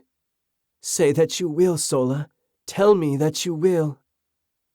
The great waterway which leads to Helium is but 50 miles to the south, murmured Sola, half to herself. A swift thought might make it in 3 hours, and then to Helium it is 500 miles, most of the way through thinly settled districts. They would know and they would follow us. We might hide among the great trees for a time, but the chances are small indeed for escape. They would follow us to the very gates of Helium, and they would take toll of life at every step. You do not know them. Is there no other way we might reach Helium? I asked. Can you not draw me a rough map of the country we must traverse, Dejah Thoris? Yes, she replied, and taking a great diamond from her hair, she drew upon the marble floor the first map of Barsoomian territory I had ever seen. It was crisscrossed in every direction with long straight lines, sometimes running parallel and sometimes converging toward some great circle. The lines, she said, were waterways, the circles, cities, and one far to the northwest of us she pointed out as Helium. There were other cities closer, but she said she feared to enter many of them, as they were not all friendly toward Helium. Finally, after studying the map carefully in the moonlight which now flooded the room, I pointed out a waterway far to the north of us which also seemed to lead to Helium. Does not this pierce your grandfather's territory? I asked. Yes, she answered, but it is 200 miles north of us. It is one of the waterways we crossed on the trip to Thark. They would never suspect that we would try for that distant waterway, I answered, and that is why I think that is the best route for our escape. Sola agreed with me, and it was decided that we should leave Thark this same night, just as quickly, in fact, as I could find and saddle my thoats. Sola was to ride one, and Dejah Thoris and I the other, each of us carrying sufficient food and drink to last us for 2 days, since the animals could not be urged too rapidly for so long a distance. I directed Sola to proceed with Dejah Thoris along one of the less frequented avenues to the southern boundary of the city, where I would overtake them with the thoats as quickly as possible. Then, leaving them to gather what food, silks, and furs we were to need, I slipped quietly to the rear of the first floor and entered the courtyard, where our animals were moving restlessly about, as was their habit, before settling down for the night. In the shadows of the buildings and out beneath the radiance of the Martian moons moved the great herd of thoats and zitidars, the latter grunting their low gutturals and the former occasionally emitting the sharp squeal which denotes the almost habitual state of rage in which these creatures passed their existence. They were quieter now, owing to the absence of man, but as they scented me, they became more restless, and their hideous noise increased. It was risky business, this entering a paddock of thoats alone and at night. First, because their increasing noisiness might warn the nearby warriors that something was amiss, and also because for the slightest cause, or for no cause at all, some great bull thoat might take it upon himself to lead a charge upon me. Having no desire to awaken their nasty tempers upon such a night as this, where so much depended upon secrecy and dispatch, I hugged the shadows of the buildings, ready at an instant's warning to leap into the safety of a nearby door or window. Thus I moved silently to the great gates which opened upon the street at the back of the court, and as I neared the exit, I called softly to my 2 animals. How I thanked the kind Providence which had given me the foresight to win the love and confidence of these wild, dumb brutes, for presently, from the far side of the court, I saw 2 huge bulks forcing their way toward me through the surging mountains of flesh. They came quite close to me, rubbing their muzzles against my body and nosing for the bits of food it was always my practice to reward them with. Opening the gates, I ordered the 2 great beasts to pass out, and then slipping quietly after them, I closed the portals behind me. I did not saddle or mount the animals there, but instead walked quietly in the shadows of the buildings toward an unfrequented avenue, which led toward the point I had arranged to meet Dejah Thoris and Sola. With the noiselessness of disembodied spirits, we moved stealthily along the deserted streets, but not until we were within sight of the plain beyond the city did I commence to breathe freely. I was sure that Sola and Deja Thoris would find no difficulty in reaching our rendezvous undetected, but with my great thoughts I was not so sure for myself, as it was quite unusual for warriors to leave the city after dark. In fact, there was no place for them to go within any but a long ride. I reached the appointed meeting place safely, but as Deja Thoris and Sola were not there, I led my animals into the entrance hall of one of the large buildings. Presuming that one of the other women of the same household may have come in to speak to Sola, and so delayed their departure, I did not feel any undue apprehension until nearly an hour had passed without a sign of them, and by the time another half-hour had crawled away, I was becoming filled with grave anxiety. Then there broke upon the stillness of the night the sound of an approaching party, which, from the noise, I knew could be no fugitives creeping stealthily toward liberty. Soon the party was near me, and from the black shadows of my entranceway I perceived a score of mounted warriors, who, in passing, dropped a dozen words that fetched my heart clean into the top of my head. He would likely have arranged to meet them just without the city, and so— I heard no more. They had passed on, but it was enough. Our plan had been discovered, and the chances for escape from now on to the fearful end would be small indeed. My one hope now was to return undetected to the quarters of Deja Thoris and learn what fate had overtaken her, but how to do it with these great monstrous thoughts upon my hands, now that the city probably was aroused by the knowledge of my escape, was a problem of no small proportions. Suddenly an idea occurred to me, and acting on my knowledge of the construction of the buildings of these ancient Martian cities, with a hollow court within the center of each square, I groped my way blindly through the dark chambers, calling the great thoats after me.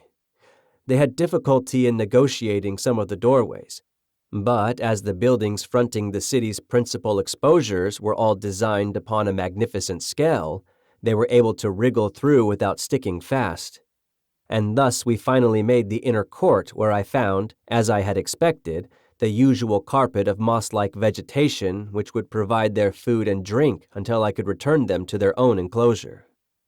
That they would be as quiet and contented here as elsewhere I was confident, nor was there but the remotest possibility that they would be discovered, as the green men had no great desire to enter these outlying buildings, which were frequented by the only thing, I believe, which caused them the sensation of fear, the great white apes of Barsoom.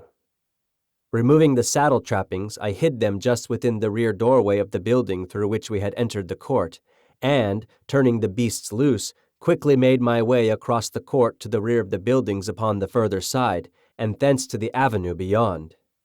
Waiting in the doorway of the building until I was assured that no one was approaching, I hurried across to the opposite side and through the first doorway to the court beyond. Thus, crossing through court after court with only the slight chance of detection which the necessary crossing of the avenues entailed, I made my way in safety to the courtyard in the rear of Deja Thoris's quarters. Here, of course, I found the beasts of the warriors who quartered in the adjacent buildings, and the warriors themselves I might expect to meet within if I entered. But, fortunately for me, I had another and safer method of reaching the upper story where Deja Thoris should be found, and, after first determining as nearly as possible which of the buildings she occupied, for I had never observed them before from the court side, I took advantage of my relatively great strength and agility and sprang upward until I grasped the sill of a second-story window, which I thought to be in the rear of her apartment. Drawing myself inside the room, I moved stealthily toward the front of the building, and not until I had quite reached the doorway of her room was I made aware by voices that it was occupied. I did not rush headlong in, but listened without to assure myself that it was Deja Thoris and that it was safe to venture within. It was well indeed that I took this precaution, for the conversation I heard was in the low gutturals of men, and the words which finally came to me proved a most timely warning. The speaker was a chieftain, and he was giving orders to 4 of his warriors. "And when he returns to this chamber," he was saying, "as he surely will, when he finds she does not meet him at the city's edge, you 4 are to spring upon him and disarm him. It will require the combined strength of all of you to do it, if the reports they bring back from Korad are correct. When you have him fast bound, bear him to the vaults beneath the Jeddak's quarters and chain him securely where he may be found when Tal Hajjus wishes him. Allow him to speak with none, nor permit any other to enter this apartment before he comes. There will be no danger of the girl returning, for by this time she is safe in the arms of Tal Hajjus, and may all her ancestors have pity upon her, for Tal Hajjus will have none. The great Sarkoja has done a noble knight's work.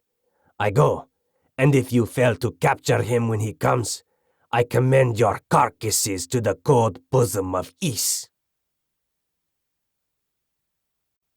Chapter 17. A Costly Recapture. As the speaker ceased, he turned to leave the apartment by the door where I was standing, but I needed to wait no longer. I had heard enough to fill my soul with dread, and, stealing quietly away, I returned to the courtyard by the way I had come. My plan of action was formed upon the instant, and, crossing the square and the bordering avenue upon the opposite side, I soon stood within the courtyard of Tal Hajjus. The brilliantly lighted apartments of the first floor told me where first to seek, and advancing to the windows I peered within. I soon discovered that my approach was not to be the easy thing I had hoped, for the rear rooms bordering the court were filled with warriors and women. I then glanced up at the stories above, discovering that the third was apparently unlighted, and so decided to make my entrance to the building from that point.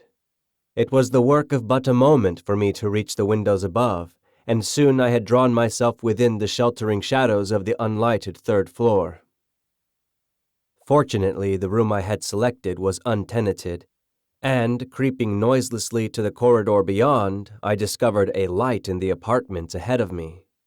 Reaching what appeared to be a doorway, I discovered that it was but an opening upon an immense inner chamber which towered from the first floor, 2 stories below me, to the dome-like roof of the building high above my head. The floor of this great circular hall was thronged with chieftains, warriors, and women, and at one end was a great raised platform upon which squatted the most hideous beast I had ever put my eyes upon.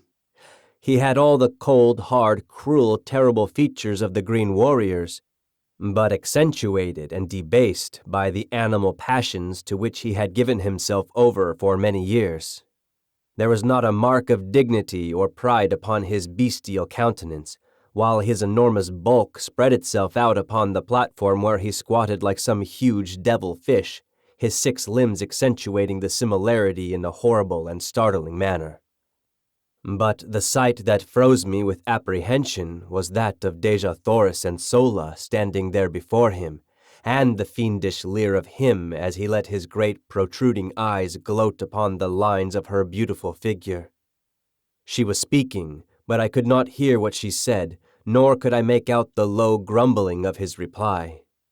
She stood there erect before him, her head high held, and even at the distance I was from them, I could read the scorn and disgust upon her face as she let her haughty glance rest without sign or fear upon him. She was indeed the proud daughter of 1,000 Jeddaks, every inch of her dear, precious little body, so small, so frail beside the towering warriors around her, but in her majesty dwarfing them into insignificance. She was the mightiest figure among them, and I verily believed that they felt it. Presently, Tal Hajjus made a sign that the chamber be cleared, and that the prisoners be left alone before him. Slowly the chieftains, the warriors, and the women melted away into the shadows of the surrounding chambers, and Dejah Thoris and Sola stood alone before the Jeddak of the Tharks. One chieftain alone had hesitated before departing. I saw him standing in the shadows of a mighty column, his fingers nervously toying with the hilt of his great sword, and his cruel eyes bent in implacable hatred upon Tal Hajjus. It was Tars Tarkas, and I could read his thoughts as they were an open book for the undisguised loathing upon his face. He was thinking of that other woman who, 40 years ago, had stood before this beast, and could I have spoken a word into his ear at that moment, the reign of Tal Hajjus would have been over. But finally he also strode from the room, not knowing that he left his own daughter at the mercy of the creature he most loathed. Talhajas arose, and I, half fearing, half anticipating his intentions, hurried to the winding runway which led to the floors below. No one was near to intercept me, and I reached the main floor of the chamber unobserved, taking my station in the shadow of the same column that Tars Tarkis had but just deserted. As I reached the floor, Talhajas was speaking. Princess of Helium, I might wring a mighty ransom from your people, would I but return you to them unharmed. But 1,000 times rather would I watch that beautiful face writhe in the agony of torture. It shall be long drawn out, that I promise you. 10 days of pleasure were all too short to show the love I harbor for your race. The terrors of your death shall haunt the slumbers of the red men through all the ages to come. They will shudder in the shadows of the night as their fathers tell them of the awful vengeance of the green men, of the power and might and hate and cruelty of Talhajas. But before the torture, you shall be mine for 1 short hour. And word of that too shall go forth to Tardosmos, Jeddak of Helium, your grandfather, that he may grovel upon the ground in the agony of his sorrow. Tomorrow the torture will commence. Tonight thou art Talhajas. Come. He sprang down from the platform and grasped her roughly by the arm, but scarcely had he touched her than I leaped between them. My short sword, sharp and gleaming, was in my right hand. I could have plunged it into his putrid heart before he realized that I was upon him. But as I raised my arm to strike, I thought of Tars Tarkis, and with all my rage, with all my hatred, I could not rob him of that sweet moment for which he had lived and hoped all these long, weary years. And so, instead, I swung my good right fist full upon the point of his jaw. Without a sound, he slipped to the floor as one dead. In the same deathly silence, I grasped Dejah Thoris by the hand, and motioning Sola to follow, we sped noiselessly from the chamber and to the floor above. Unseen, we reached a rear window, and with the straps and leather of my trappings I lowered, first Sola, and then Dejah Thoris to the ground below. Dropping lightly after them, I drew them rapidly around the court in the shadows of the buildings, and thus we returned over the same course I had so recently followed from the distant boundary of the city. We finally came upon my thoats in the courtyard where I had left them, and placing the trappings upon them, we hastened through the building to the avenue beyond. Mounting, Sola upon one beast and Dejah Thoris behind me upon the other, we rode from the city of Thark through the hills to the south. Instead of circling back around the city to the northwest and toward the nearest waterway which lay so short a distance from us, we turned to the northeast and struck out upon the mossy waste across which, for 200 dangerous and weary miles, lay another main artery leading to Helium. No word was spoken until we had left the city far behind, but I could hear the quiet sobbing of Dejah Thoris as she clung to me with her dear head resting against my shoulder. "If we make it, my chieftain, the debt of Helium will be a mighty one, greater than she can ever pay you. And should we not make it," she continued, "the debt is no less, though Helium will never know, for you have saved the last of our line from worse than death." I did not answer, but instead reached to my side and pressed the little fingers of her I loved where they clung to me for support, and then, in unbroken silence, we sped over the yellow, moonlit moss, each of us occupied with his own thoughts.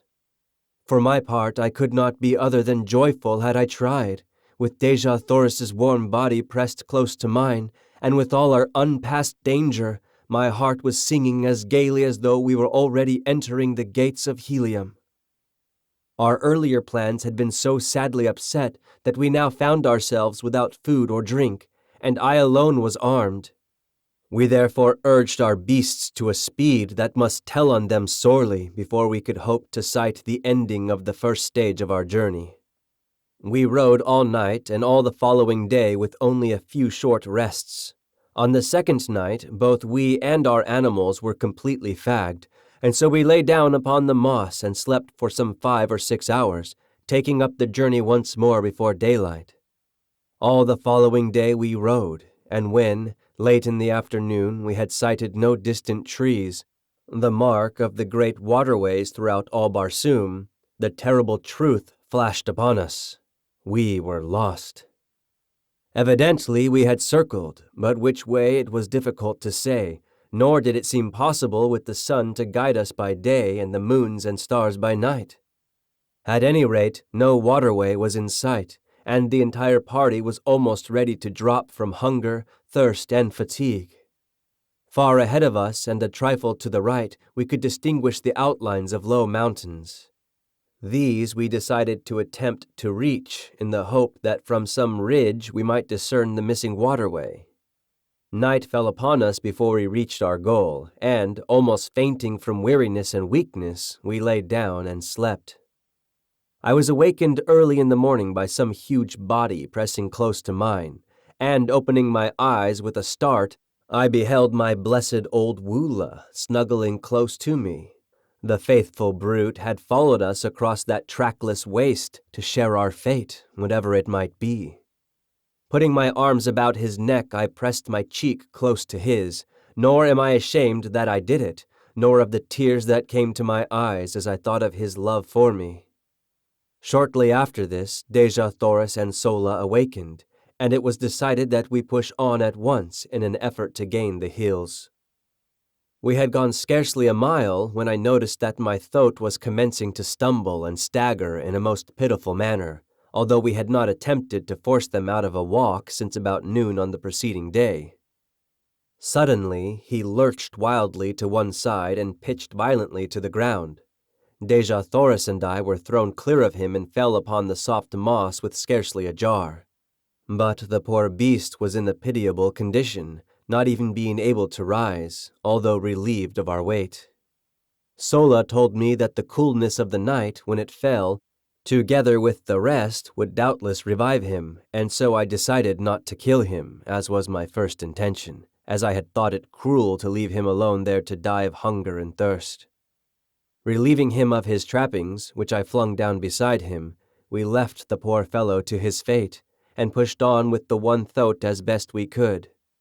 Sola and I walked, making Deja Thoris ride, much against her will. In this way we had progressed to within about a mile of the hills we were endeavoring to reach when Deja Thoris, from her point of vantage upon the thoat, cried out that she saw a great party of mounted men filing down from a pass in the hills several miles away. Sola and I both looked in the direction she indicated, and there, plainly discernible, were several hundred mounted warriors. They seemed to be headed in a southwesterly direction, which would take them away from us. They doubtless were Thark warriors who had been sent out to capture us, and we breathed a great sigh of relief that they were traveling in the opposite direction. Quickly lifting Deja Thoris from the thoat, I commanded the animal to lie down, and we three did the same, presenting as small an object as possible for fear of attracting the attention of the warriors toward us. We could see them as they filed out of the pass, just for an instant, before they were lost to view behind a friendly ridge, to us a most providential ridge, since, had they been in view for any great length of time, they scarcely could have failed to discover us. As what proved to be the last warrior came into view from the pass, he halted and, to our consternation, threw his small but powerful field glass to his eye and scanned the sea bottom in all directions. Evidently he was a chieftain, for in certain marching formations among the green men, a chieftain brings up the extreme rear of the column. As his glass swung toward us, our hearts stopped in our breasts, and I could feel the cold sweat start from every pore in my body. Presently, it swung full upon us and stopped. The tension on our nerves was near the breaking point, and I doubt if any of us breathed for the few moments he held us covered by his glass. And then he lowered it, and we could see him shout a command to the warriors who had passed from our sight behind the ridge. He did not wait for them to join him, however. Instead, he wheeled his throat and came tearing madly in our direction. There was but one slight chance, and that we must take quickly. Raising my strange Martian rifle to my shoulder, I sighted and touched the button which controlled the trigger. There was a sharp explosion as the missile reached its goal, and the charging chieftain pitched backward from his flying mount. Springing to my feet, I urged the thoat to rise and directed Sola to take Dejah Thoris with her upon him and make a mighty effort to reach the hills before the green warriors were upon us. I knew that in the ravines and gullies they might find a temporary hiding place, and even though they died there of hunger and thirst, it would be better so than that they fell into the hands of the Tharks. Forcing my 2 revolvers upon them as a slight means of protection, and as a last resort, as an escape for themselves from the horrid death which recapture would surely mean, I lifted Dejah Thoris in my arms and placed her upon the thoat behind Sola, who had already mounted at my command. "Goodbye, my princess," I whispered. "We may meet in Helium yet. I have escaped from worse plights than this," and I tried to smile as I lied. "What?" she cried. "Are you not coming with us?"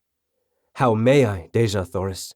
Someone must hold these fellows off for a while, and I can better escape them alone than I could the 3 of us together." She sprang quickly from the thoat and, throwing her dear arms about my neck, turned to Sola, saying with quiet dignity, "Fly, Sola. Dejah Thoris remains to die with the man she loves." Those words are engraved upon my heart. Ah, gladly would I give up my life 1,000 times could I only hear them once again. But I could not then give even a second to the rapture of her sweet embrace, and pressing my lips to hers for the first time, I picked her up bodily and tossed her to the seat behind Sola again, commanding the latter in peremptory tones to hold her there by force, and then, slapping the thoat upon the flank, I saw them borne away, Dejah Thoris struggling to the last to free herself from Sola's grasp. Turning, I beheld the green warriors mounting the ridge and looking for their chieftain. In a moment they saw him, and then me, but scarcely had they discovered me than I commenced firing, lying flat upon my belly in the moss. I had an even 100 rounds in the magazine of my rifle, and another 100 in the belt at my back, and I kept up a continuous stream of fire until I saw all of the warriors who had been first to return from behind the ridge either dead or scurrying to cover. My respite was short-lived, however, for soon the entire party, numbering some 1,000 men, came charging into view, racing madly toward me. I fired until my rifle was empty, and they were almost upon me, and then a glance showing me that Dejah Thoris and Sola had disappeared among the hills, I sprang up, throwing down my useless gun, and started away in the direction opposite to that taken by Sola and her charge.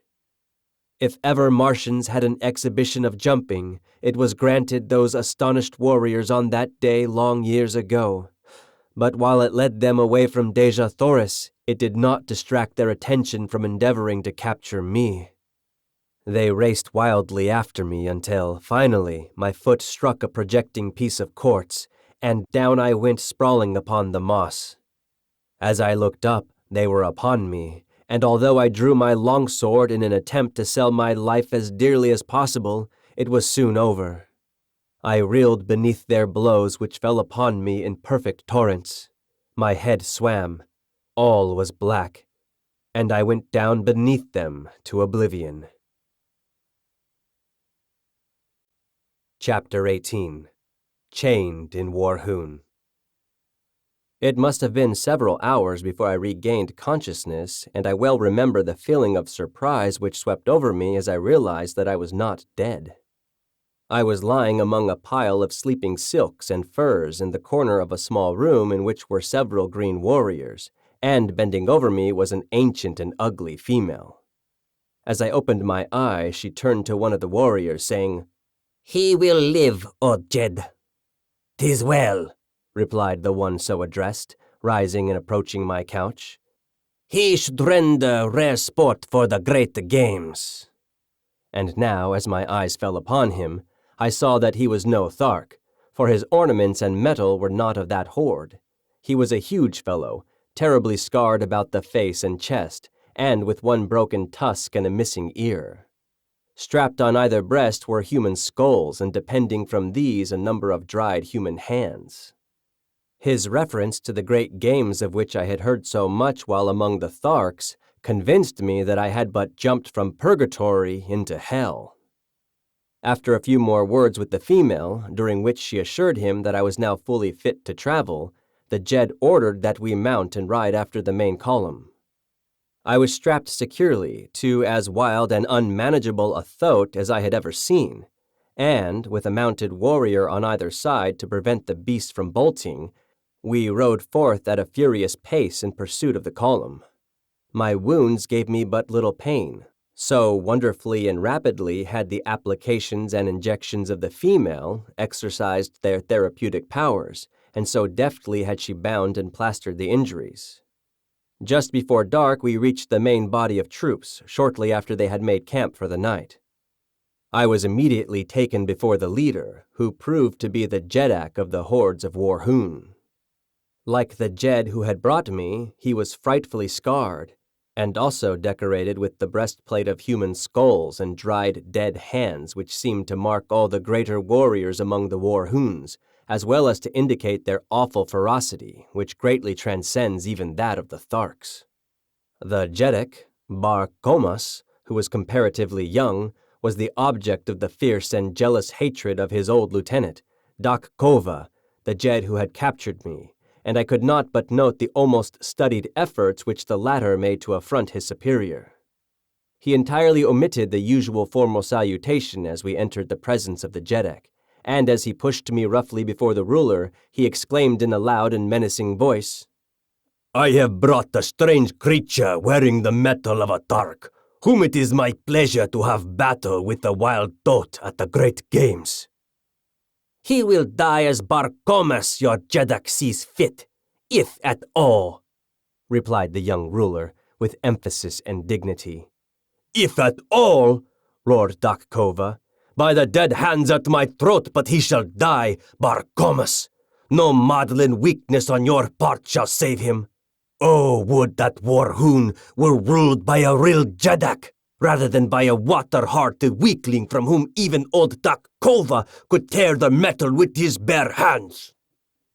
Bar Comas eyed the defiant and insubordinate chieftain for an instant, his expression one of haughty, fearless contempt and hate, and then, without drawing a weapon and without uttering a word, he hurled himself at the throat of his defamer. I never before had seen two green Martian warriors battle with nature's weapons, and the exhibition of animal ferocity which ensued was as fearful a thing as the most disordered imagination could picture. They tore at each other's eyes and ears with their hands, and with their gleaming tusks repeatedly slashed and gored until both were cut fairly to ribbons from head to foot. Bar Comas had much the better of the battle, as he was stronger, quicker, and more intelligent. It soon seemed that the encounter was done, saving only the final death thrust, when Bar Comas slipped in, breaking away from a clinch. It was the one little opening that Dak Kova needed, and hurling himself at the body of his adversary, he buried his single mighty tusk in Bar Comas's groin, and with a last powerful effort ripped the young Jedak wide open the full length of his body, the great tusk finally wedging in the bones of Bar Comas's jaw. Victor and vanquished rolled limp and lifeless upon the moss, a huge mass of torn and bloody flesh. Bar Comas was stone dead, and only the most Herculean efforts on the part of Dak Kova's females saved him from the fate he deserved. 3 days later he walked without assistance to the body of Bar Comas which, by custom, had not been moved from where it fell, and placing his foot upon the neck of his erstwhile ruler, he assumed the title of Jedak of Warhoon. The dead Jedek's hands and head were removed to be added to the ornaments of his conqueror, and then his women cremated what remained, amid wild and terrible laughter. The injuries to Dak Kova had delayed the march so greatly that it was decided to give up the expedition, which was a raid upon a small Thark community in retaliation for the destruction of the incubator, until after the Great Games, and the entire body of warriors, 10,000 in number, turned back toward Warhoon. My introduction to these cruel and bloodthirsty people was but an index to the scenes I witnessed almost daily while with them. They are a smaller horde than the Tharks, but much more ferocious. Not a day passed but that some members of the various Warhoon communities met in deadly combat. I have seen as high as 8 mortal duels within a single day. We reached the city of Warhoon after some 3 days' march, and I was immediately cast into a dungeon and heavily chained to the floor and walls. Food was brought me at intervals, but owing to the utter darkness of the place, I do not know whether I lay there days, or weeks, or months. It was the most horrible experience of all my life, and that my mind did not give way to the terrors of that inky blackness has been a wonder to me ever since. The place was filled with creeping, crawling things. Cold, sinuous bodies passed over me when I lay down, and in the darkness I occasionally caught glimpses of gleaming, fiery eyes, fixed in horrible intentness upon me. No sound reached me from the world above, and no word would my jailer vouchsafe when my food was brought to me, although I at first bombarded him with questions. Finally, all the hatred and maniacal loathing for these awful creatures who had placed me in this horrible place was centered by my tottering reason upon this single emissary who represented to me the entire horde of Warhoons. I had noticed that he always advanced with his dim torch to where he could place the food within my reach, and as he stooped to place it upon the floor, his head was about on a level with my breast. So, with the cunning of a madman, I backed into the far corner of my cell when next I heard him approaching, and gathered a little slack of the great chain which held me in my hand. I waited his coming, crouching like some beast of prey. As he stooped to place my food upon the ground, I swung the chain above my head and crashed the links with all my strength upon his skull. Without a sound he slipped to the floor, stone dead.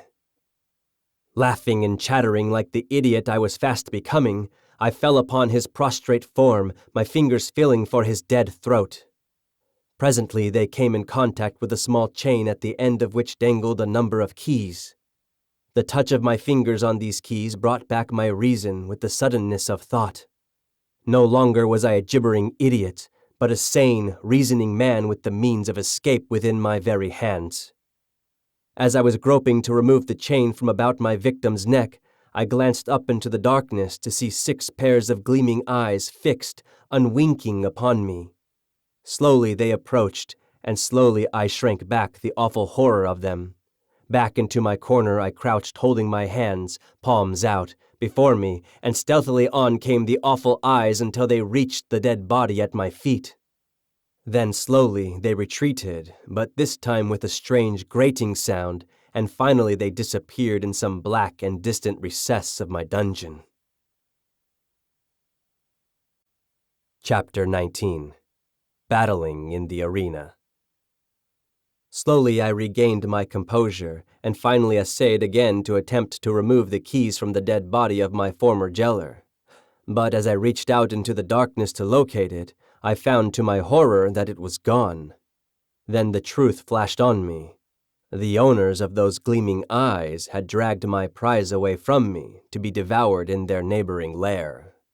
As they had been waiting for days, for weeks, for months, through all this awful eternity of my imprisonment to drag my dead carcass to their feast.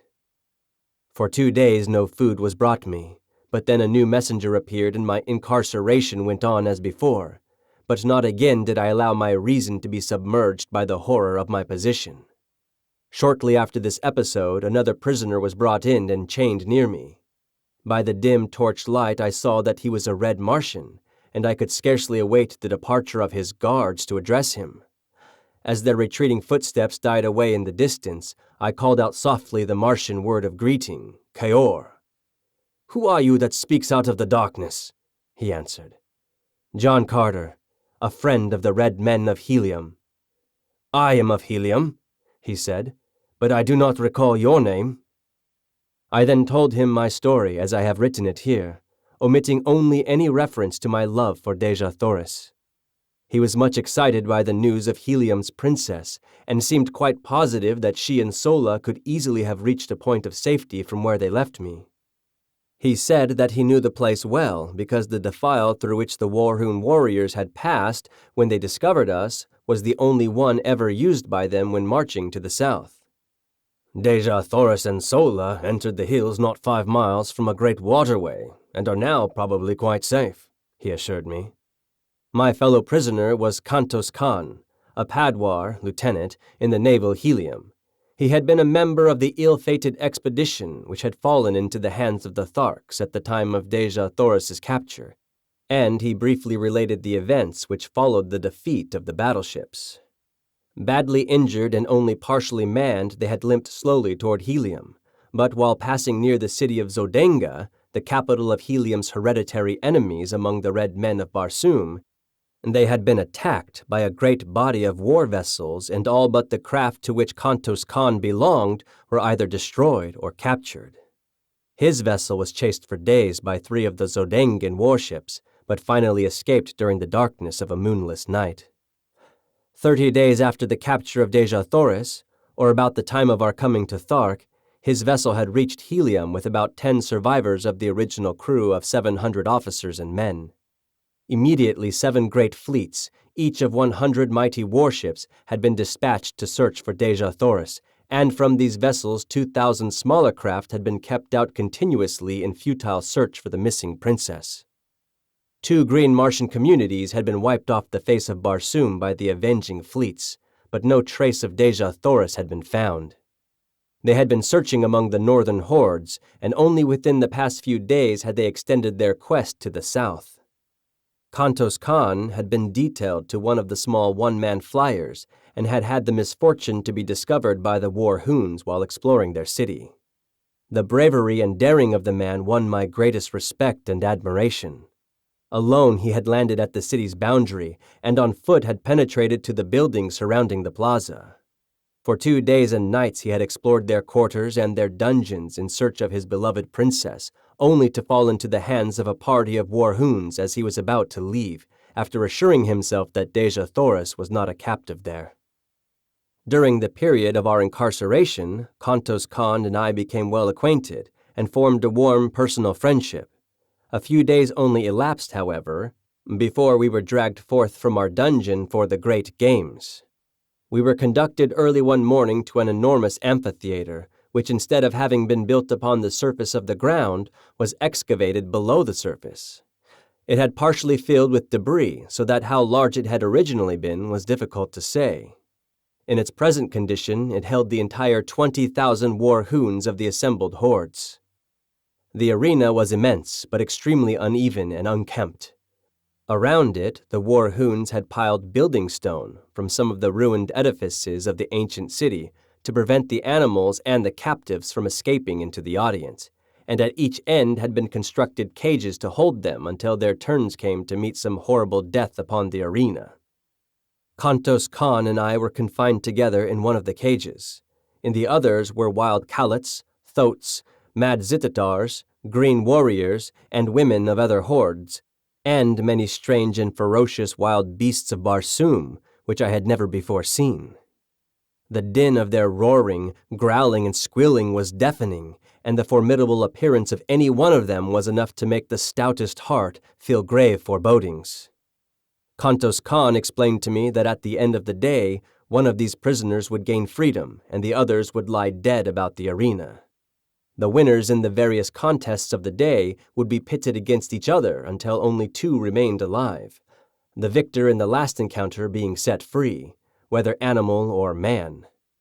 The following morning the cages would be filled with a new consignment of victims, and so on throughout the 10 days of the games. Shortly after we had been caged, the amphitheater began to fill, and within an hour every available part of the seating space was occupied. Doc Kova, with his jeds and chieftains, sat at the center of one side of the arena upon a large raised platform. At a signal from Doc Kova, the doors of 2 cages were thrown open, and a dozen green Martian females were driven to the center of the arena. Each was given a dagger, and then, at the far end, a pack of 12 callets, or wild dogs, were loosed upon them. As the brutes, growling and foaming, rushed upon the almost defenseless women, I turned my head that I might not see the horrid sight. The yells and laughter of the green horde bore witness to the excellent quality of the sport, and when I turned back to the arena, as Kantos Khan told me it was over, I saw 3 victorious callets, snarling and growling over the bodies of their prey. The women had given a good account of themselves. Next, the mad Zitadar was loosed among the remaining dogs, and so it went throughout the long, hot, horrible day. During the day, I was pitted against first men and then beasts, but as I was armed with a longsword and always outclassed my adversary in agility and generally in strength as well, it proved but child's play to me. Time and time again, I won the applause of the bloodthirsty multitude, and toward the end, there were cries that I be taken from the arena and be made a member of the hordes of Warhoon. Finally, there were but 3 of us left, a great green warrior of some far northern horde, Kantos Khan, and myself. The other 2 were to battle, and then I to fight the conqueror for the liberty which was accorded the final winner. Kantos Khan had fought several times during the day, and like myself had always proven victorious, but occasionally, by the smallest of margins, especially when pitted against the green warriors. I had little hope that he could best his giant adversary, who had mowed down all before him during the day. The fellow towered nearly 16 feet in height, while Kantos Khan was some inches under 6 feet. As they advanced to meet one another, I saw for the first time a trick of Martian swordsmanship which centered Kantos Khan's every hope of victory and life on one cast of the dice, for, as he came to within about 20 feet of the huge fellow, he threw his sword arm far behind him over his shoulder, and with a mighty sweep hurled his weapon point foremost at the green warrior. It flew true as an arrow, and piercing the poor devil's heart, laid him dead upon the arena. Kantos Khan and I were now pitted against each other, but as we approached to the encounter, I whispered to him to prolong the battle until nearly dark, in the hope that we might find some means of escape. The horde evidently guessed that we had no hearts to fight each other, and so they howled in rage as neither of us placed a fatal thrust. Just as I saw the sudden coming of dark, I whispered to Kantos Khan to thrust his sword between my left arm and my body. As he did so, I staggered back, clasping the sword tightly with my arm, and thus fell to the ground with his weapon apparently protruding from my chest. Kantos Khan perceived my coup, and stepping quickly to my side, he placed his foot upon my neck and withdrawing his sword from my body, gave me the final death blow through the neck, which is supposed to sever the jugular vein, but in this instance, the cold blade slipped harmlessly into the sand of the arena. In the darkness which had now fallen, none could tell but that he had really finished me. I whispered to him to go and claim his freedom, and then look for me in the hills east of the city. And so he left me. When the amphitheater had cleared, I crept stealthily to the top, and as a great excavation lay far from the plaza, and in an untenanted portion of the great dead city, I had little trouble in reaching the hills beyond. Chapter 20. In the Atmosphere Factory.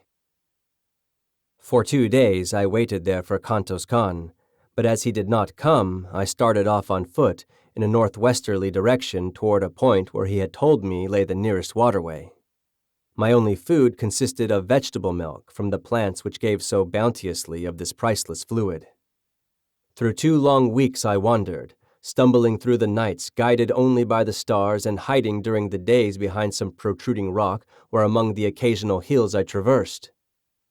Several times I was attacked by wild beasts, strange uncouth monstrosities that leaped upon me in the dark, so that I had ever to grasp my longsword in my hand that I might be ready for them. Usually my strange, newly acquired telepathic power warned me in ample time, But once I was down with vicious fangs at my jugular, and a hairy face pressed close to mine before I knew that I was even threatened. What manner of thing was upon me I did not know, but that it was large and heavy and many-legged I could feel. My hands were at its throat before the fangs had a chance to bury themselves in my neck, and slowly I forced the hairy face from me and closed my fingers vice-like upon its windpipe. Without sound we lay there, the beast exerting every effort to reach me with those awful fangs, and I straining to maintain my grip and choke the life from it as I kept it from my throat. Slowly my arms gave to the unequal struggle, and inch by inch the burning eyes and gleaming tusks of my antagonist crept toward me, until, as the hairy face touched mine again, I realized that all was over. And then a living mass of destruction sprang from the surrounding darkness, full upon the creature that held me pinioned to the ground. The two rolled, growling upon the moss, tearing and rending one another in a frightful manner. But it was soon over, and my preserver stood with lowered head above the throat of the dead thing which would have killed me. The nearer moon, hurtling suddenly above the horizon and lighting up the Barsoomian scene, showed me that my preserver was Woola, but from whence he had come or how he found me, I was at a loss to know. That I was glad of his companionship, it is needless to say. But my pleasure at seeing him was tempered by anxiety as to the reason of his leaving Dejah Thoris. Only her death, I felt sure, could account for his absence from her, so faithful I knew him to be to my commands. By the light of the now brilliant moons, I saw that he was but a shadow of his former self, and as he turned from my caress and commenced greedily to devour the dead carcass at my feet, I realized that the poor fellow was more than half starved. I myself was in but little better plight, but I could not bring myself to eat the uncooked flesh, and I had no means of making a fire. When Woola had finished his meal, I again took up my weary and seemingly endless wandering in quest of the elusive waterway. At daybreak of the 15th day of my search, I was overjoyed to see the high trees that denoted the object of my search. About noon, I dragged myself wearily to the portals of a huge building which covered perhaps 4 square miles and towered 200 feet in the air. It showed no aperture in the mighty walls other than the tiny door at which I sank exhausted, nor were there any sign of life about it.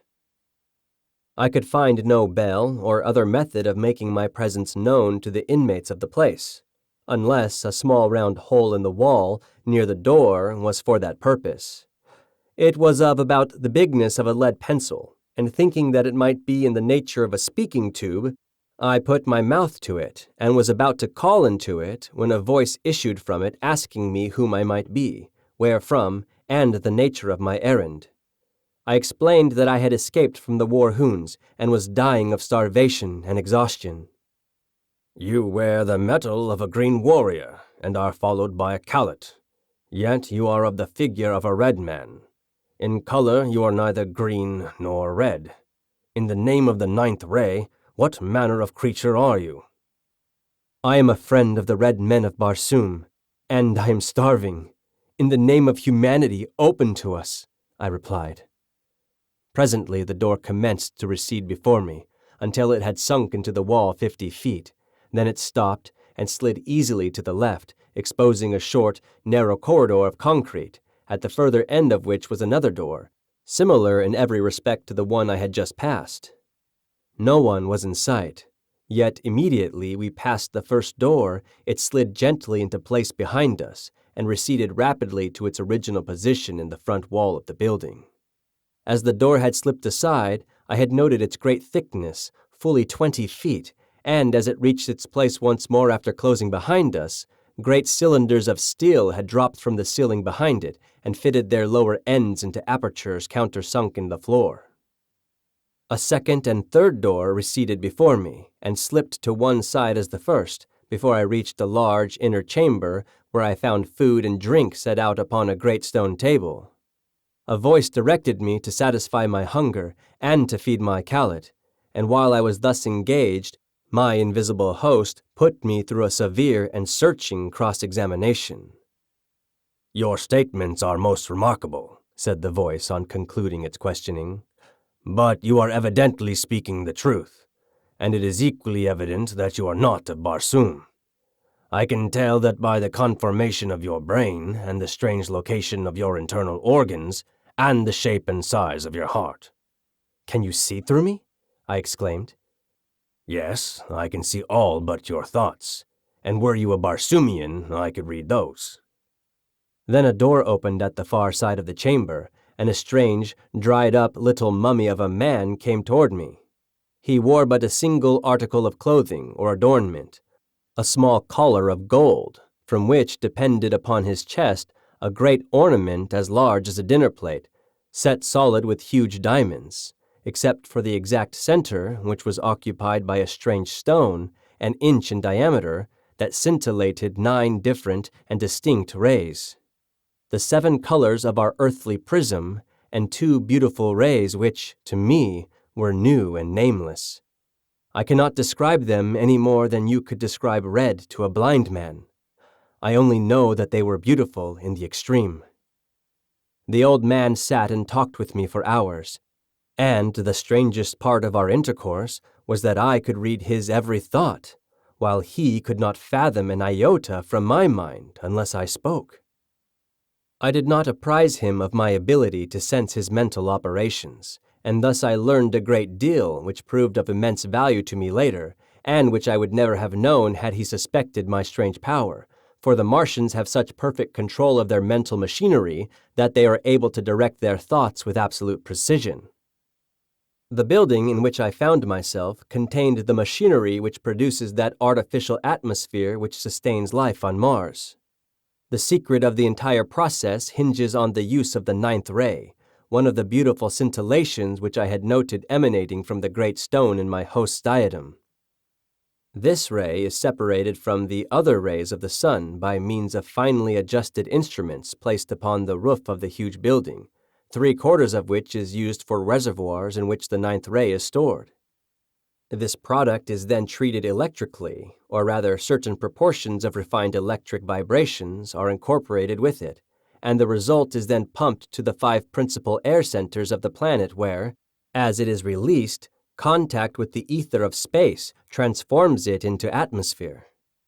There is always sufficient reserve of the 9th ray stored in the great building to maintain the present Martian atmosphere for 1,000 years, and the only fear, as my new friend told me, was that some accident might befall the pumping apparatus. He led me to an inner chamber where I beheld a battery of 20 radium pumps, any one of which was equal to the task of furnishing all Mars with the atmosphere compound. For 800 years, he told me, he had watched these pumps, which are used alternately a day each at a stretch, or a little over 24½ Earth hours. He has one assistant who divides the watch with him. Half a Martian year, about 344 of our days, each of these men spend alone in this huge, isolated plant. Every red Martian is taught during earliest childhood the principles of the manufacture of atmosphere, but only 2 at one time ever hold the secrets of ingress to the great building, which, built as it is with walls 150 feet thick, is absolutely unassailable, even the roof being guarded from assault by aircraft by a glass covering 5 feet thick. The only fear they entertain of attack is from the green Martians or some demented red man, as all Barsoomians realize that the very existence of every form of life of Mars is dependent upon the uninterrupted working of this plant. One curious fact I discovered as I watched his thoughts was that the outer doors are manipulated by telepathic means.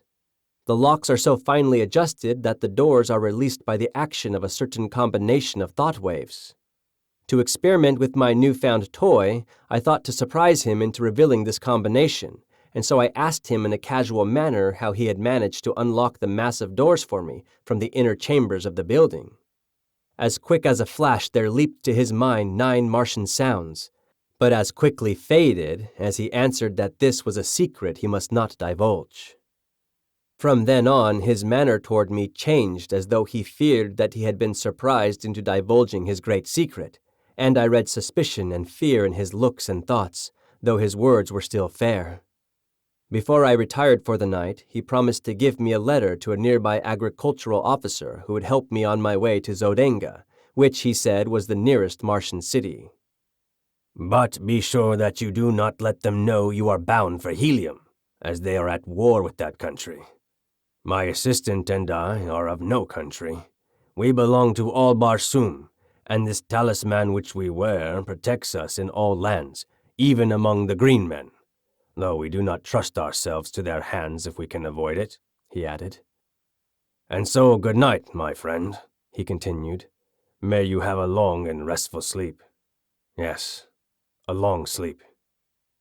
And though he smiled pleasantly, I saw in his thoughts the wish that he had never admitted me, and then a picture of him standing over me in the night, and the swift thrust of a long dagger and the half-formed words, I am sorry, but it is for the best good of Barsum.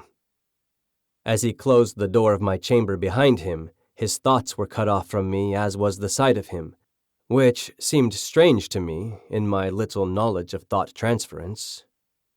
What was I to do? How could I escape through these mighty walls? Easily could I kill him now that I was warned, but once he was dead, I could no more escape, and with the stopping of the machinery of the great plant, I should die with all the other inhabitants of the planet, all, even Dejah Thoris, were she not already dead. For the others I did not give the snap of my finger, but the thought of Dejah Thoris drove from my mind all desire to kill my mistaken host. Cautiously I opened the door of my apartment and, followed by Woola, sought the inner of the great doors. A wild scheme had come to me. I would attempt to force the great locks by the 9 thought waves I had read in my host's mind. Creeping stealthily through corridor after corridor and down winding runways which turned hither and thither, I finally reached the great hall in which I had broken my long fast that morning. Nowhere had I seen my host, nor did I know where he kept himself by night. I was on the point of stepping boldly out into the room when a slight noise behind me warned me back into the shadows of a recess in the corridor. Dragging Woola after me, I crouched low in the darkness. Presently, the old man passed close by me, and as he entered the dimly lighted chamber which I had been about to pass through, I saw that he held a long, thin dagger in his hand, and that he was sharpening it upon a stone. In his mind was the decision to inspect the radium pumps, which would take about 30 minutes, and then return to my bedchamber and finish me. As he passed through the great hall and disappeared down the runway which led to the pump room, I stole stealthily from my hiding place and crossed to the great door, the inner of the 3 which stood between me and liberty. Concentrating my mind upon the massive lock, I hurled the 9 thought waves against it. In breathless expectancy I waited, when finally the great door moved softly toward me and slid quietly to one side. One after the other the remaining mighty portals opened at my command, and Woola and I stepped forth into the darkness, free, but little better off than we had been before, other than that we had full stomachs. Hastening away from the shadows of the formidable pile, I made for the first crossroad, intending to strike the central turnpike as quickly as possible. This I reached about morning, and entering the first enclosure I came to, I searched for some evidences of a habitation. There were low, rambling buildings of concrete barred with heavy, impassable doors, and no amount of hammering and hallooing brought any response. Weary and exhausted from sleeplessness, I threw myself upon the ground, commanding Woola to stand guard. Some time later I was awakened by his frightful growlings, and opened my eyes to see 3 red Martians standing a short distance from us and covering me with their rifles. I am unarmed and no enemy, I hastened to explain. I have been a prisoner among the green men, and am on my way to Zodenga. All I ask is food and rest for myself and my Kalet, and the proper directions for reaching my destination. They lowered their rifles and advanced pleasantly toward me, placing their right hands upon my left shoulder, after the manner of their custom of salute, and asking me many questions about myself and my wanderings. They then took me to the house of one of them, which was only a short distance away. The buildings I had been hammering at in the early morning were occupied only by stock and farm produce. The house proper, standing among a grove of enormous trees, and, like all red Martian homes, had been raised at night some 40 or 50 feet from the ground on a large round metal shaft, which slid up or down within a sleeve sunk in the ground, and was operated by a tiny radium engine in the entrance hall of the building. Instead of bothering with bolts and bars for their dwellings, the red Martians simply run them up out of harm's way during the night. They also have private means for lowering or raising them from the ground without, if they wish to go away and leave them. These brothers, with their wives and children, occupied 3 similar houses on this farm. They did no work themselves, being government officers in charge. The labor was performed by convicts, prisoners of war, delinquent debtors, and confirmed bachelors who were too poor to pay the high celibate tax which all red Martian governments impose. They were the personification of cordiality and hospitality, and I spent several days with them, resting and recuperating from my long and arduous experiences. When they had heard my story, I omitted all reference to Deja Thoris and the old man of the atmosphere plant. They advised me to color my body to more nearly resemble their own race, and then attempt to find employment in Zodenga, either in the army or the navy. The chances are small that your tale will be believed until after you have proven your trustworthiness and won friends among the higher nobles of the court. This you can most easily do through military service, as we are a warlike people on Barsoom, explained one of them, and save our richest favors for the fighting men.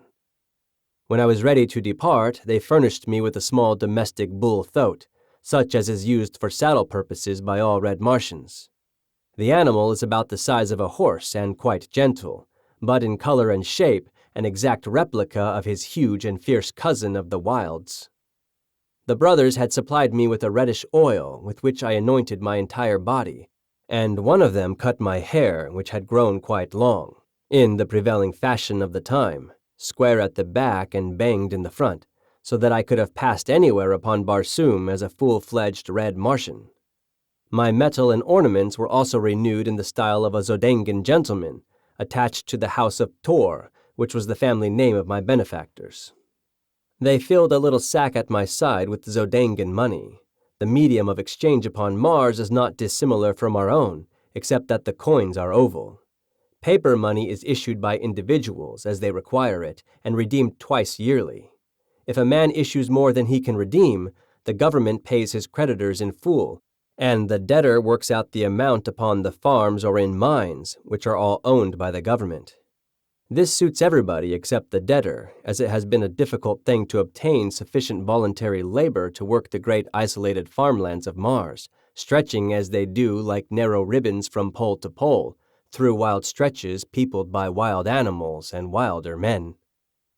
When I mentioned my inability to repay them for their kindness to me, they assured me that I would have ample opportunity if I lived long upon Barsoom, and, bidding me farewell, they watched me until I was out of sight upon the broad white turnpike. Chapter 21. An Air Scout for Zodenga. As I proceeded on my journey toward Zodenga, many strange and interesting sights arrested my attention, and at several farmhouses where I stopped, I learned a number of new and instructive things concerning the methods and manners of Barsoom. The water which supplies the farms of Mars is collected in immense underground reservoirs at either pole from the melting ice caps, and pumped through long conduits to the various populated centers. Along either side of these conduits, and extending their entire length, lie the cultivated districts. These are divided into tracts of about the same size, each tract being under the supervision of one or more government officers. Instead of flooding the surface of the fields and thus wasting immense quantities of water by evaporation, the precious liquid is carried underground through a vast network of small pipes directly to the roots of the vegetation. The crops upon Mars are always uniform, for there are no droughts, no rains, no high winds, and no insects or destroying birds. On this trip I tasted the first meat I had eaten since leaving Earth, large, juicy steaks and chops from the well-fed domestic animals of the farms. I also enjoyed luscious fruits and vegetables, but not a single article of food which was exactly similar to anything on Earth. Every plant and flower and vegetable and animal has been so refined by ages of careful scientific cultivation and breeding that the like of them on Earth dwindled into pale, gray, characterless nothingness by comparison. At a second stop, I met some highly cultivated people of the noble class, and while in conversation, we chanced to speak of helium. One of the older men had been there on diplomatic mission several years before and spoke with regret of the conditions which seemed destined ever to keep these two countries at war. "Helium," he said, "rightly boasts the most beautiful women of Barsoom, and of all her treasures the wondrous daughter of Mors Kajak, Deja Thoris, is the most exquisite flower. Why," he added, "the people really worship the ground she walks upon, and since her loss on that ill-starred expedition, all Helium has been draped in mourning. That our ruler should have attacked the disabled fleet as it was returning to Helium was but another of his awful blunders, which I fear will sooner or later compel Zodenga to elevate a wiser man to his place. Even now, though our victorious armies are surrounding Helium, the people of Zodenga are voicing their displeasure, for the war is not a popular one, since it is not based on right or justice. Our forces took advantage of the absence of the principal fleet of Helium on their search for the princess, and so we have been able easily to reduce the city to a sorry plight. It is said that she will fall within the next few passages of the further moon." "And what, think you, may have been the fate of Princess Deja Thoris?" I asked as casually as possible. "She is dead," he answered. "This much was learned from a green warrior recently captured by our forces in the south. She escaped from the hordes of Thark with a strange creature of another world, only to fall into the hands of the war hoons. Their thoats were found wandering upon the sea bottom, and evidences of a bloody conflict were discovered nearby." While this information was in no way reassuring, neither was it at all conclusive proof of the death of Deja Thoris, and so I determined to make every effort possible to reach Helium as quickly as I could, and carry to Tardos Mor such news of his granddaughter's possible whereabouts as lay in my power. 10 days after leaving the 3 Tor brothers, I arrived at Zodenga. From the moment that I had come in contact with the red inhabitants of Mars, I had noticed that Woola drew a great amount of unwelcome attention to me, since the huge brute belonged to a species which is never domesticated by the red men. Were one to stroll down Broadway with a Numidian lion at his heels, the effect would be somewhat similar to that which I should have produced had I entered Zodenga with Woola. The very thought of parting with the faithful fellow caused me so great regret and genuine sorrow that I put it off until just before we arrived at the city's gates. But then, finally, it became imperative that we separate. Had nothing further than my own safety or pleasure been at stake, no argument could have prevailed upon me to turn away the one creature upon Barsoom that had never failed in a demonstration of affection and loyalty. But as I would willingly have offered my life in the service of her in search of whom I was about to challenge the unknown dangers of this, to me, mysterious city, I could not permit even Woola's life to threaten the success of my venture, much less his momentary happiness, for I doubted not he soon would forget me. And so I bade the poor beast an affectionate farewell, promising him, however, that if I came through my adventure in safety, that in some way I should find the means to search him out. He seemed to understand me fully, and when I pointed back in the direction of Thark, he turned sorrowfully away, nor could I bear to watch him go, but resolutely set my face toward Zodenga, and with a touch of heart-sickness approached her frowning walls. The letter I bore from them gained me immediate entrance to the vast, walled city. It was still very early in the morning, and the streets were practically deserted. The residences, raised high upon their metal columns, resembled huge rookeries, while the uprights themselves presented the appearance of steel tree trunks. The shops, as a rule, were not raised from the ground, nor were their doors bolted or barred, since thievery is practically unknown upon Barsoom. Assassination is the ever-present fear of all Barsoomians, and for this reason alone their homes are raised high above the ground at night, or in times of danger. The Tor brothers had given me explicit directions for reaching the point of the city where I could find living accommodations, and be near the offices of the government agents to whom they had given me letters. My way led to the central square or plaza, which is a characteristic of all Martian cities. The plaza of Zodenga covers a square mile and is bounded by the palaces of the Jedek, the Jeds, and other members of the royalty and nobility of Zodenga, as well as by the principal public buildings, cafes, and shops.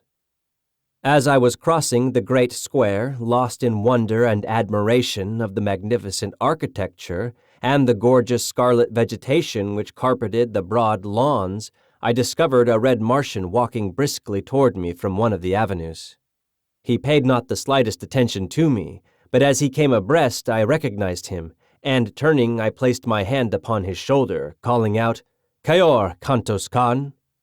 Like lightning he wheeled, and before I could so much as lower my hand, the point of his long sword was at my breast. "Who are you?"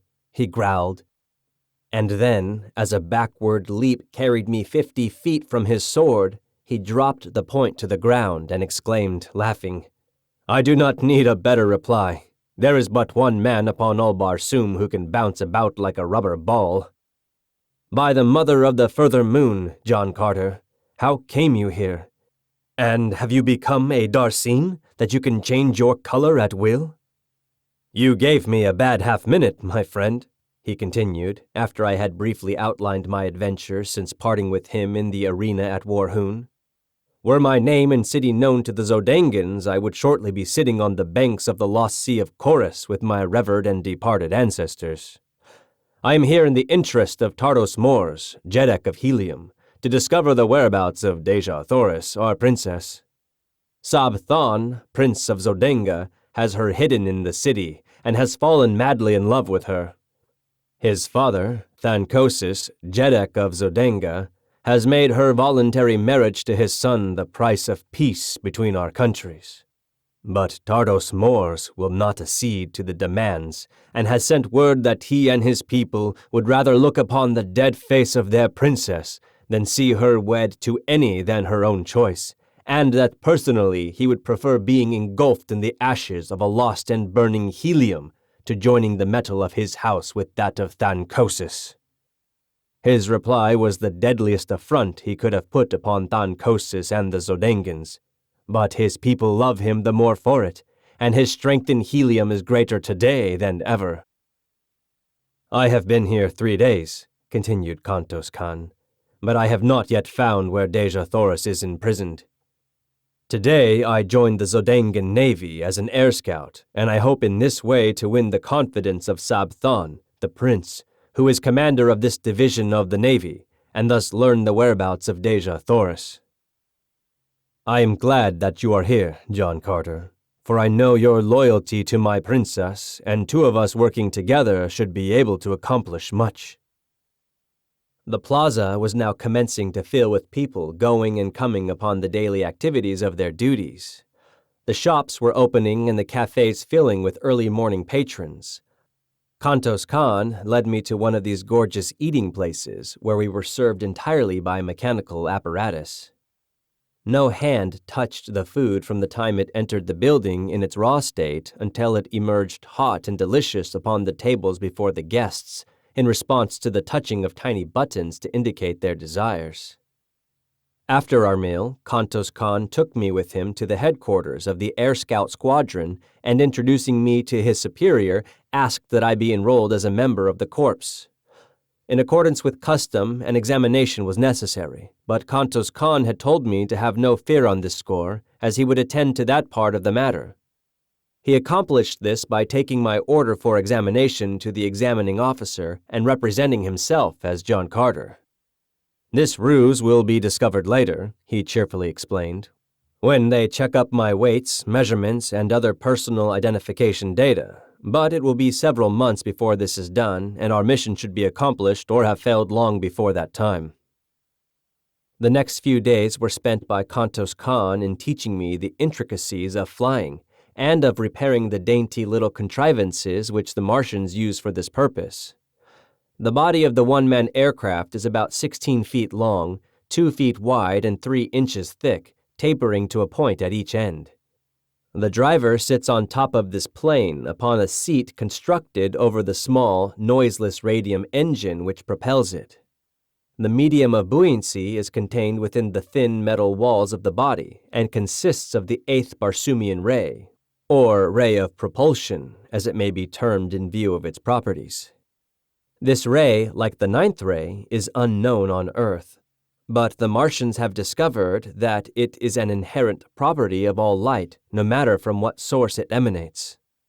They have learned that it is the solar 8th ray which propels the light of the sun to the various planets, and that it is the individual 8th ray of each planet which reflects or propels the light thus obtained out into space once more.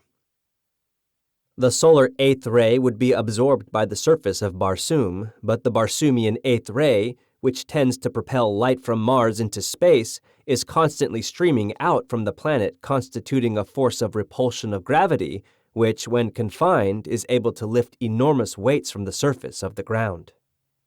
It is this ray which has enabled them to so perfect aviation that battleships, far outweighing anything known upon Earth, sail as gracefully and lightly through the thin air of Barsoom as a toy balloon in the heavy atmosphere of Earth. During the early years of the discovery of this ray, many strange accidents occurred before the Martians learned to measure and control the wonderful power they had found. In one instance, some 900 years before, the first great battleship to be built with 8th ray reservoirs was stored with too great a quantity of the rays, and as she sailed up from helium with 500 officers and men, never to return. Her power of repulsion for the planet was so great that it had carried her far into space, where she can be seen today by the aid of powerful telescopes, hurtling through the heavens 10,000 miles from Mars. A tiny satellite that will thus encircle Barsoom to the end of time. The 4th day after my arrival at Zodenga, I made my first flight, and as a result of it, I won a promotion which included quarters in the palace of Thankosis. As I rose above the city, I circled several times, as I had seen Kantos Khan do, and then throwing my engine into top speed, I raced at terrific velocity toward the south, following one of the great waterways which enter Zodenga from that direction. I had traversed perhaps 200 miles in a little less than an hour when I descried far below me a party of 3 green warriors racing madly toward a small figure on foot, which seemed to be trying to reach the confines of one of the walled fields. Dropping my machine rapidly toward them, and circling to the rear of the warriors, I soon saw that the object of their pursuit was a red Martian wearing the metal of the scout squadron to which I was attached. A short distance away lay his tiny flyer, surrounded by the tools with which he had evidently been occupied in repairing some damage when surprised by the green warriors. They were now almost upon him, their flying mounts charging down on the relatively puny figure at terrific speed, while the warriors leaned low to the right with their great metal-shod spears. Each seemed striving to be the first to impel the poor Zodengan, and in another moment his fate would have been sealed had it not been for my timely arrival. Driving my fleet aircraft at high speed directly behind the warriors, I soon overtook them, and without diminishing my speed, I rammed the prow of my little flyer between the shoulders of the nearest. The impact, sufficient to have torn through inches of solid steel, hurled the fellow's headless body into the air over the head of his throat, where it fell sprawling upon the moss. The mounts of the other 2 warriors turned squealing in terror and bolted in opposite directions. Reducing my speed, I circled and came to the ground at the feet of the astonished Zodengan. He was warm in his thanks for my timely aid, and promised that my day's work would bring the reward it merited, for it was none other than a cousin of the Jeddak of Zodenga whose life I had saved. We wasted no time in talk, as we knew that the warriors would surely return as soon as they had gained control of their mounts. Hastening to his damaged machine, we were bending every effort to finish the needed repairs, and had almost completed them when we saw the 2 green monsters returning at top speed from opposite sides of us. When they had approached within 100 yards, their throats again became unmanageable and absolutely refused to advance further toward the aircraft which had frightened them. The warriors finally dismounted, and hobbling their animals advanced toward us on foot with drawn longswords. I advanced to meet the larger, telling the Zodangan to do the best he could with the other. Finishing my man with almost no effort, as had now from much practice become habitual with me, I hastened to return to my new acquaintance, whom I found indeed in desperate straits. He was wounded and down with the huge foot of his antagonist upon his throat, and the great longsword raised to deal the final thrust. With a bound, I cleared the 50 feet intervening between us, and with outstretched point, drove my sword completely through the body of the green warrior. His sword fell, harmless, to the ground, and he sank limply upon the prostrate form of the Zodangan. A cursory examination of the latter revealed no mortal injuries, and after a brief rest, he asserted that he felt fit to attempt the return voyage. He would have to pilot his own craft, however, as these frail vessels are not intended to convey but a single person. Quickly completing the repairs, we rose together into the still, cloudless Martian sky, and at great speed and without further mishap, returned to Zodanga. As we neared the city, we discovered a mighty concourse of civilians and troops assembled upon the plain before the city. The sky was black with naval vessels and private and public pleasure craft, flying long streamers of gay-colored silks and banners and flags of odd and picturesque design. My companion signaled that I slow down, and running his machine close beside mine, suggested that we approach and watch the ceremony, which, he said, was for the purpose of conferring honors on individual officers and men for bravery and other distinguished service. He then unfurled a little ensign which denoted that his craft bore a member of the royal family of Zodanga, and together we made our way through the maze of low-lying air vessels until we hung directly over the jeddak of Zodanga and his staff. All were mounted upon the small domestic bull thoats of the Red Martians, and their trappings and ornamentation bore such a quantity of gorgeously colored feathers that I could not but be struck with the startling resemblance the concourse bore to a band of the Red Indians of my own earth. One of the staff called the attention of Thankosis to the presence of my companion above them, and the ruler motioned for him to descend. As they waited for the troops to move into position facing the jeddak, the two talked earnestly together, the jeddak and his staff occasionally glancing up at me. I could not hear their conversation, and presently it ceased, and all dismounted, as the last body of troops had wheeled into position before their emperor. A member of the staff advanced toward the troops, and calling the name of a soldier, commanded him to advance. The officer then recited the nature of the heroic act which had won the approval of the jeddak, and the latter advanced and placed a metal ornament upon the left arm of the lucky man. 10 men had been so decorated when the aide called out, "John Carter, Air Scout!" Never in my life had I been so surprised, but the habit of military discipline is strong within me, and I dropped my little machine lightly to the ground and advanced on foot as I had seen the others do. As I halted before the officer, he addressed me in a voice audible to the entire assemblage of troops and spectators. "In recognition, John Carter," he said, "of your remarkable courage and skill in defending the person of the cousin of the jeddak Thankosis and single-handed vanquishing 3 green warriors, it is the pleasure of our jeddak to confer on you the mark of his esteem." Thankosis then advanced toward me, and placing an ornament upon me, said, "My cousin has narrated the details of your wonderful achievement, which seems little short of miraculous, and if you can so well defend a cousin of the jeddak, how much better could you defend the person of the jeddak himself? You are therefore appointed a padwar of the guards, and will be quartered in my palace hereafter." I thanked him, and at his direction joined the members of his staff. After the ceremony, I returned my machine to its quarters on the roof of the barracks of the Air Scout Squadron, and with an orderly from the palace to guide me, I reported to the officer in charge of the palace. Chapter 22. I Find Deja. The major domo to whom I reported had been given instructions to station me near the person of the jeddak, who, in time of war, is always in great danger of assassination, as the rule that all is fair in war seems to constitute the entire ethics of Martian conflict.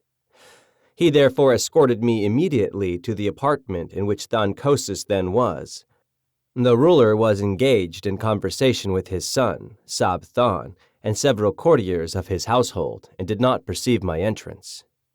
The walls of the apartment were completely hung with splendid tapestries which hid any windows or doors which may have pierced them. The room was lighted by imprisoned rays of sunshine held between the ceiling proper and what appeared to be the ground glass false ceiling a few inches below. My guide drew aside one of the tapestries, disclosing a passage which encircled the room, between the hangings and the walls of the chamber.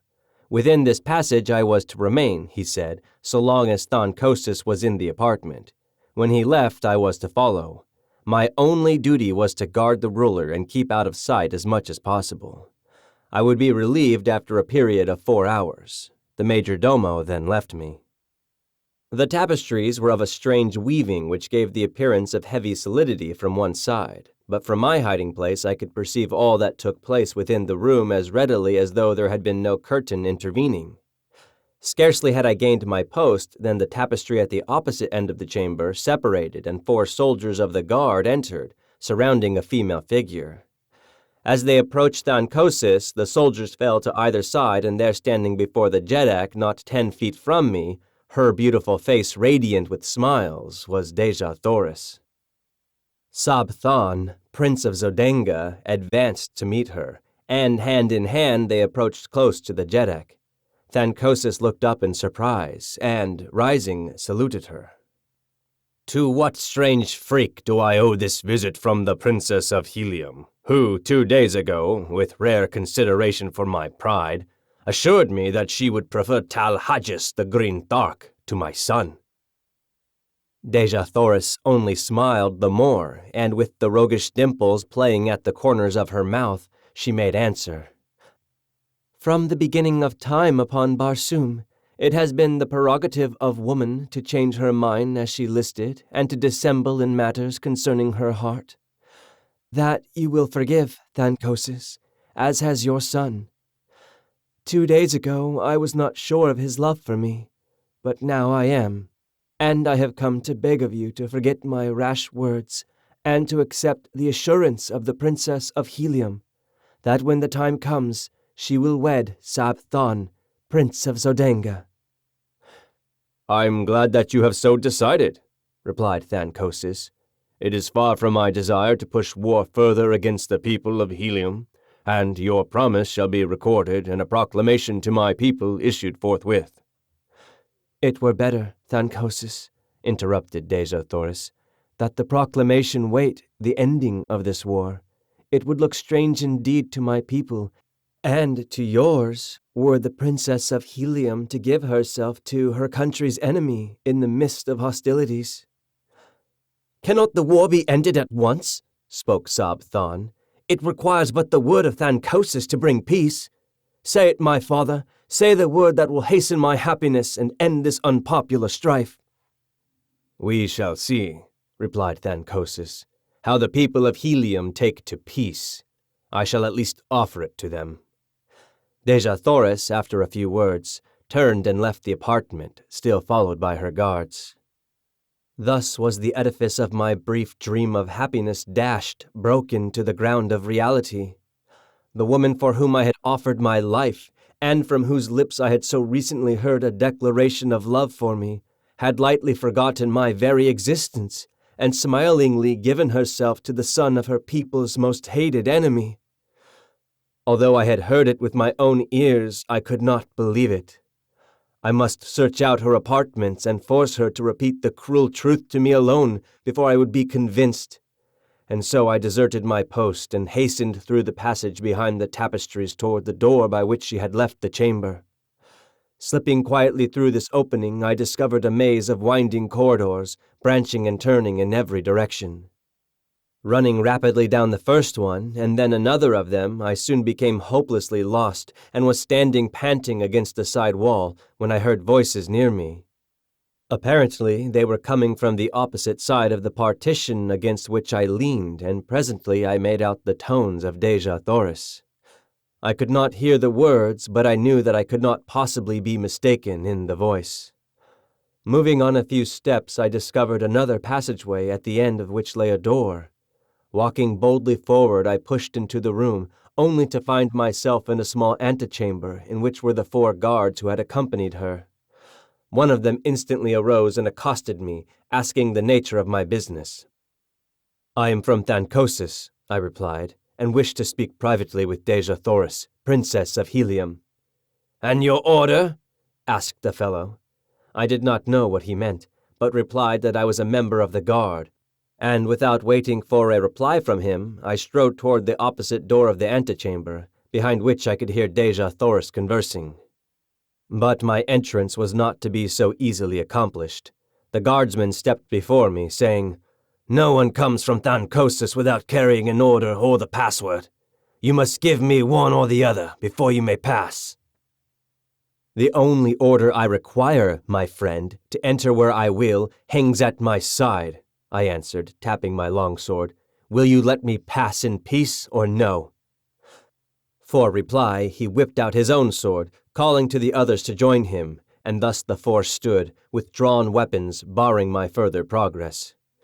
"You are not here by the order of Thancosis," cried the one who had first addressed me, "and not only shall you not enter the apartments of the Princess of Helium, but you shall go back to Thancosis under guard to explain this unwarranted temerity. Throw down your sword. You cannot hope to overcome 4 of us," he added with a grim smile. My reply was a quick thrust, which left me but 3 antagonists, and I can assure you that they were worthy of my mettle. They had me backed against the wall in no time, fighting for my life. Slowly I worked my way to a corner of the room where I could force them to come at me only one at a time, and thus we fought upward of 20 minutes, the clanging of steel on steel producing a veritable bedlam in the little room. The noise had brought Dejah Thoris to the door of her apartment, and there she stood throughout the conflict with Sola at her back, peering over her shoulder. Her face was set and emotionless, and I knew that she did not recognize me, nor did Sola. Finally, a lucky cut brought down a second guardsman, and then, with only 2 opposing me, I changed my tactics and rushed them down after the fashion of my fighting that had won me many a victory. The third fell within 10 seconds after the second, and the last lay dead upon the bloody floor a few moments later. They were brave men and noble fighters, and it grieved me that I had been forced to kill them, but I would have willingly depopulated all Barsoom could I have reached the side of my Dejah Thoris in no other way. Sheathing my bloody blade, I advanced toward my Martian princess, who still stood mutely gazing at me without sign of recognition. "Who are you, Zodangan?" she whispered. "Another enemy to harass me in my misery." "I am a friend," I answered. "A once cherished friend." "No friend of Helium's princess wears that metal," she replied. "And yet the voice, I have heard it before. It is not, it cannot be. No, for he is dead." "It is, though, my princess, none other than John Carter," I said. "Do you not recognize, even through paint and strange metal, the heart of your chieftain?" As I came close to her, she swayed toward me with outstretched hands, but as I reached to take her in my arms, she drew back with a shudder and a little moan of misery. Too late, she grieved. "Oh, my chieftain that was, and whom I thought dead, had you but returned 1 little hour before! But now it is too late.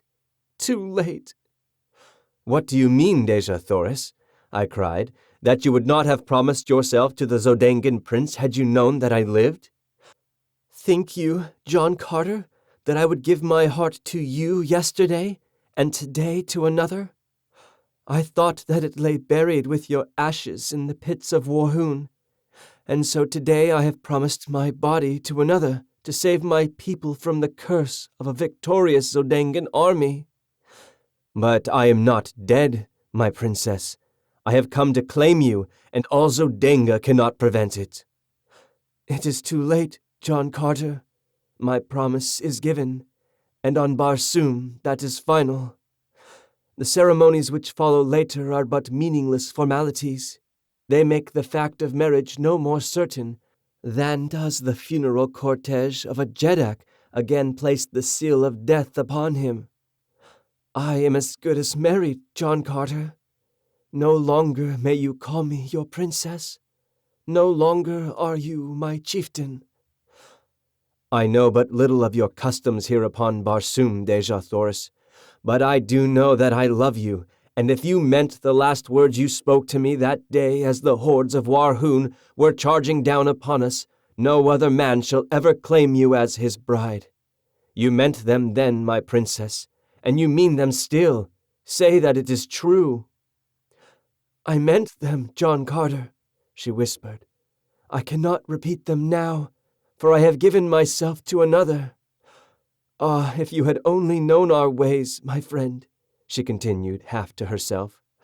The promise would have been yours long months ago, and you could have claimed me before all others. It might have meant the fall of Helium, but I would have given my empire for the Tharkian chief. Then aloud she said, Do you remember the night when you offended me? You called me your princess without having asked my hand of me, and then you boasted that you had fought for me. You did not know, and I should not have been offended. I see that now. But there was no one to tell you what I could not, that upon Barsoom there are two kinds of women in the cities of the red men. The one they fight for, that may ask them in marriage. The other kind they fight for also, but never ask their hands. When a man has won a woman, he may address her as his princess, or in any of the several terms which signify possession. You had fought for me, but had never asked me in marriage, and so when you called me your princess, you see, she faltered. I was hurt, but even then, John Carter, I did not repulse you as I should have done, until you made it doubly worse by taunting me with having won me through combat.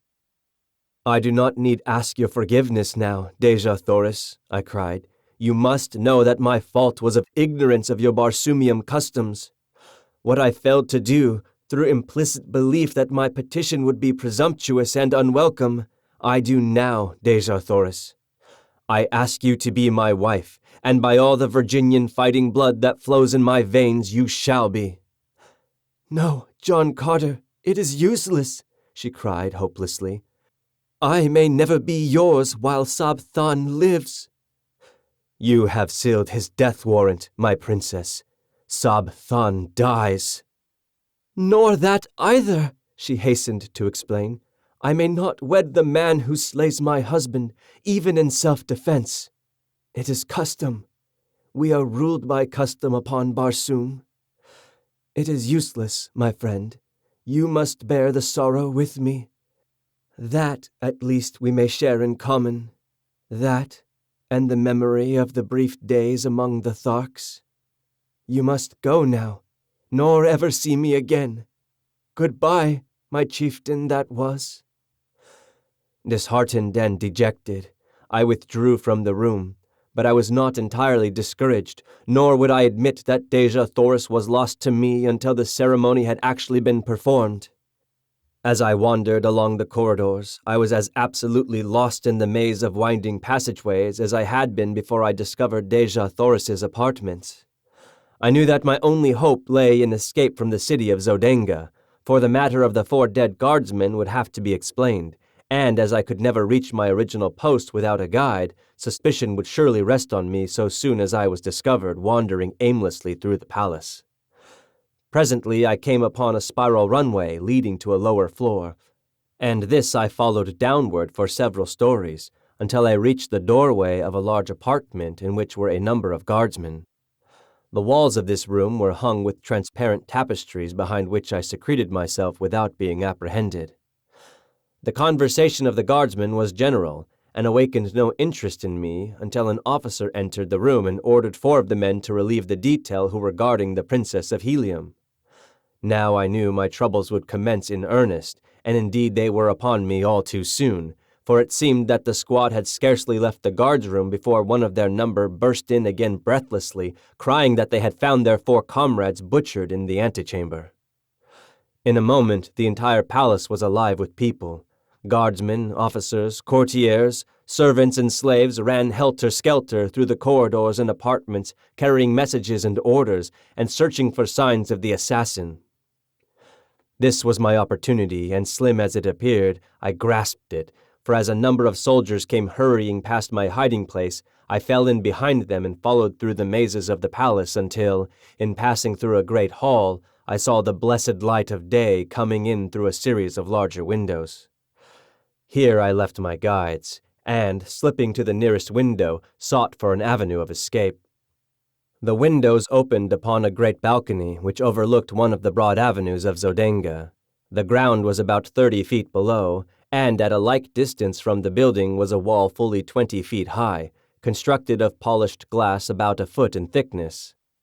To a red Martian, escape by this path would have appeared impossible. But to me, with my earthly strength and agility, it seemed already accomplished. My only fear was in being detected before darkness fell, for I could not make the leap in broad daylight while the court below and the avenue beyond were crowded with Zodengans. Accordingly, I searched for a hiding place and finally found one by accident, inside a huge hanging ornament which swung from the ceiling of the hall and about 10 feet from the floor. Into the capacious, bowl-like vase I sprang with ease, and scarcely had I settled down within it than I heard a number of people enter the apartment.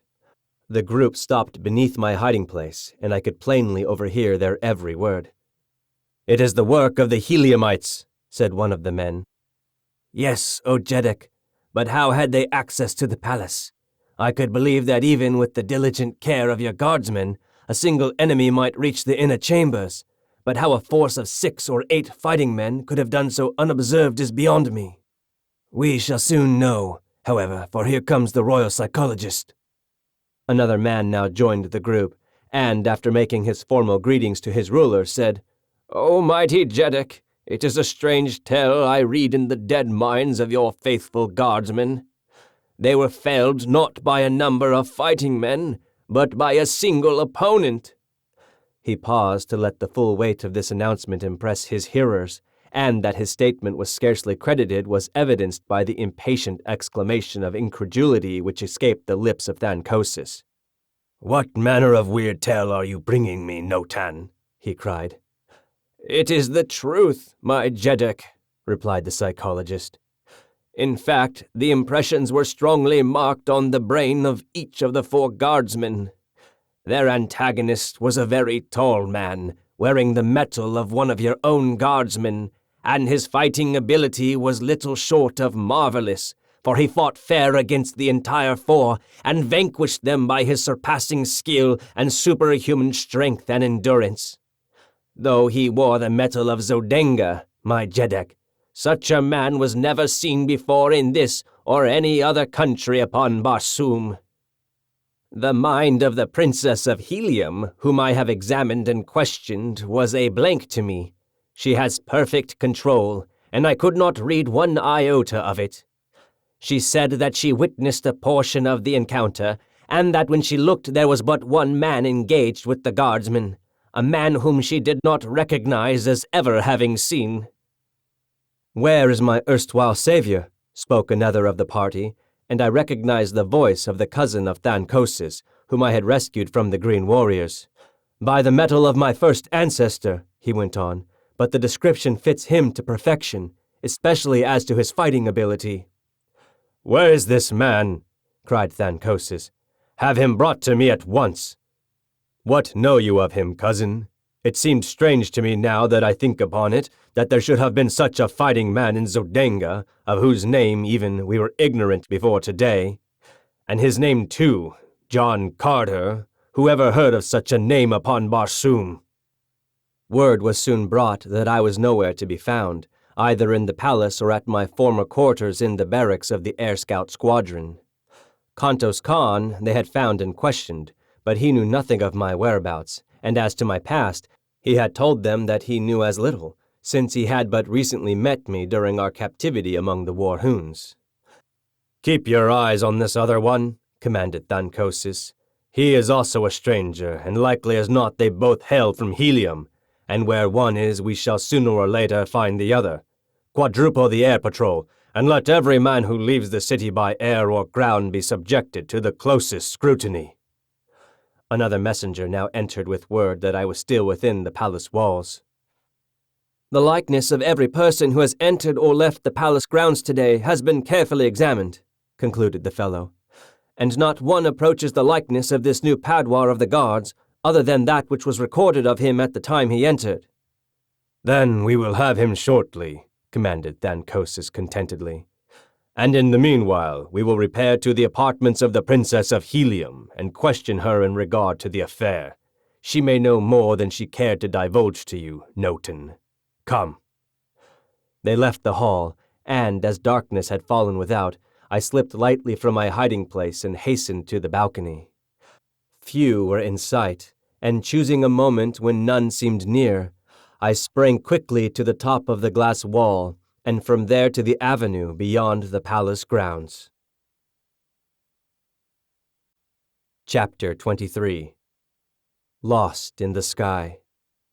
Without effort at concealment, I hastened to the vicinity of our quarters, where I felt sure I should find Kantos Khan. As I neared the building, I became more careful, as I judged, and rightly, that the place would be guarded. Several men in civilian metal loitered near the front entrance, and in the rear were others. My only means of reaching, unseen, the upper story where our apartments were situated was through an adjoining building, and after considerable maneuvering, I managed to attain the roof of a shop several doors away. Leaping from roof to roof, I soon reached an open window in the building where I hoped to find the Heliumite, and in another moment I stood in the room before him. He was alone and showed no surprise at my coming, saying he had expected me much earlier, as my tour of duty must have ended some time since. I saw that he knew nothing of the events of the day at the palace, and when I had enlightened him, he was all excitement. The news that Dejah Thoris had promised her hand to Sab Thon filled him with dismay. "It cannot be," he exclaimed. "It is impossible. Why, no man in all Helium but would prefer death to the selling of our loved princess to the ruling house of Sodenga. She must have lost her mind to have assented to such an atrocious bargain. You, who do not know how we of Helium love the members of our ruling house, cannot appreciate the horror with which I contemplate such an unholy alliance. What can be done, John Carter?" he continued. "You are a resourceful man. Can you not think of some way to save Helium from this disgrace?" "If I can come within sword's reach of Sab Thon," I answered, "I can solve the difficulty in so far as Helium is concerned.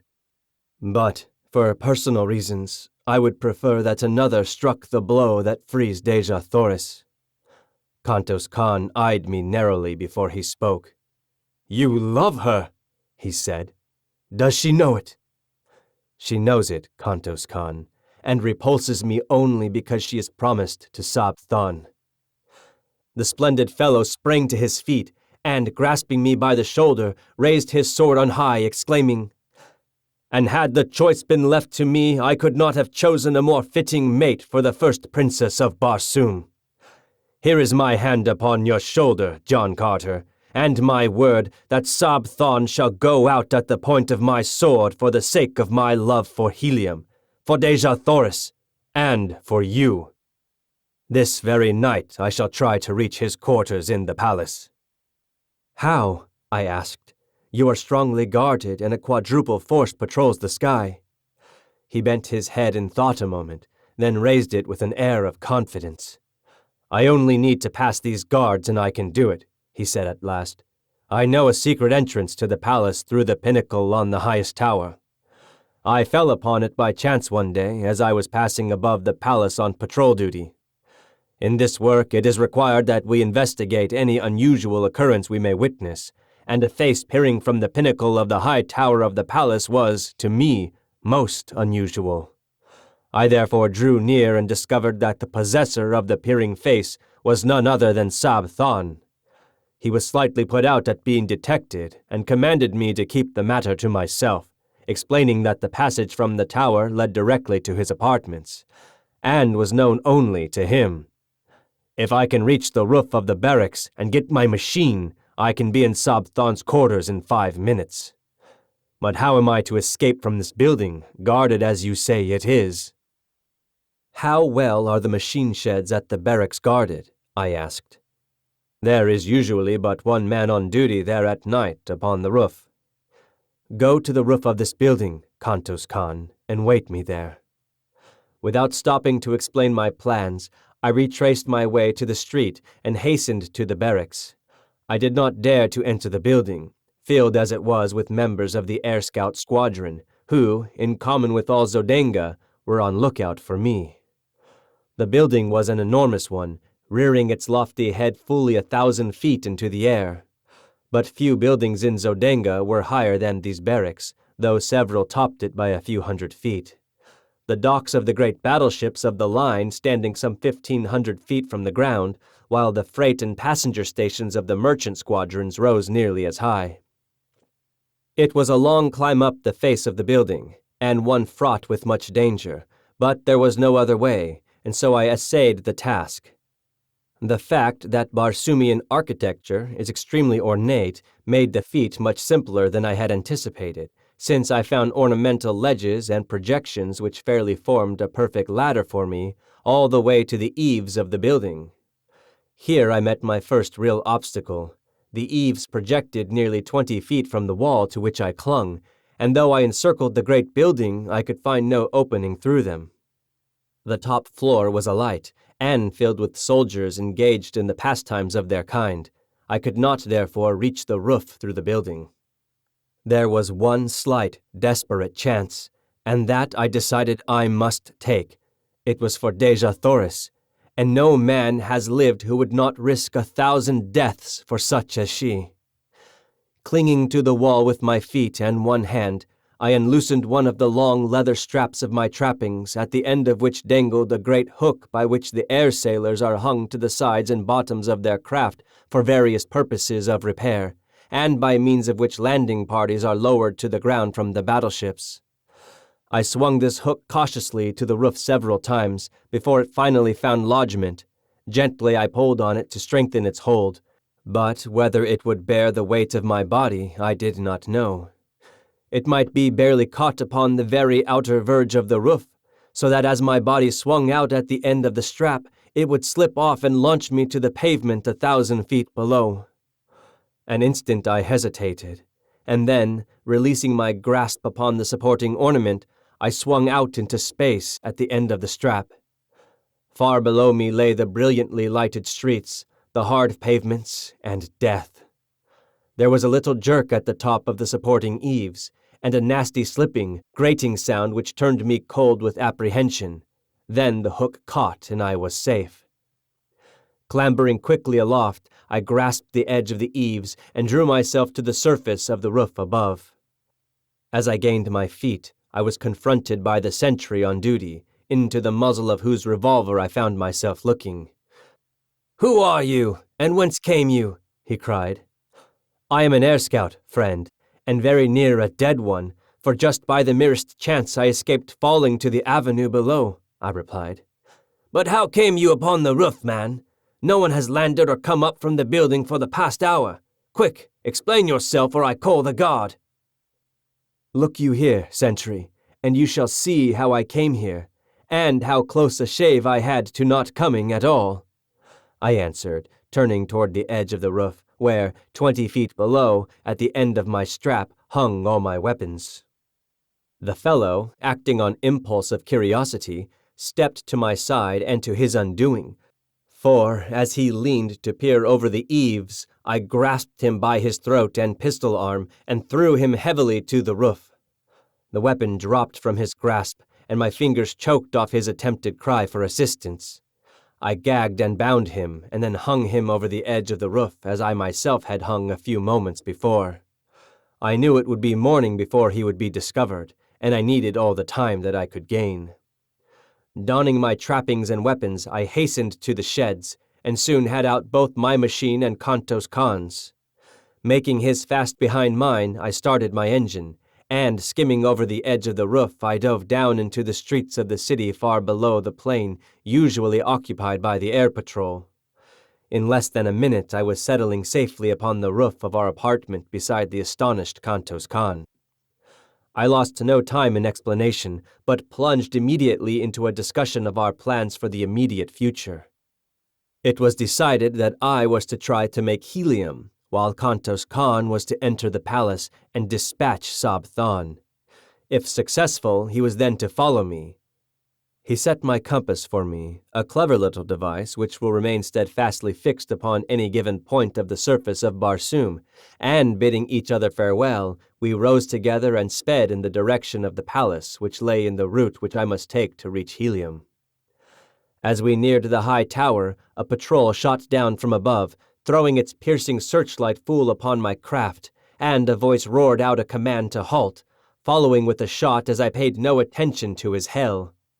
Kantos Khan dropped quickly into the darkness, while I rose steadily and at a terrific speed raced through the Martian sky, followed by a dozen of the air scout craft which had joined the pursuit, and later by a swift cruiser carrying 100 men and a battery of rapid-fire guns.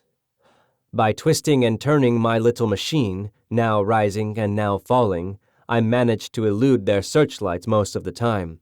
But I was also losing ground by these tactics, and so I decided to hazard everything on a straightaway course and leave the result to fate and the speed of my machine. Kantos Khan had shown me a trick of gearing, which is known only to the Navy of Helium, that greatly increased the speed of our machines, so that I felt sure I could distance my pursuers if I could dodge their projectiles for a few moments. As I sped through the air, the screeching of the bullets around me convinced me that only by a miracle could I escape, but the die was cast, and throwing on full speed, I raced a straight course toward helium. Gradually, I left my pursuers further and further behind, and I was just congratulating myself on my lucky escape when a well-directed shot from the cruiser exploded at the prow of my little craft. The concussion nearly capsized her, and with a sickening plunge she hurtled downward through the dark night. How far I fell before I regained control of the plane, I do not know, but I must have been very close to the ground when I started to rise again, as I plainly heard the squealing of animals below me. Rising again, I scanned the heavens for my pursuers, and finally making out their lights far behind me, saw that they were landing, evidently in search of me. Not until their lights were no longer discernible did I venture to flash my little lamp upon my compass, and then I found to my consternation that a fragment of the projectile had utterly destroyed my only guide, as well as my speedometer. It was true I could follow the stars in the general direction of helium, but without knowing the exact location of the city or the speed at which I was traveling, my chances for finding it were slim. Helium lies 1,000 miles southwest of Zodenga, and with my compass intact, I should have made the trip, barring accidents, in between 4 and 5 hours. As it turned out, however, morning found me speeding over a vast expanse of Dead Sea bottom after nearly 6 hours of continuous flight at high speed. Presently, a great city showed below me, but it was not helium, as that alone of all Barsoomian metropolises consists in 2 immense, circular walled cities about 75 miles apart, and would have been easily distinguishable from the altitude at which I was flying. Believing that I had come too far to the north and west, I turned back in a southeasterly direction, passing during the forenoon several other large cities, but none resembling the description which Kantos Khan had given me of helium. In addition to the twin city formation of helium, another distinguishing feature is the 2 immense towers, one of vivid scarlet rising nearly a mile into the air from the center of one of the cities, while the other, of bright yellow and of the same height, marks her sister. Chapter 24. Tars Tarkas finds a friend.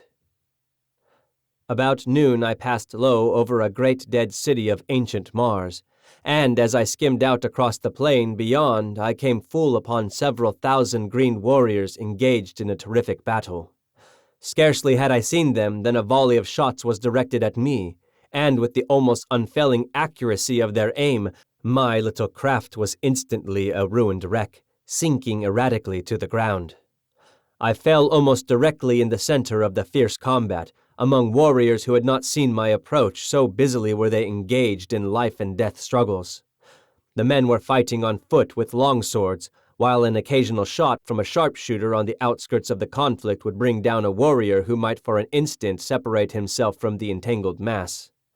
As my machine sank among them, I realized that it was fight or die, with good chances of dying in any event, and so I struck the ground with drawn longsword, ready to defend myself as I could. I fell beside a huge monster who was engaged with 3 antagonists, and as I glanced at his fierce face, filled with the light of battle, I recognized Tars Tarkas the Thark. He did not see me, as I was a trifle behind him, and just then the 3 warriors opposing him, and whom I recognized as Warhoons, charged simultaneously. The mighty fellow made quick work of one of them, but in stepping back for another thrust, he fell over a dead body behind him and was downed and at the mercy of his foes in an instant. Quick as lightning they were upon him, and Tars Tarkas would have been gathered to his fathers in short order, had I not sprung before his prostrate form and engaged his adversaries. I had accounted for one of them when the mighty Thark regained his feet and quickly settled the other. He gave me one look, and a slight smile touched his grim lip as, touching my shoulder, he said, "I would scarcely recognize you, John Carter, but there is no other mortal upon Barsoom who would have done what you have for me. I think I have learned that there is such a thing as friendship, my friend." He said no more, nor was there opportunity, for the Warhoons were closing in about us, and together we fought, shoulder to shoulder, during all that long, hot afternoon until the tide of battle turned and the remnant of the fierce Warhoon horde fell back upon their throats and fled into the gathering darkness. 10,000 men had been engaged in that titanic struggle, and upon the field of battle lay 3,000 dead. Neither side asked or gave quarter, nor did they attempt to take prisoners. On our return to the city after the battle, we had gone directly to Tars Tarkas' quarters, where I was left alone while the chieftain attended the customary council which immediately follows an engagement. As I sat awaiting the return of the Green Warrior, I heard something move in an adjoining apartment, and as I glanced up, there rushed suddenly upon me a huge and hideous creature, which bore me backward upon the pile of silks and furs upon which I had been reclining. It was Woola. Faithful, loving Woola. He had found his way back to Thark, and, as Tars Tarkas later told me, had gone immediately to my former quarters where he had taken up his pathetic and seemingly hopeless watch for my return. "Tal Hadges knows that you are here, John Carter," said Tars Tarkas, on his return from the Jedek's quarters. "Sarkoja saw and recognized you as we were returning. Tal Hadges has ordered me to bring you before him tonight. I have 10 thoughts, John Carter. You may take your choice from among them, and I will accompany you to the nearest waterway that leads to Helium. Tars Tarkas may be a cruel green warrior, but he can be a friend as well. Come, we must start." "And when you return, Tars Tarkas?" I asked. "The wild Callets, possibly, or worse," he replied. "Unless I should chance to have the opportunity I have so long waited of battling with Tal Hadges." "We will stay, Tars Tarkas, and see Tal Hadges tonight. You shall not sacrifice yourself, and it may be that tonight you can have the chance you wait." He objected strenuously, saying that Tal Hadges often flew into wild fits of passion at the mere thought of the blow I had dealt him, and that if ever he laid his hands upon me, I would be subjected to the most horrible tortures. While we were eating, I repeated to Tars Tarkas the story which Sola had told me that night upon the sea bottom during the march to Thark. He said but little, but the great muscles of his face worked in passion and in agony at recollection of the horrors which had been heaped upon the only thing he had ever loved in all his cold, cruel, terrible existence. He no longer demurred when I suggested that we go before Tal Hadges, only saying that he would like to speak to Sarkoja first. At his request, I accompanied him to her quarters, and the look of venomous hatred she cast upon me was almost adequate recompense for any future misfortunes this accidental return to Thark might bring me. Sarkoja, said Tars Tarkis, 40 years ago, you were instrumental in bringing about the torture and death of a woman named Kozava.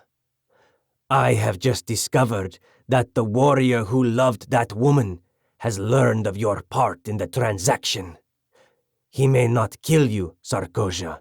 It is not our custom. But there is nothing to prevent him tying one end of a strap about your neck and the other end to a wild thoat, merely to test your fitness to survive and help perpetuate our race. Having heard that he would do this on the morrow, I thought it was only right to warn you, for I am just a man. The river Is but a short pilgrimage, Sarkoja. Come, John Carter. The next morning Sarkoja was gone, nor was she ever seen after. In silence we hastened to the Jedik's palace, where we were immediately admitted to his presence. In fact, he could scarcely wait to see me, and was standing erect upon his platform glowering at the entrance as I came in. "Strap him to that pillar!" he shrieked. "We shall see who it is dare strike the mighty Tal Hodges. Heat the irons. With my own hands I shall burn the eyes from his head, that he may not pollute my person with his vile gaze." "Chieftains of Thark," I cried, turning to the assembled council and ignoring Tal Hodges, "I have been a chief among you, and today I have fought for Thark shoulder to shoulder with her greatest warrior. You owe me at least a hearing. I have won that much today. You claim to be a just people." "Silence!" roared Tal Hodges. "Gag the creature and bind him as I command." "Justice, Tal Hodges!" exclaimed Lorquist Tomel. "Who are you to set aside the customs of ages among the Tharks?" "Yes, justice!" echoed a dozen voices, and so, while Tal Hodges fumed and frothed, I continued. "You are a brave people, and you love bravery. But where was your mighty Jeddak during the fighting today? I did not see him in the thick of battle. He was not there. He rends defenseless women and little children in his lair, but how recently has one of you seen him fight with men? Why, even I, a midget beside him, failed him with a single blow of my fist. Is it of such that the Tharks fashion their Jeddaks? There stands beside me now a great Thark, a mighty warrior, and a noble man. Chieftains, how sounds Tars Tarkis, Jeddak of Thark?" A roar of deep-toned applause greeted this suggestion. It but remains for this council to command, and Tal Hodges must prove his fitness to rule. Were he a brave man, he would invite Tars Tarkis to combat, for he does not love him, but Tal Hodges is afraid. Tal Hodges, your Jeddak, is a coward.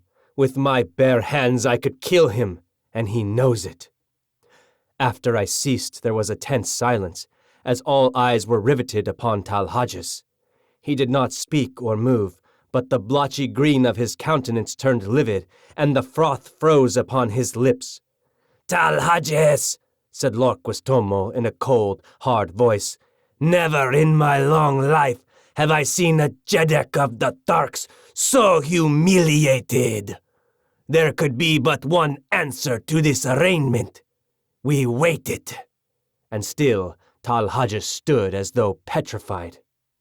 "Chieftains," continued Lorquist Tomel, "shall the Jeddak Tal Hodges prove his fitness to rule over Tars Tarkis?" There were 20 chieftains about the rostrum, and 20 swords flashed high in assent.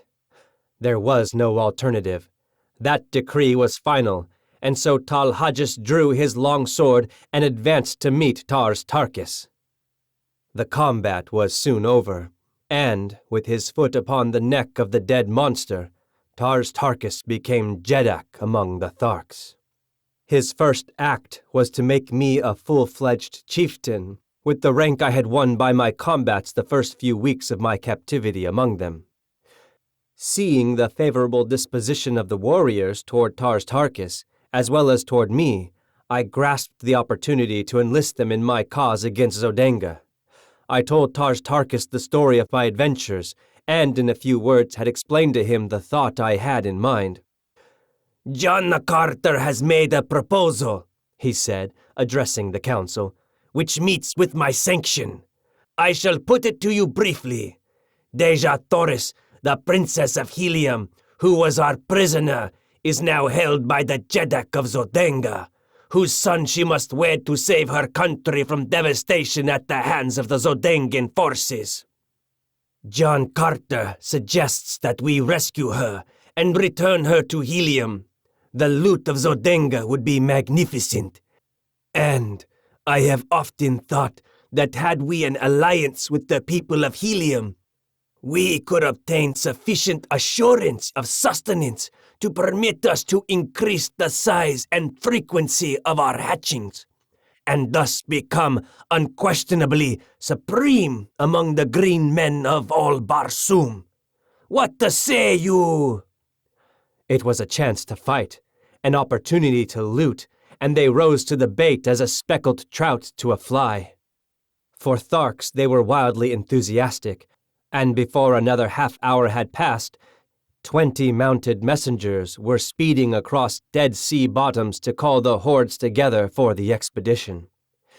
In 3 days we were on the march toward Zodenga, 100,000 strong, as Tars Tarkas had been able to enlist the services of 3 smaller hordes on the promise of the great loot of Zodenga.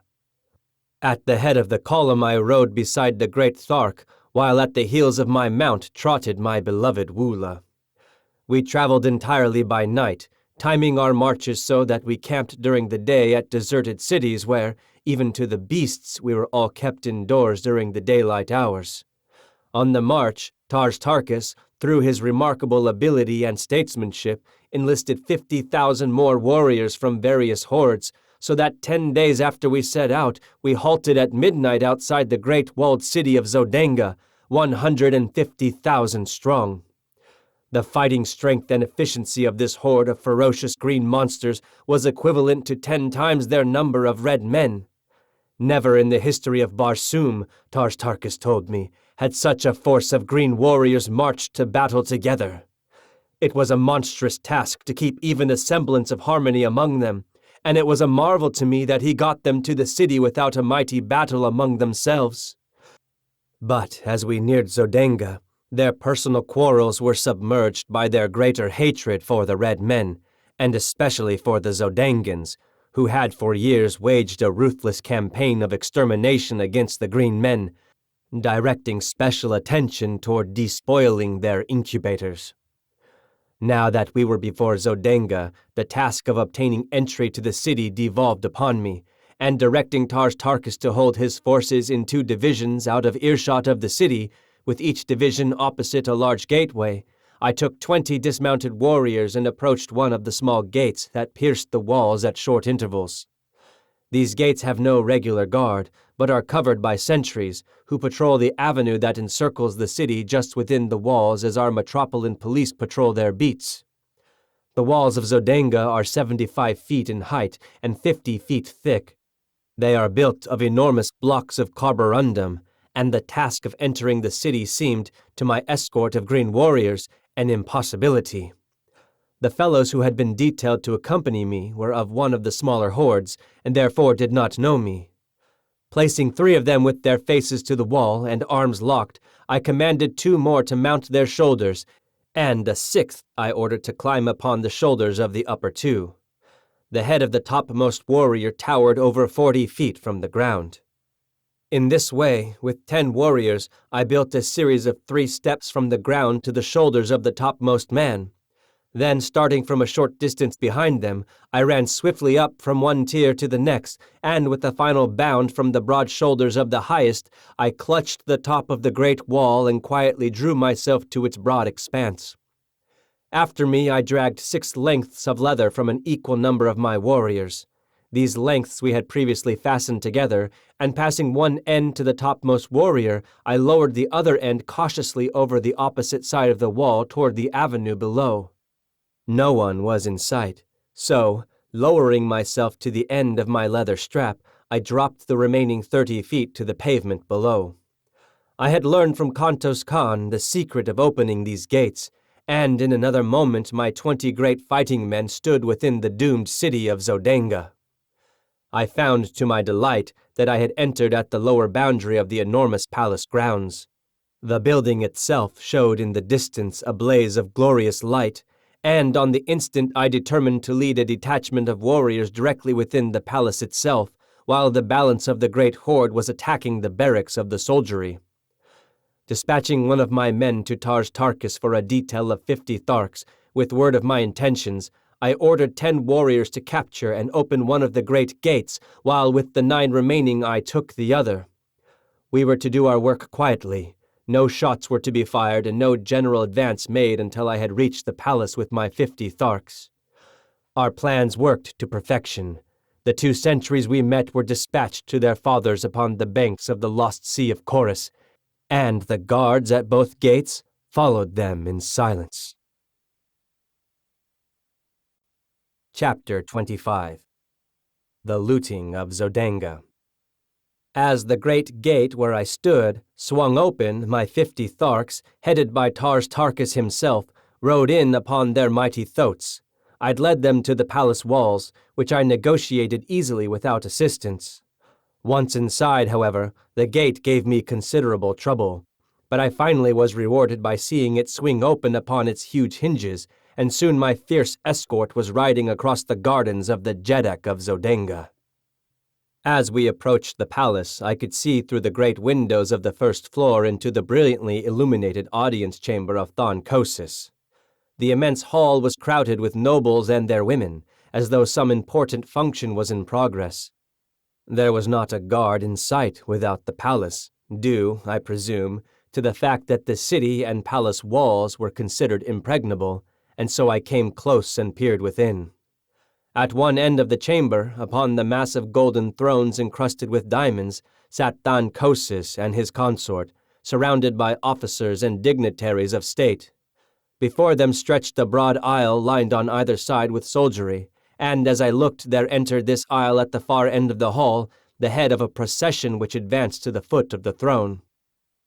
First there marched 4 officers of the Jeddak's guard, bearing a huge salver on which reposed, upon a cushion of scarlet silk, a great golden chain with a collar and padlock at each end. Directly behind these officers came 4 others carrying a similar salver, which supported the magnificent ornaments of a prince and princess of the reigning house of Zodenga. At the foot of the throne these 2 parties separated and halted, facing each other at opposite sides of the aisle. Then came more dignitaries, and the officers of the palace and of the army, and finally 2 figures entirely muffled in scarlet silk, so that not a feature of either was discernible. These 2 stopped at the foot of the throne, facing Thon Kosis. When the balance of the procession had entered and assumed their stations, Thon Kosis addressed the couple standing before him. I could not hear his words, but presently 2 officers advanced and removed the scarlet robe from one of the figures, and I saw that Kantos Khan had failed in his mission, for it was Sab Thon, Prince of Zodenga, who stood revealed before me.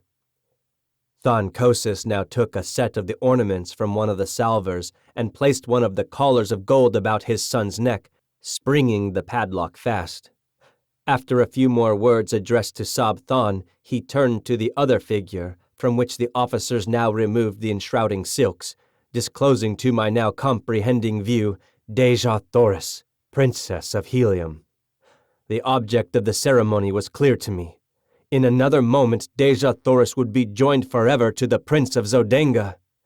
It was an impressive and beautiful ceremony, I presume, but to me it seemed the most fiendish sight I had ever witnessed, and as the ornaments were adjusted upon her beautiful figure and her collar of gold swung open in the hands of Thon Kosis, I raised my longsword above my head and with the heavy hilt I shattered the glass of the great window and sprang into the midst of the astonished assemblage.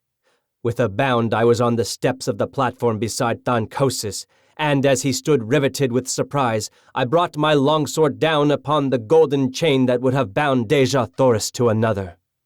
In an instant all was confusion. 1,000 drawn swords menaced me from every quarter, and Sabthon sprang upon me with the jeweled dagger he had drawn from his nuptial ornaments. I could have killed him as easily as I might a fly, but the age-old custom of Barsoom stayed my hand, and grasping his wrist as the dagger flew toward my heart, I held him as though in a vice, and with my longsword pointed to the far end of the hall. "Zodenga has fallen!" I cried. "Look!" All eyes turned in the direction I had indicated, and there, forging through the portals of the entranceway, rode Tars Tarkas and his 50 warriors on their great thoats. A cry of alarm and amazement broke from the assemblage, but no word of fear, and in a moment the soldiers and nobles of Zodenga were hurling themselves upon the advancing Tharks. Thrusting Sabthon headlong from the platform, I drew Dejah Thoris to my side. Behind the throne was a narrow doorway, and in this Thancosis now stood facing me, with drawn longsword. In an instant we were engaged, and I found no mean antagonist. As we circled upon the broad platform, I saw Sabthon rushing up the steps to aid his father, but as he raised his hand to strike, Dejah Thoris sprang before him, and then my sword found the spot that made Sabthon Jeddak of Zodenga. As his father rolled dead upon the floor, the new Jeddak tore himself free from Dejah Thoris's grasp, and again we faced each other. He was soon joined by a quartet of officers, and with my back against the golden throne, I fought once again for Dejah Thoris. I was hard-pressed to defend myself and yet not strike down Sabthon, and, with him, my last chance to win the woman I loved. My blade was swinging with the rapidity of lightning as I sought to parry the thrusts and cuts of my opponents. 2 I had disarmed, and 1 was down, when several more rushed to the aid of their new ruler and to avenge the death of the old. As they advanced, there were cries of, "The woman! The woman! Strike her down! It is her plot! Kill her! Kill her!" Calling to Dejah Thoris to get behind me, I worked my way toward the little doorway back to the throne. But the officers realized my intentions, and 3 of them sprang in behind me and blocked my chances for gaining a position where I could have defended Dejah Thoris against an army of swordsmen. The Tharks were having their hands full in the center of the room, and I began to realize that nothing short of a miracle could save Dejah Thoris and myself, when I saw Tars Tarkas surging through the crowd of pygmies that swarmed about him. With one swing of his mighty longsword he laid a dozen corpses at his feet, and so he hewed a pathway before him until in another moment he stood upon the platform beside me, dealing death and destruction right and left. The bravery of the Zodengans was awe-inspiring. Not one attempted to escape, and when the fighting ceased it was because only Tharks remained alive in the great hall, other than Dejah Thoris and myself. Sabthon lay dead beside his father, and the corpses of the flower of Zodengan nobility and chivalry covered the floor of the bloody shambles. My first thought when the battle was over was for Kantos Khan, and leaving Dejah Thoris in charge of Tars Tarkas, I took a dozen warriors and hastened to the dungeons beneath the palace. The jailers had all left to join the fighters in the throne room, so we searched the labyrinthine prison without opposition. I called Kantos Khan's name aloud in each new corridor and compartment, and finally I was rewarded by hearing a faint response. Guided by the sound, we soon found him helpless in a dark recess. He was overjoyed at seeing me, and to know the meaning of the fight, faint echoes of which had reached his prison cell. He told me that the air patrol had captured him before he reached the high tower of the palace, so that he had not even seen Sabthon. We discovered that it would be futile to attempt to cut away the bars and chains which held him prisoner, so, at his suggestion, I returned to search the bodies on the floor above for keys to open the padlocks of his cell and of his chains. Fortunately, among the first I examined, I found his jailer, and soon we had Kantos Khan with us in the throne room. The sounds of heavy firing, mingled with shouts and cries, came to us from the city's streets, and Tars Tarkas hastened away to direct the fighting without. Kantos Khan accompanied him to act as guide, the Green Warriors commencing a thorough search of the palace for other Zodengans and for loot, and Deja Thoris and I were left alone. She had sunk into one of the golden thrones, and as I turned to her she greeted me with a wan smile. "Was there ever such a man?" she exclaimed. "I know that Barsoom has never before seen your like. Can it be that all Earthmen are as you, alone, a stranger, hunted, threatened, persecuted? You have done in a few short months what in all the past ages of Barsoom no man has ever done, joined together the wild hordes of the sea bottoms and brought them to fight as allies of a red Martian people." "The answer is easy, Deja Thoris," I replied, smiling. "It was not I who did it. It was love. Love for Deja Thoris. A power that would work greater miracles than this you have seen." A pretty flush overspread her face, and she answered, "You may say that now, John Carter, and I may listen, for I am free." "And more still I have to say, ere it is again too late," I returned. "I have done many strange things in my life, many things that wiser men would not have dared, but never in my wildest fancies have I dreamed of winning a Deja Thoris for myself, for never had I dreamed that in all the universe dwelt such a woman as the Princess of Helium. That you are a princess does not abash me, but that you are you is enough to make me doubt my sanity as I ask you, my princess, to be mine." "He does not need to be abashed who so well knew the answer to his plea before the plea were made," she replied, rising and placing her dear hands upon my shoulders, and so I took her in my arms and kissed her. And thus in the midst of a city of wild conflict, filled with the alarms of war, with death and destruction reaping their terrible harvest around her, did Deja Thoris, Princess of Helium, true daughter of Mars, the god of war, promise herself in marriage to John Carter, gentleman of Virginia. Chapter 26. Through Carnage to Joy. Some time later, Tars Tarkas and Kantos Khan returned to report that Zodenga had been completely reduced. Her forces were entirely destroyed or captured, and no further resistance was to be expected from within. Several battleships had escaped, but there were thousands of war and merchant vessels under guard of Thark warriors. The lesser hordes had commenced looting and quarreling among themselves, so it was decided that we collect the warriors we could, man as many vessels as possible with Zodengan prisoners, and make for Helium without further loss of time. 5 hours later, we sailed from the roofs of the dock buildings with a fleet of 250 battleships, carrying nearly 100,000 green warriors, followed by a fleet of transports with our thoats. Behind us we left the stricken city in the fierce and brutal clutches of some 40,000 green warriors of the lesser hordes. They were looting, murdering, and fighting amongst themselves. In 100 places they had applied the torch, and columns of dense smoke were rising above the city as though to blot out from the eye of heaven the horrid sights beneath. In the middle of the afternoon we sighted the scarlet and yellow towers of Helium, and a short time later a great fleet of Zodengan battleships rose from the camps of the besiegers without the city, and advanced to meet us. The banners of Helium had been strung from stem to stern of each of our mighty craft, but the Zodengans did not need this sign to realize that we were the enemies, for our green Martian warriors had opened fire upon them almost as they left the ground.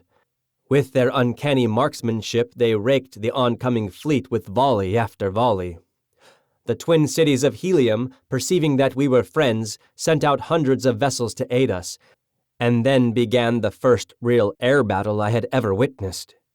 The vessels carrying our green warriors were kept circling above the contending fleets of Helium and Zodenga, since their batteries were useless in the hands of the Tharks who, having no navy, have no skill in naval gunnery.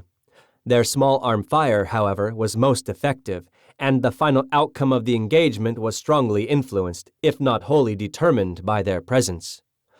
At first the two forces circled at the same altitude, pouring broadside after broadside into each other. Presently a great hole was torn in the hull of one of the immense battlecraft from the Zodangan camp. With a lurch, she turned completely over, the little figures of her crew plunging, turning and twisting toward the ground 1,000 feet below.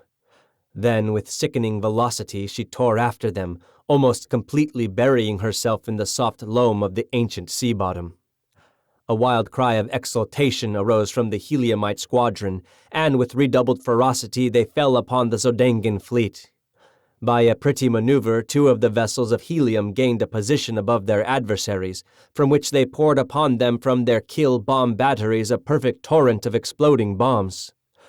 Then, one by one, the battleships of Helium succeeded in rising above the Zodangans, and in a short time a number of the beleaguering battleships were drifting hopeless wrecks toward the high scarlet tower of Greater Helium. Several others attempted to escape, but they were soon surrounded by thousands of tiny individual flyers, and above each hung a monster battleship of Helium ready to drop boarding parties upon their decks. Within but little more than an hour from the moment the victorious Zodangan squadron had risen to meet us from the camp of the besiegers, the battle was over, and the remaining vessels of the conquered Zodangans were headed toward the cities of Helium under prize crews. There was an extremely pathetic side to the surrender of these mighty flyers, the result of an age-old custom which demanded that surrender should be signalized by the voluntary plunging to earth of the commander of the vanquished vessel. One after another, brave fellows, holding their colors high above their heads, leaped from the towering bows of their mighty craft to an awful death. Not until the commander of the entire fleet took the fearful plunge, thus indicating the surrender of the remaining vessels, did the fighting cease, and the useless sacrifice of brave men come to an end.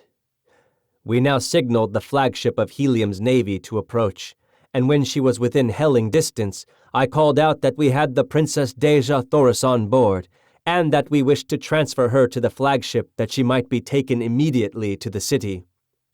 As the full import of my announcement bore in upon them, a great cry arose from the decks of the flagship, and a moment later the colors of the Princess of Helium broke from 100 points upon her upper works. When the other vessels of the squadron caught the meaning of the signals flashed them, they took up the wild acclaim and unfurled her colors in the gleaming sunlight. The flagship bore down upon us, and as she swung gracefully to and touched our side, a dozen officers sprang upon our decks. As their astonished gaze fell upon the hundreds of green warriors who now came forth from the fighting shelters, they stopped aghast, but at the sight of Kantos Khan, who advanced to meet them, they came forward, crowding about him. Dejah Thoris and I then advanced, and they had no eyes for other than her. She received them gracefully, calling each by name, for they were men high in the esteem and service of her grandfather, and she knew them well. "Lay your hands upon the shoulder of John Carter," she said to them, turning toward me, "the man to whom Helium owes her princess, as well as her victory today." They were very courteous to me, and said many kind and complimentary things, but what seemed to impress them most was that I had won the aid of the fierce Tharks in my campaign for the liberation of Dejah Thoris and the relief of Helium. "You owe your thanks more to another man than to me," I said, "and here he is. Meet one of Barsoom's greatest soldiers and statesmen, Tars Tarkas, Jeddak of Thark." With the same polished courtesy that had marked their manner toward me, they extended their greetings to the great Thark, nor, to my surprise, was he much behind them in ease of bearing or in courtly speech. Though not a garrulous race, the Tharks are extremely formal, and their ways lend themselves amazingly to dignified and courtly manners. Dejah Thoris went aboard the flagship, and was much put out that I would not follow, but, as I explained to her, the battle was but partly won. We still had the land forces of the besieging Zodangans to account for, and I would not leave Tars Tarkas until that had been accomplished. The commander of the naval forces of Helium promised to arrange to have the armies of Helium attack from the city in conjunction with our land attack, and so the vessels separated and Dejah Thoris was borne in triumph back to the court of her grandfather, Tardos Mors, Jeddak of Helium. In the distance lay our fleet of transports, with the thoats of the Green Warriors where they had remained during the battle. Without landing stages, it was to be a difficult matter to unload these beasts upon the open plain, but there was nothing else for it, and so we put out for a point about 10 miles from the city and began the task. It was necessary to lower the animals to the ground in slings, and this work occupied the remainder of the day and half the night. Twice we were attacked by parties of Zodangan cavalry, but with little loss, however, and after darkness shut down, they withdrew. As soon as the last thoat was unloaded, Tars Tarkas gave the command to advance, and in 3 parties we crept upon the Zodangan camp from the north, the south, and the east. About a mile from the main camp we encountered their outposts and, as had been prearranged, accepted this as the signal to charge. With wild, ferocious cries and amidst the nasty squilling of battle-enraged thoats, we bore down upon the Zodangans. We did not catch them napping, but found a well-entrenched battle line confronting us. Time after time we were repulsed until toward noon I began to fear for the result of the battle. The Zodangans numbered nearly 1,000,000 fighting men, gathered from pole to pole, wherever stretched their ribbon-like waterways, while pitted against them were less than 100,000 green warriors. The forces from Helium had not arrived, nor could we receive any word from them. Just at noon we heard heavy firing all along the line between the Zodangans and the cities, and we knew then that our much-needed reinforcements had come. Again Tars Tarkas ordered the charge, and once more the mighty thoats bore their terrible riders against the ramparts of the enemy. At the same moment the battle line of Helium surged over the opposite breastworks of the Zodangans, and in another moment they were being crushed as between 2 millstones. Nobly they fought, but in vain. The plain before the city became a veritable shambles ere the last Zodangan surrendered. But finally the carnage ceased, the prisoners were marched back to Helium, and we entered the greater city's gates, a huge triumphal procession of conquering heroes. The broad avenues were lined with women and children, among which were the few men whose duties necessitated that they remain within the city during the battle. We were greeted with an endless round of applause and showered with ornaments of gold, platinum, silver, and precious jewels. The city had gone mad with joy. My fierce Tharks caused the wildest excitement and enthusiasm. Never before had an armed body of green warriors entered the gates of Helium, and that they came now as friends and allies filled the red men with rejoicing. That my poor services to Dejah Thoris had become known to the Heliumites was evidenced by the loud crying of my name, and by the loads of ornaments that were fastened upon me and my huge thoat as we passed upon the avenues to the palace, for even in the face of the ferocious appearance of Woola, the populace pressed close about me. As we approached this magnificent pile, we were met by a party of officers who greeted us warmly, and requested that Tars Tarkas and his Jeds with the Jedeks and Jeds of his wild allies, together with myself, dismount and accompany them to receive from Tardos Mors an expression of his gratitude for our services. At the top of the great steps leading up to the main portals of the palace stood the royal party, and as we reached the lower steps, one of their number descended to meet us. He was an almost perfect specimen of manhood, tall, straight as an arrow, superbly muscled, and with the carriage and bearing of a ruler of men. I did not need to be told that he was Tardos Mors, Jeddak of Helium. The first member of our party he met was Tars Tarkas, and his first word sealed forever the new friendship between the races. "That Tardos Mors," he said earnestly, "may meet the greatest living warrior of Barsoom is a priceless honor, but that he may lay his hand on the shoulder of a friend and ally is a far greater boon." "Jeddak of Helium," returned Tars Tarkas, "it has remained for a man of another world to teach the green warriors of Barsoom the meaning of friendship. To him we owe the fact that the hordes of Tark can understand you, that they can appreciate and reciprocate the sentiment so graciously expressed." Tardos Mors then greeted each of the green Jeddaks and Jeds, and to each spoke words of friendship and appreciation. As he approached me, he laid both hands upon my shoulders. "Welcome, my son," he said, "that you are granted gladly, and without one word of opposition, the most precious jewel in all Helium, yes, on all Barsoom, is sufficient earnest of my esteem." We were then presented to Mors Kajak, Jed of Lesser Helium, and father of Deja Thoris. He had followed close behind Tardos Mors, and seemed even more affected by the meeting than had his father. He tried a dozen times to express his gratitude to me, but his voice choked with emotion, and he could not speak, and yet he had, as I was to later learn, a reputation for ferocity and fearlessness as a fighter that was remarkable even upon warlike Barsoom. In common with all Helium, he worshipped his daughter, nor could he think of what she had escaped without deep emotion. Chapter 27. From Joy to Death. For 10 days the hordes of Thark and their wild allies were feasted and entertained, and then, loaded with costly presents and escorted by 10,000 soldiers of Helium, commanded by Mors Kajak, they started on the return journey to their own lands. The Jed of Lesser Helium, with a small party of nobles, accompanied them all the way to Thark to cement more closely the new bonds of peace and friendship. Sola also accompanied Tars Tarkas, her father, who before all his chieftains had acknowledged her as his daughter. 3 weeks later, Mors Kajak and his officers, accompanied by Tars Tarkas and Sola, returned upon a battleship that had been dispatched to Thark to fetch them in time for the ceremony which made Deja Thoris and John Carter one. For 9 years I served in the councils and fought in the armies of Helium as a prince of the house of Tardos Mors. The people seemed never to tire of heaping honors upon me, and no day passed that did not bring some new proof of their love for my princess, the incomparable Deja Thoris. In a golden incubator upon the roof of our palace lay a snow-white egg.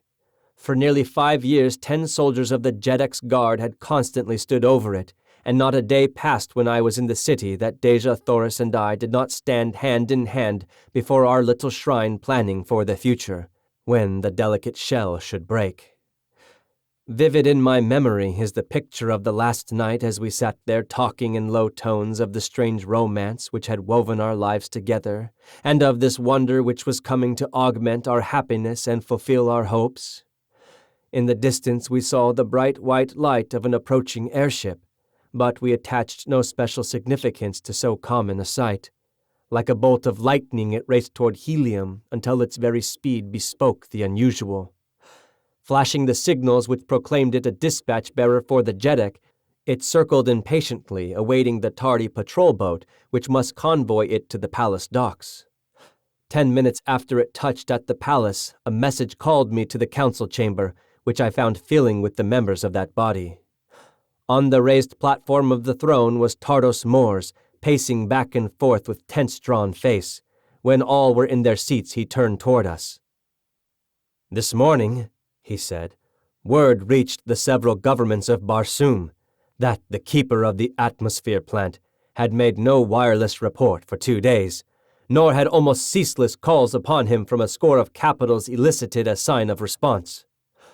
The ambassadors of the other nations asked us to take the matter in hand and hasten the assistant keeper to the plant. All day 1,000 cruisers have been searching for him until just now one of them returns bearing his dead body, which was found in the pits beneath his house, horribly mutilated by some assassin. I do not need to tell you what this means to Barsoom.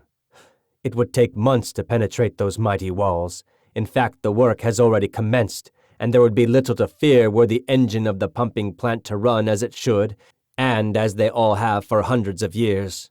But the worst, we fear, has happened.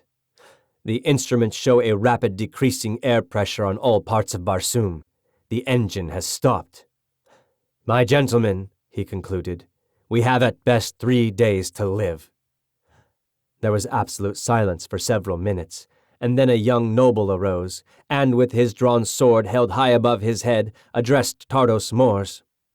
"The men of Helium have prided themselves that they have ever shown Barsoom how a nation of red men should live. Now is our opportunity to show them how they should die." Let us go about our duties, as though 1,000 useful years still lay before us." The chamber rang with applause, and as there was nothing better to do than allay the fears of the people by our example, we went our ways with smiles upon our faces and sorrow gnawing at our hearts. When I returned to my palace, I found that the rumor already had reached Dejah Thoris, so I told her all that I had heard. "We have been very happy, John Carter," she said, "and I thank whatever fate overtakes us that it permits us to die together." The next 2 days brought no noticeable change in the supply of air, but on the morning of the 3rd day, breathing became difficult at the higher altitudes of the rooftops. The avenues and plazas of Helium were filled with people. All businesses had ceased. For the most part, the people looked bravely into the face of their unalterable doom. Here and there, however, men and women gave way to quiet grief. Toward the middle of the day, many of the weaker commenced to succumb, and within an hour the people of Barsoom were sinking by thousands into the unconsciousness which precedes death by asphyxiation. Dejah Thoris and I, with the other members of the royal family, had collected in a sunken garden within an inner courtyard of the palace. We conversed in low tones, when we conversed at all, as the awe of the grim shadow of death crept over us. Even Woola seemed to feel the weight of the impending calamity, for he pressed close to Dejah Thoris and to me, whining pitifully. The little incubator had been brought from the roof of our palace at request of Dejah Thoris, and she sat gazing longingly upon the unknown little life that now she would never know. As it was becoming perceptibly difficult to breathe, Tardos Mors arose, saying, "Let us bid each other farewell. The days of the greatness of Barsoom are over. Tomorrow's sun will look down upon a dead world, which through all eternity must go swinging through the heavens, peopled not even by memories. It is the end." He stooped and kissed the women of his family, and laid his strong hand upon the shoulders of the men. As I turned sadly from him, my eyes fell upon Dejah Thoris. Her head was drooping upon her breast. To all appearances she was lifeless. With a cry I sprang to her and raised her in my arms. Her eyes opened and looked into mine. "Kiss me, John Carter," she murmured. "I love you. I love you. It is cruel that we must be torn apart who were just starting upon a life of love and happiness." As I pressed her dear lips to mine, the old feeling of unconquerable power and authority rose in me. The fighting blood of Virginia sprang to life in my veins. "It shall not be, my princess," I cried. There must be some way, and John Carter, who has fought his way through a strange world for love of you, will find it." And with my words there crept above the threshold of my conscious mind a series of 9 long-forgotten sounds. Like a flash of lightning in the darkness their full purport dawned upon me, the key to the 3 great doors of the atmosphere plant.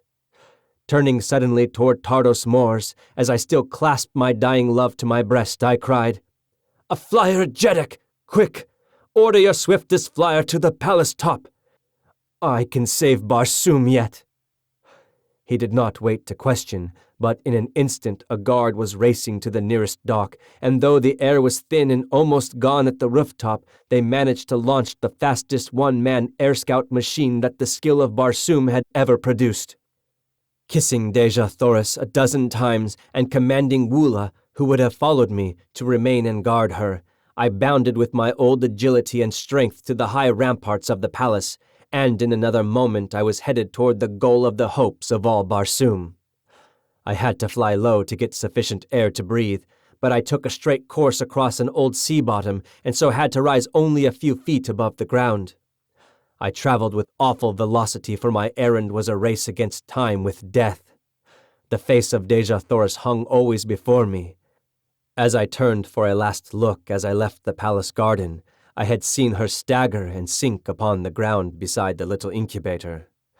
That she had dropped into the last coma which would end in death if the air supply remained unreplenished I well knew, and so throwing caution to the winds, I flung overboard everything but the engine and compass, even to my ornaments, and lying on my belly along the deck with one hand on the steering wheel and the other pushing the speed lever to its last notch, I split the thin air of dying Mars with the speed of a meteor.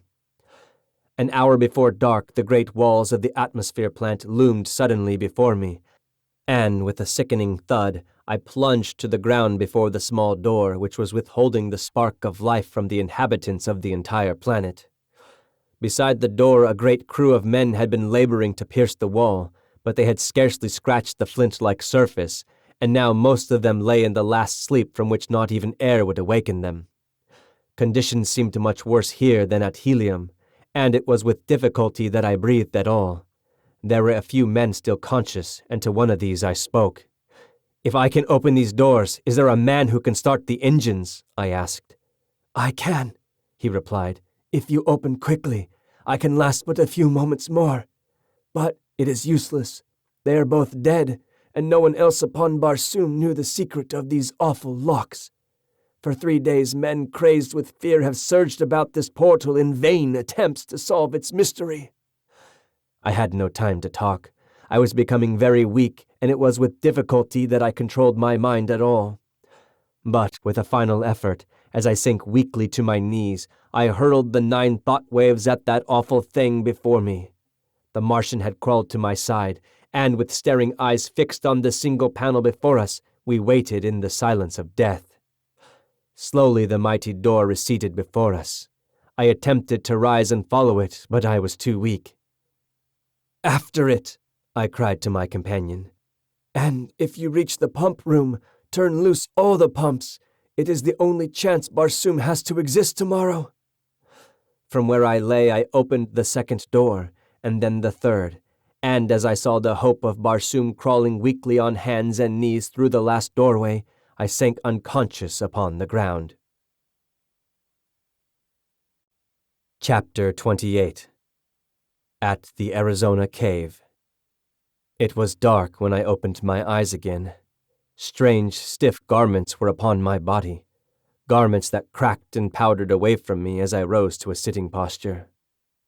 I felt myself over from head to foot, and from head to foot I was clothed, though when I fell unconscious at the little doorway I had been naked. Before me was a small patch of moonlit sky, which showed through a ragged aperture. As my hands passed over my body, they came in contact with pockets, and in one of these a small parcel of matches wrapped in oiled paper. One of these matches I struck, and its dim flame lighted up what appeared to be a huge cave, toward the back of which I discovered a strange, still figure huddled over a tiny bench. As I approached it, I saw that it was the dead and mummified remains of a little old woman with long black hair, and the thing it leaned over was a small charcoal burner upon which rested a round copper vessel containing a small quantity of greenish powder. Behind her, depending from the roof upon rawhide thongs and stretching entirely across the cave, was a row of human skeletons. From the thong which held them stretched another to the dead hand of the little old woman. As I touched the cord, the skeletons swung to the motion with a noise as of the rustling of dry leaves. It was a most grotesque and horrid tableau, and I hastened out into the fresh air, glad to escape from so gruesome a place. The sight that met my eyes as I stepped out upon a small ledge which ran before the entrance of the cave filled me with consternation. A new heaven and a new landscape met my gaze. The silvered mountains in the distance, the almost stationary moon hanging in the sky, the cacti-studded valley before me were not of Mars. I could scarce believe my eyes, but the truth slowly forced itself upon me. I was looking upon Arizona, from the same ledge from which 10 years before I had gazed with longing upon Mars. Burying my head in my arms, I turned, broken and sorrowful, down the trail from the cave. Above me shone the red eye of Mars, holding her awful secret, 48 million miles away. Did the Martian reach the pump room? Did the vitalizing air reach the people of that distant planet in time to save them? Was my Dejah Thoris alive? Or did her beautiful body lie cold in death beside the tiny golden incubator in the sunken garden of the inner courtyard of the palace of Tardos Mors, the Jeddak of Helium? For 10 years I have waited and prayed for an answer to my questions. For 10 years I have waited and prayed to be taken back to the world of my lost love. I would rather lie dead beside her there than live on earth all those millions of terrible miles from her. The old mine, which I found untouched, has made me fabulously wealthy, but what care I for wealth? As I sit here tonight in my little study, overlooking the Hudson, just 20 years have elapsed since I first opened my eyes upon Mars. I can see her shining in the sky through the little window by my desk, and tonight she seems calling to me again, as she has not called before since that long dead night. And I think I can see, across that awful abyss of space, a beautiful, black-haired woman standing in the garden of a palace, and at her side is a little boy who puts his arms around her as she points into the sky toward the planet Earth, while at their feet is a huge and hideous creature with a heart of gold. I believe that they are waiting there for me, and something tells me that I shall soon know. John Carter, Book 1, A Princess of Mars, by Edgar Rice Burroughs. Narrated by Mark Wahlbeck. This has been a production by Wahlbeck Incorporated.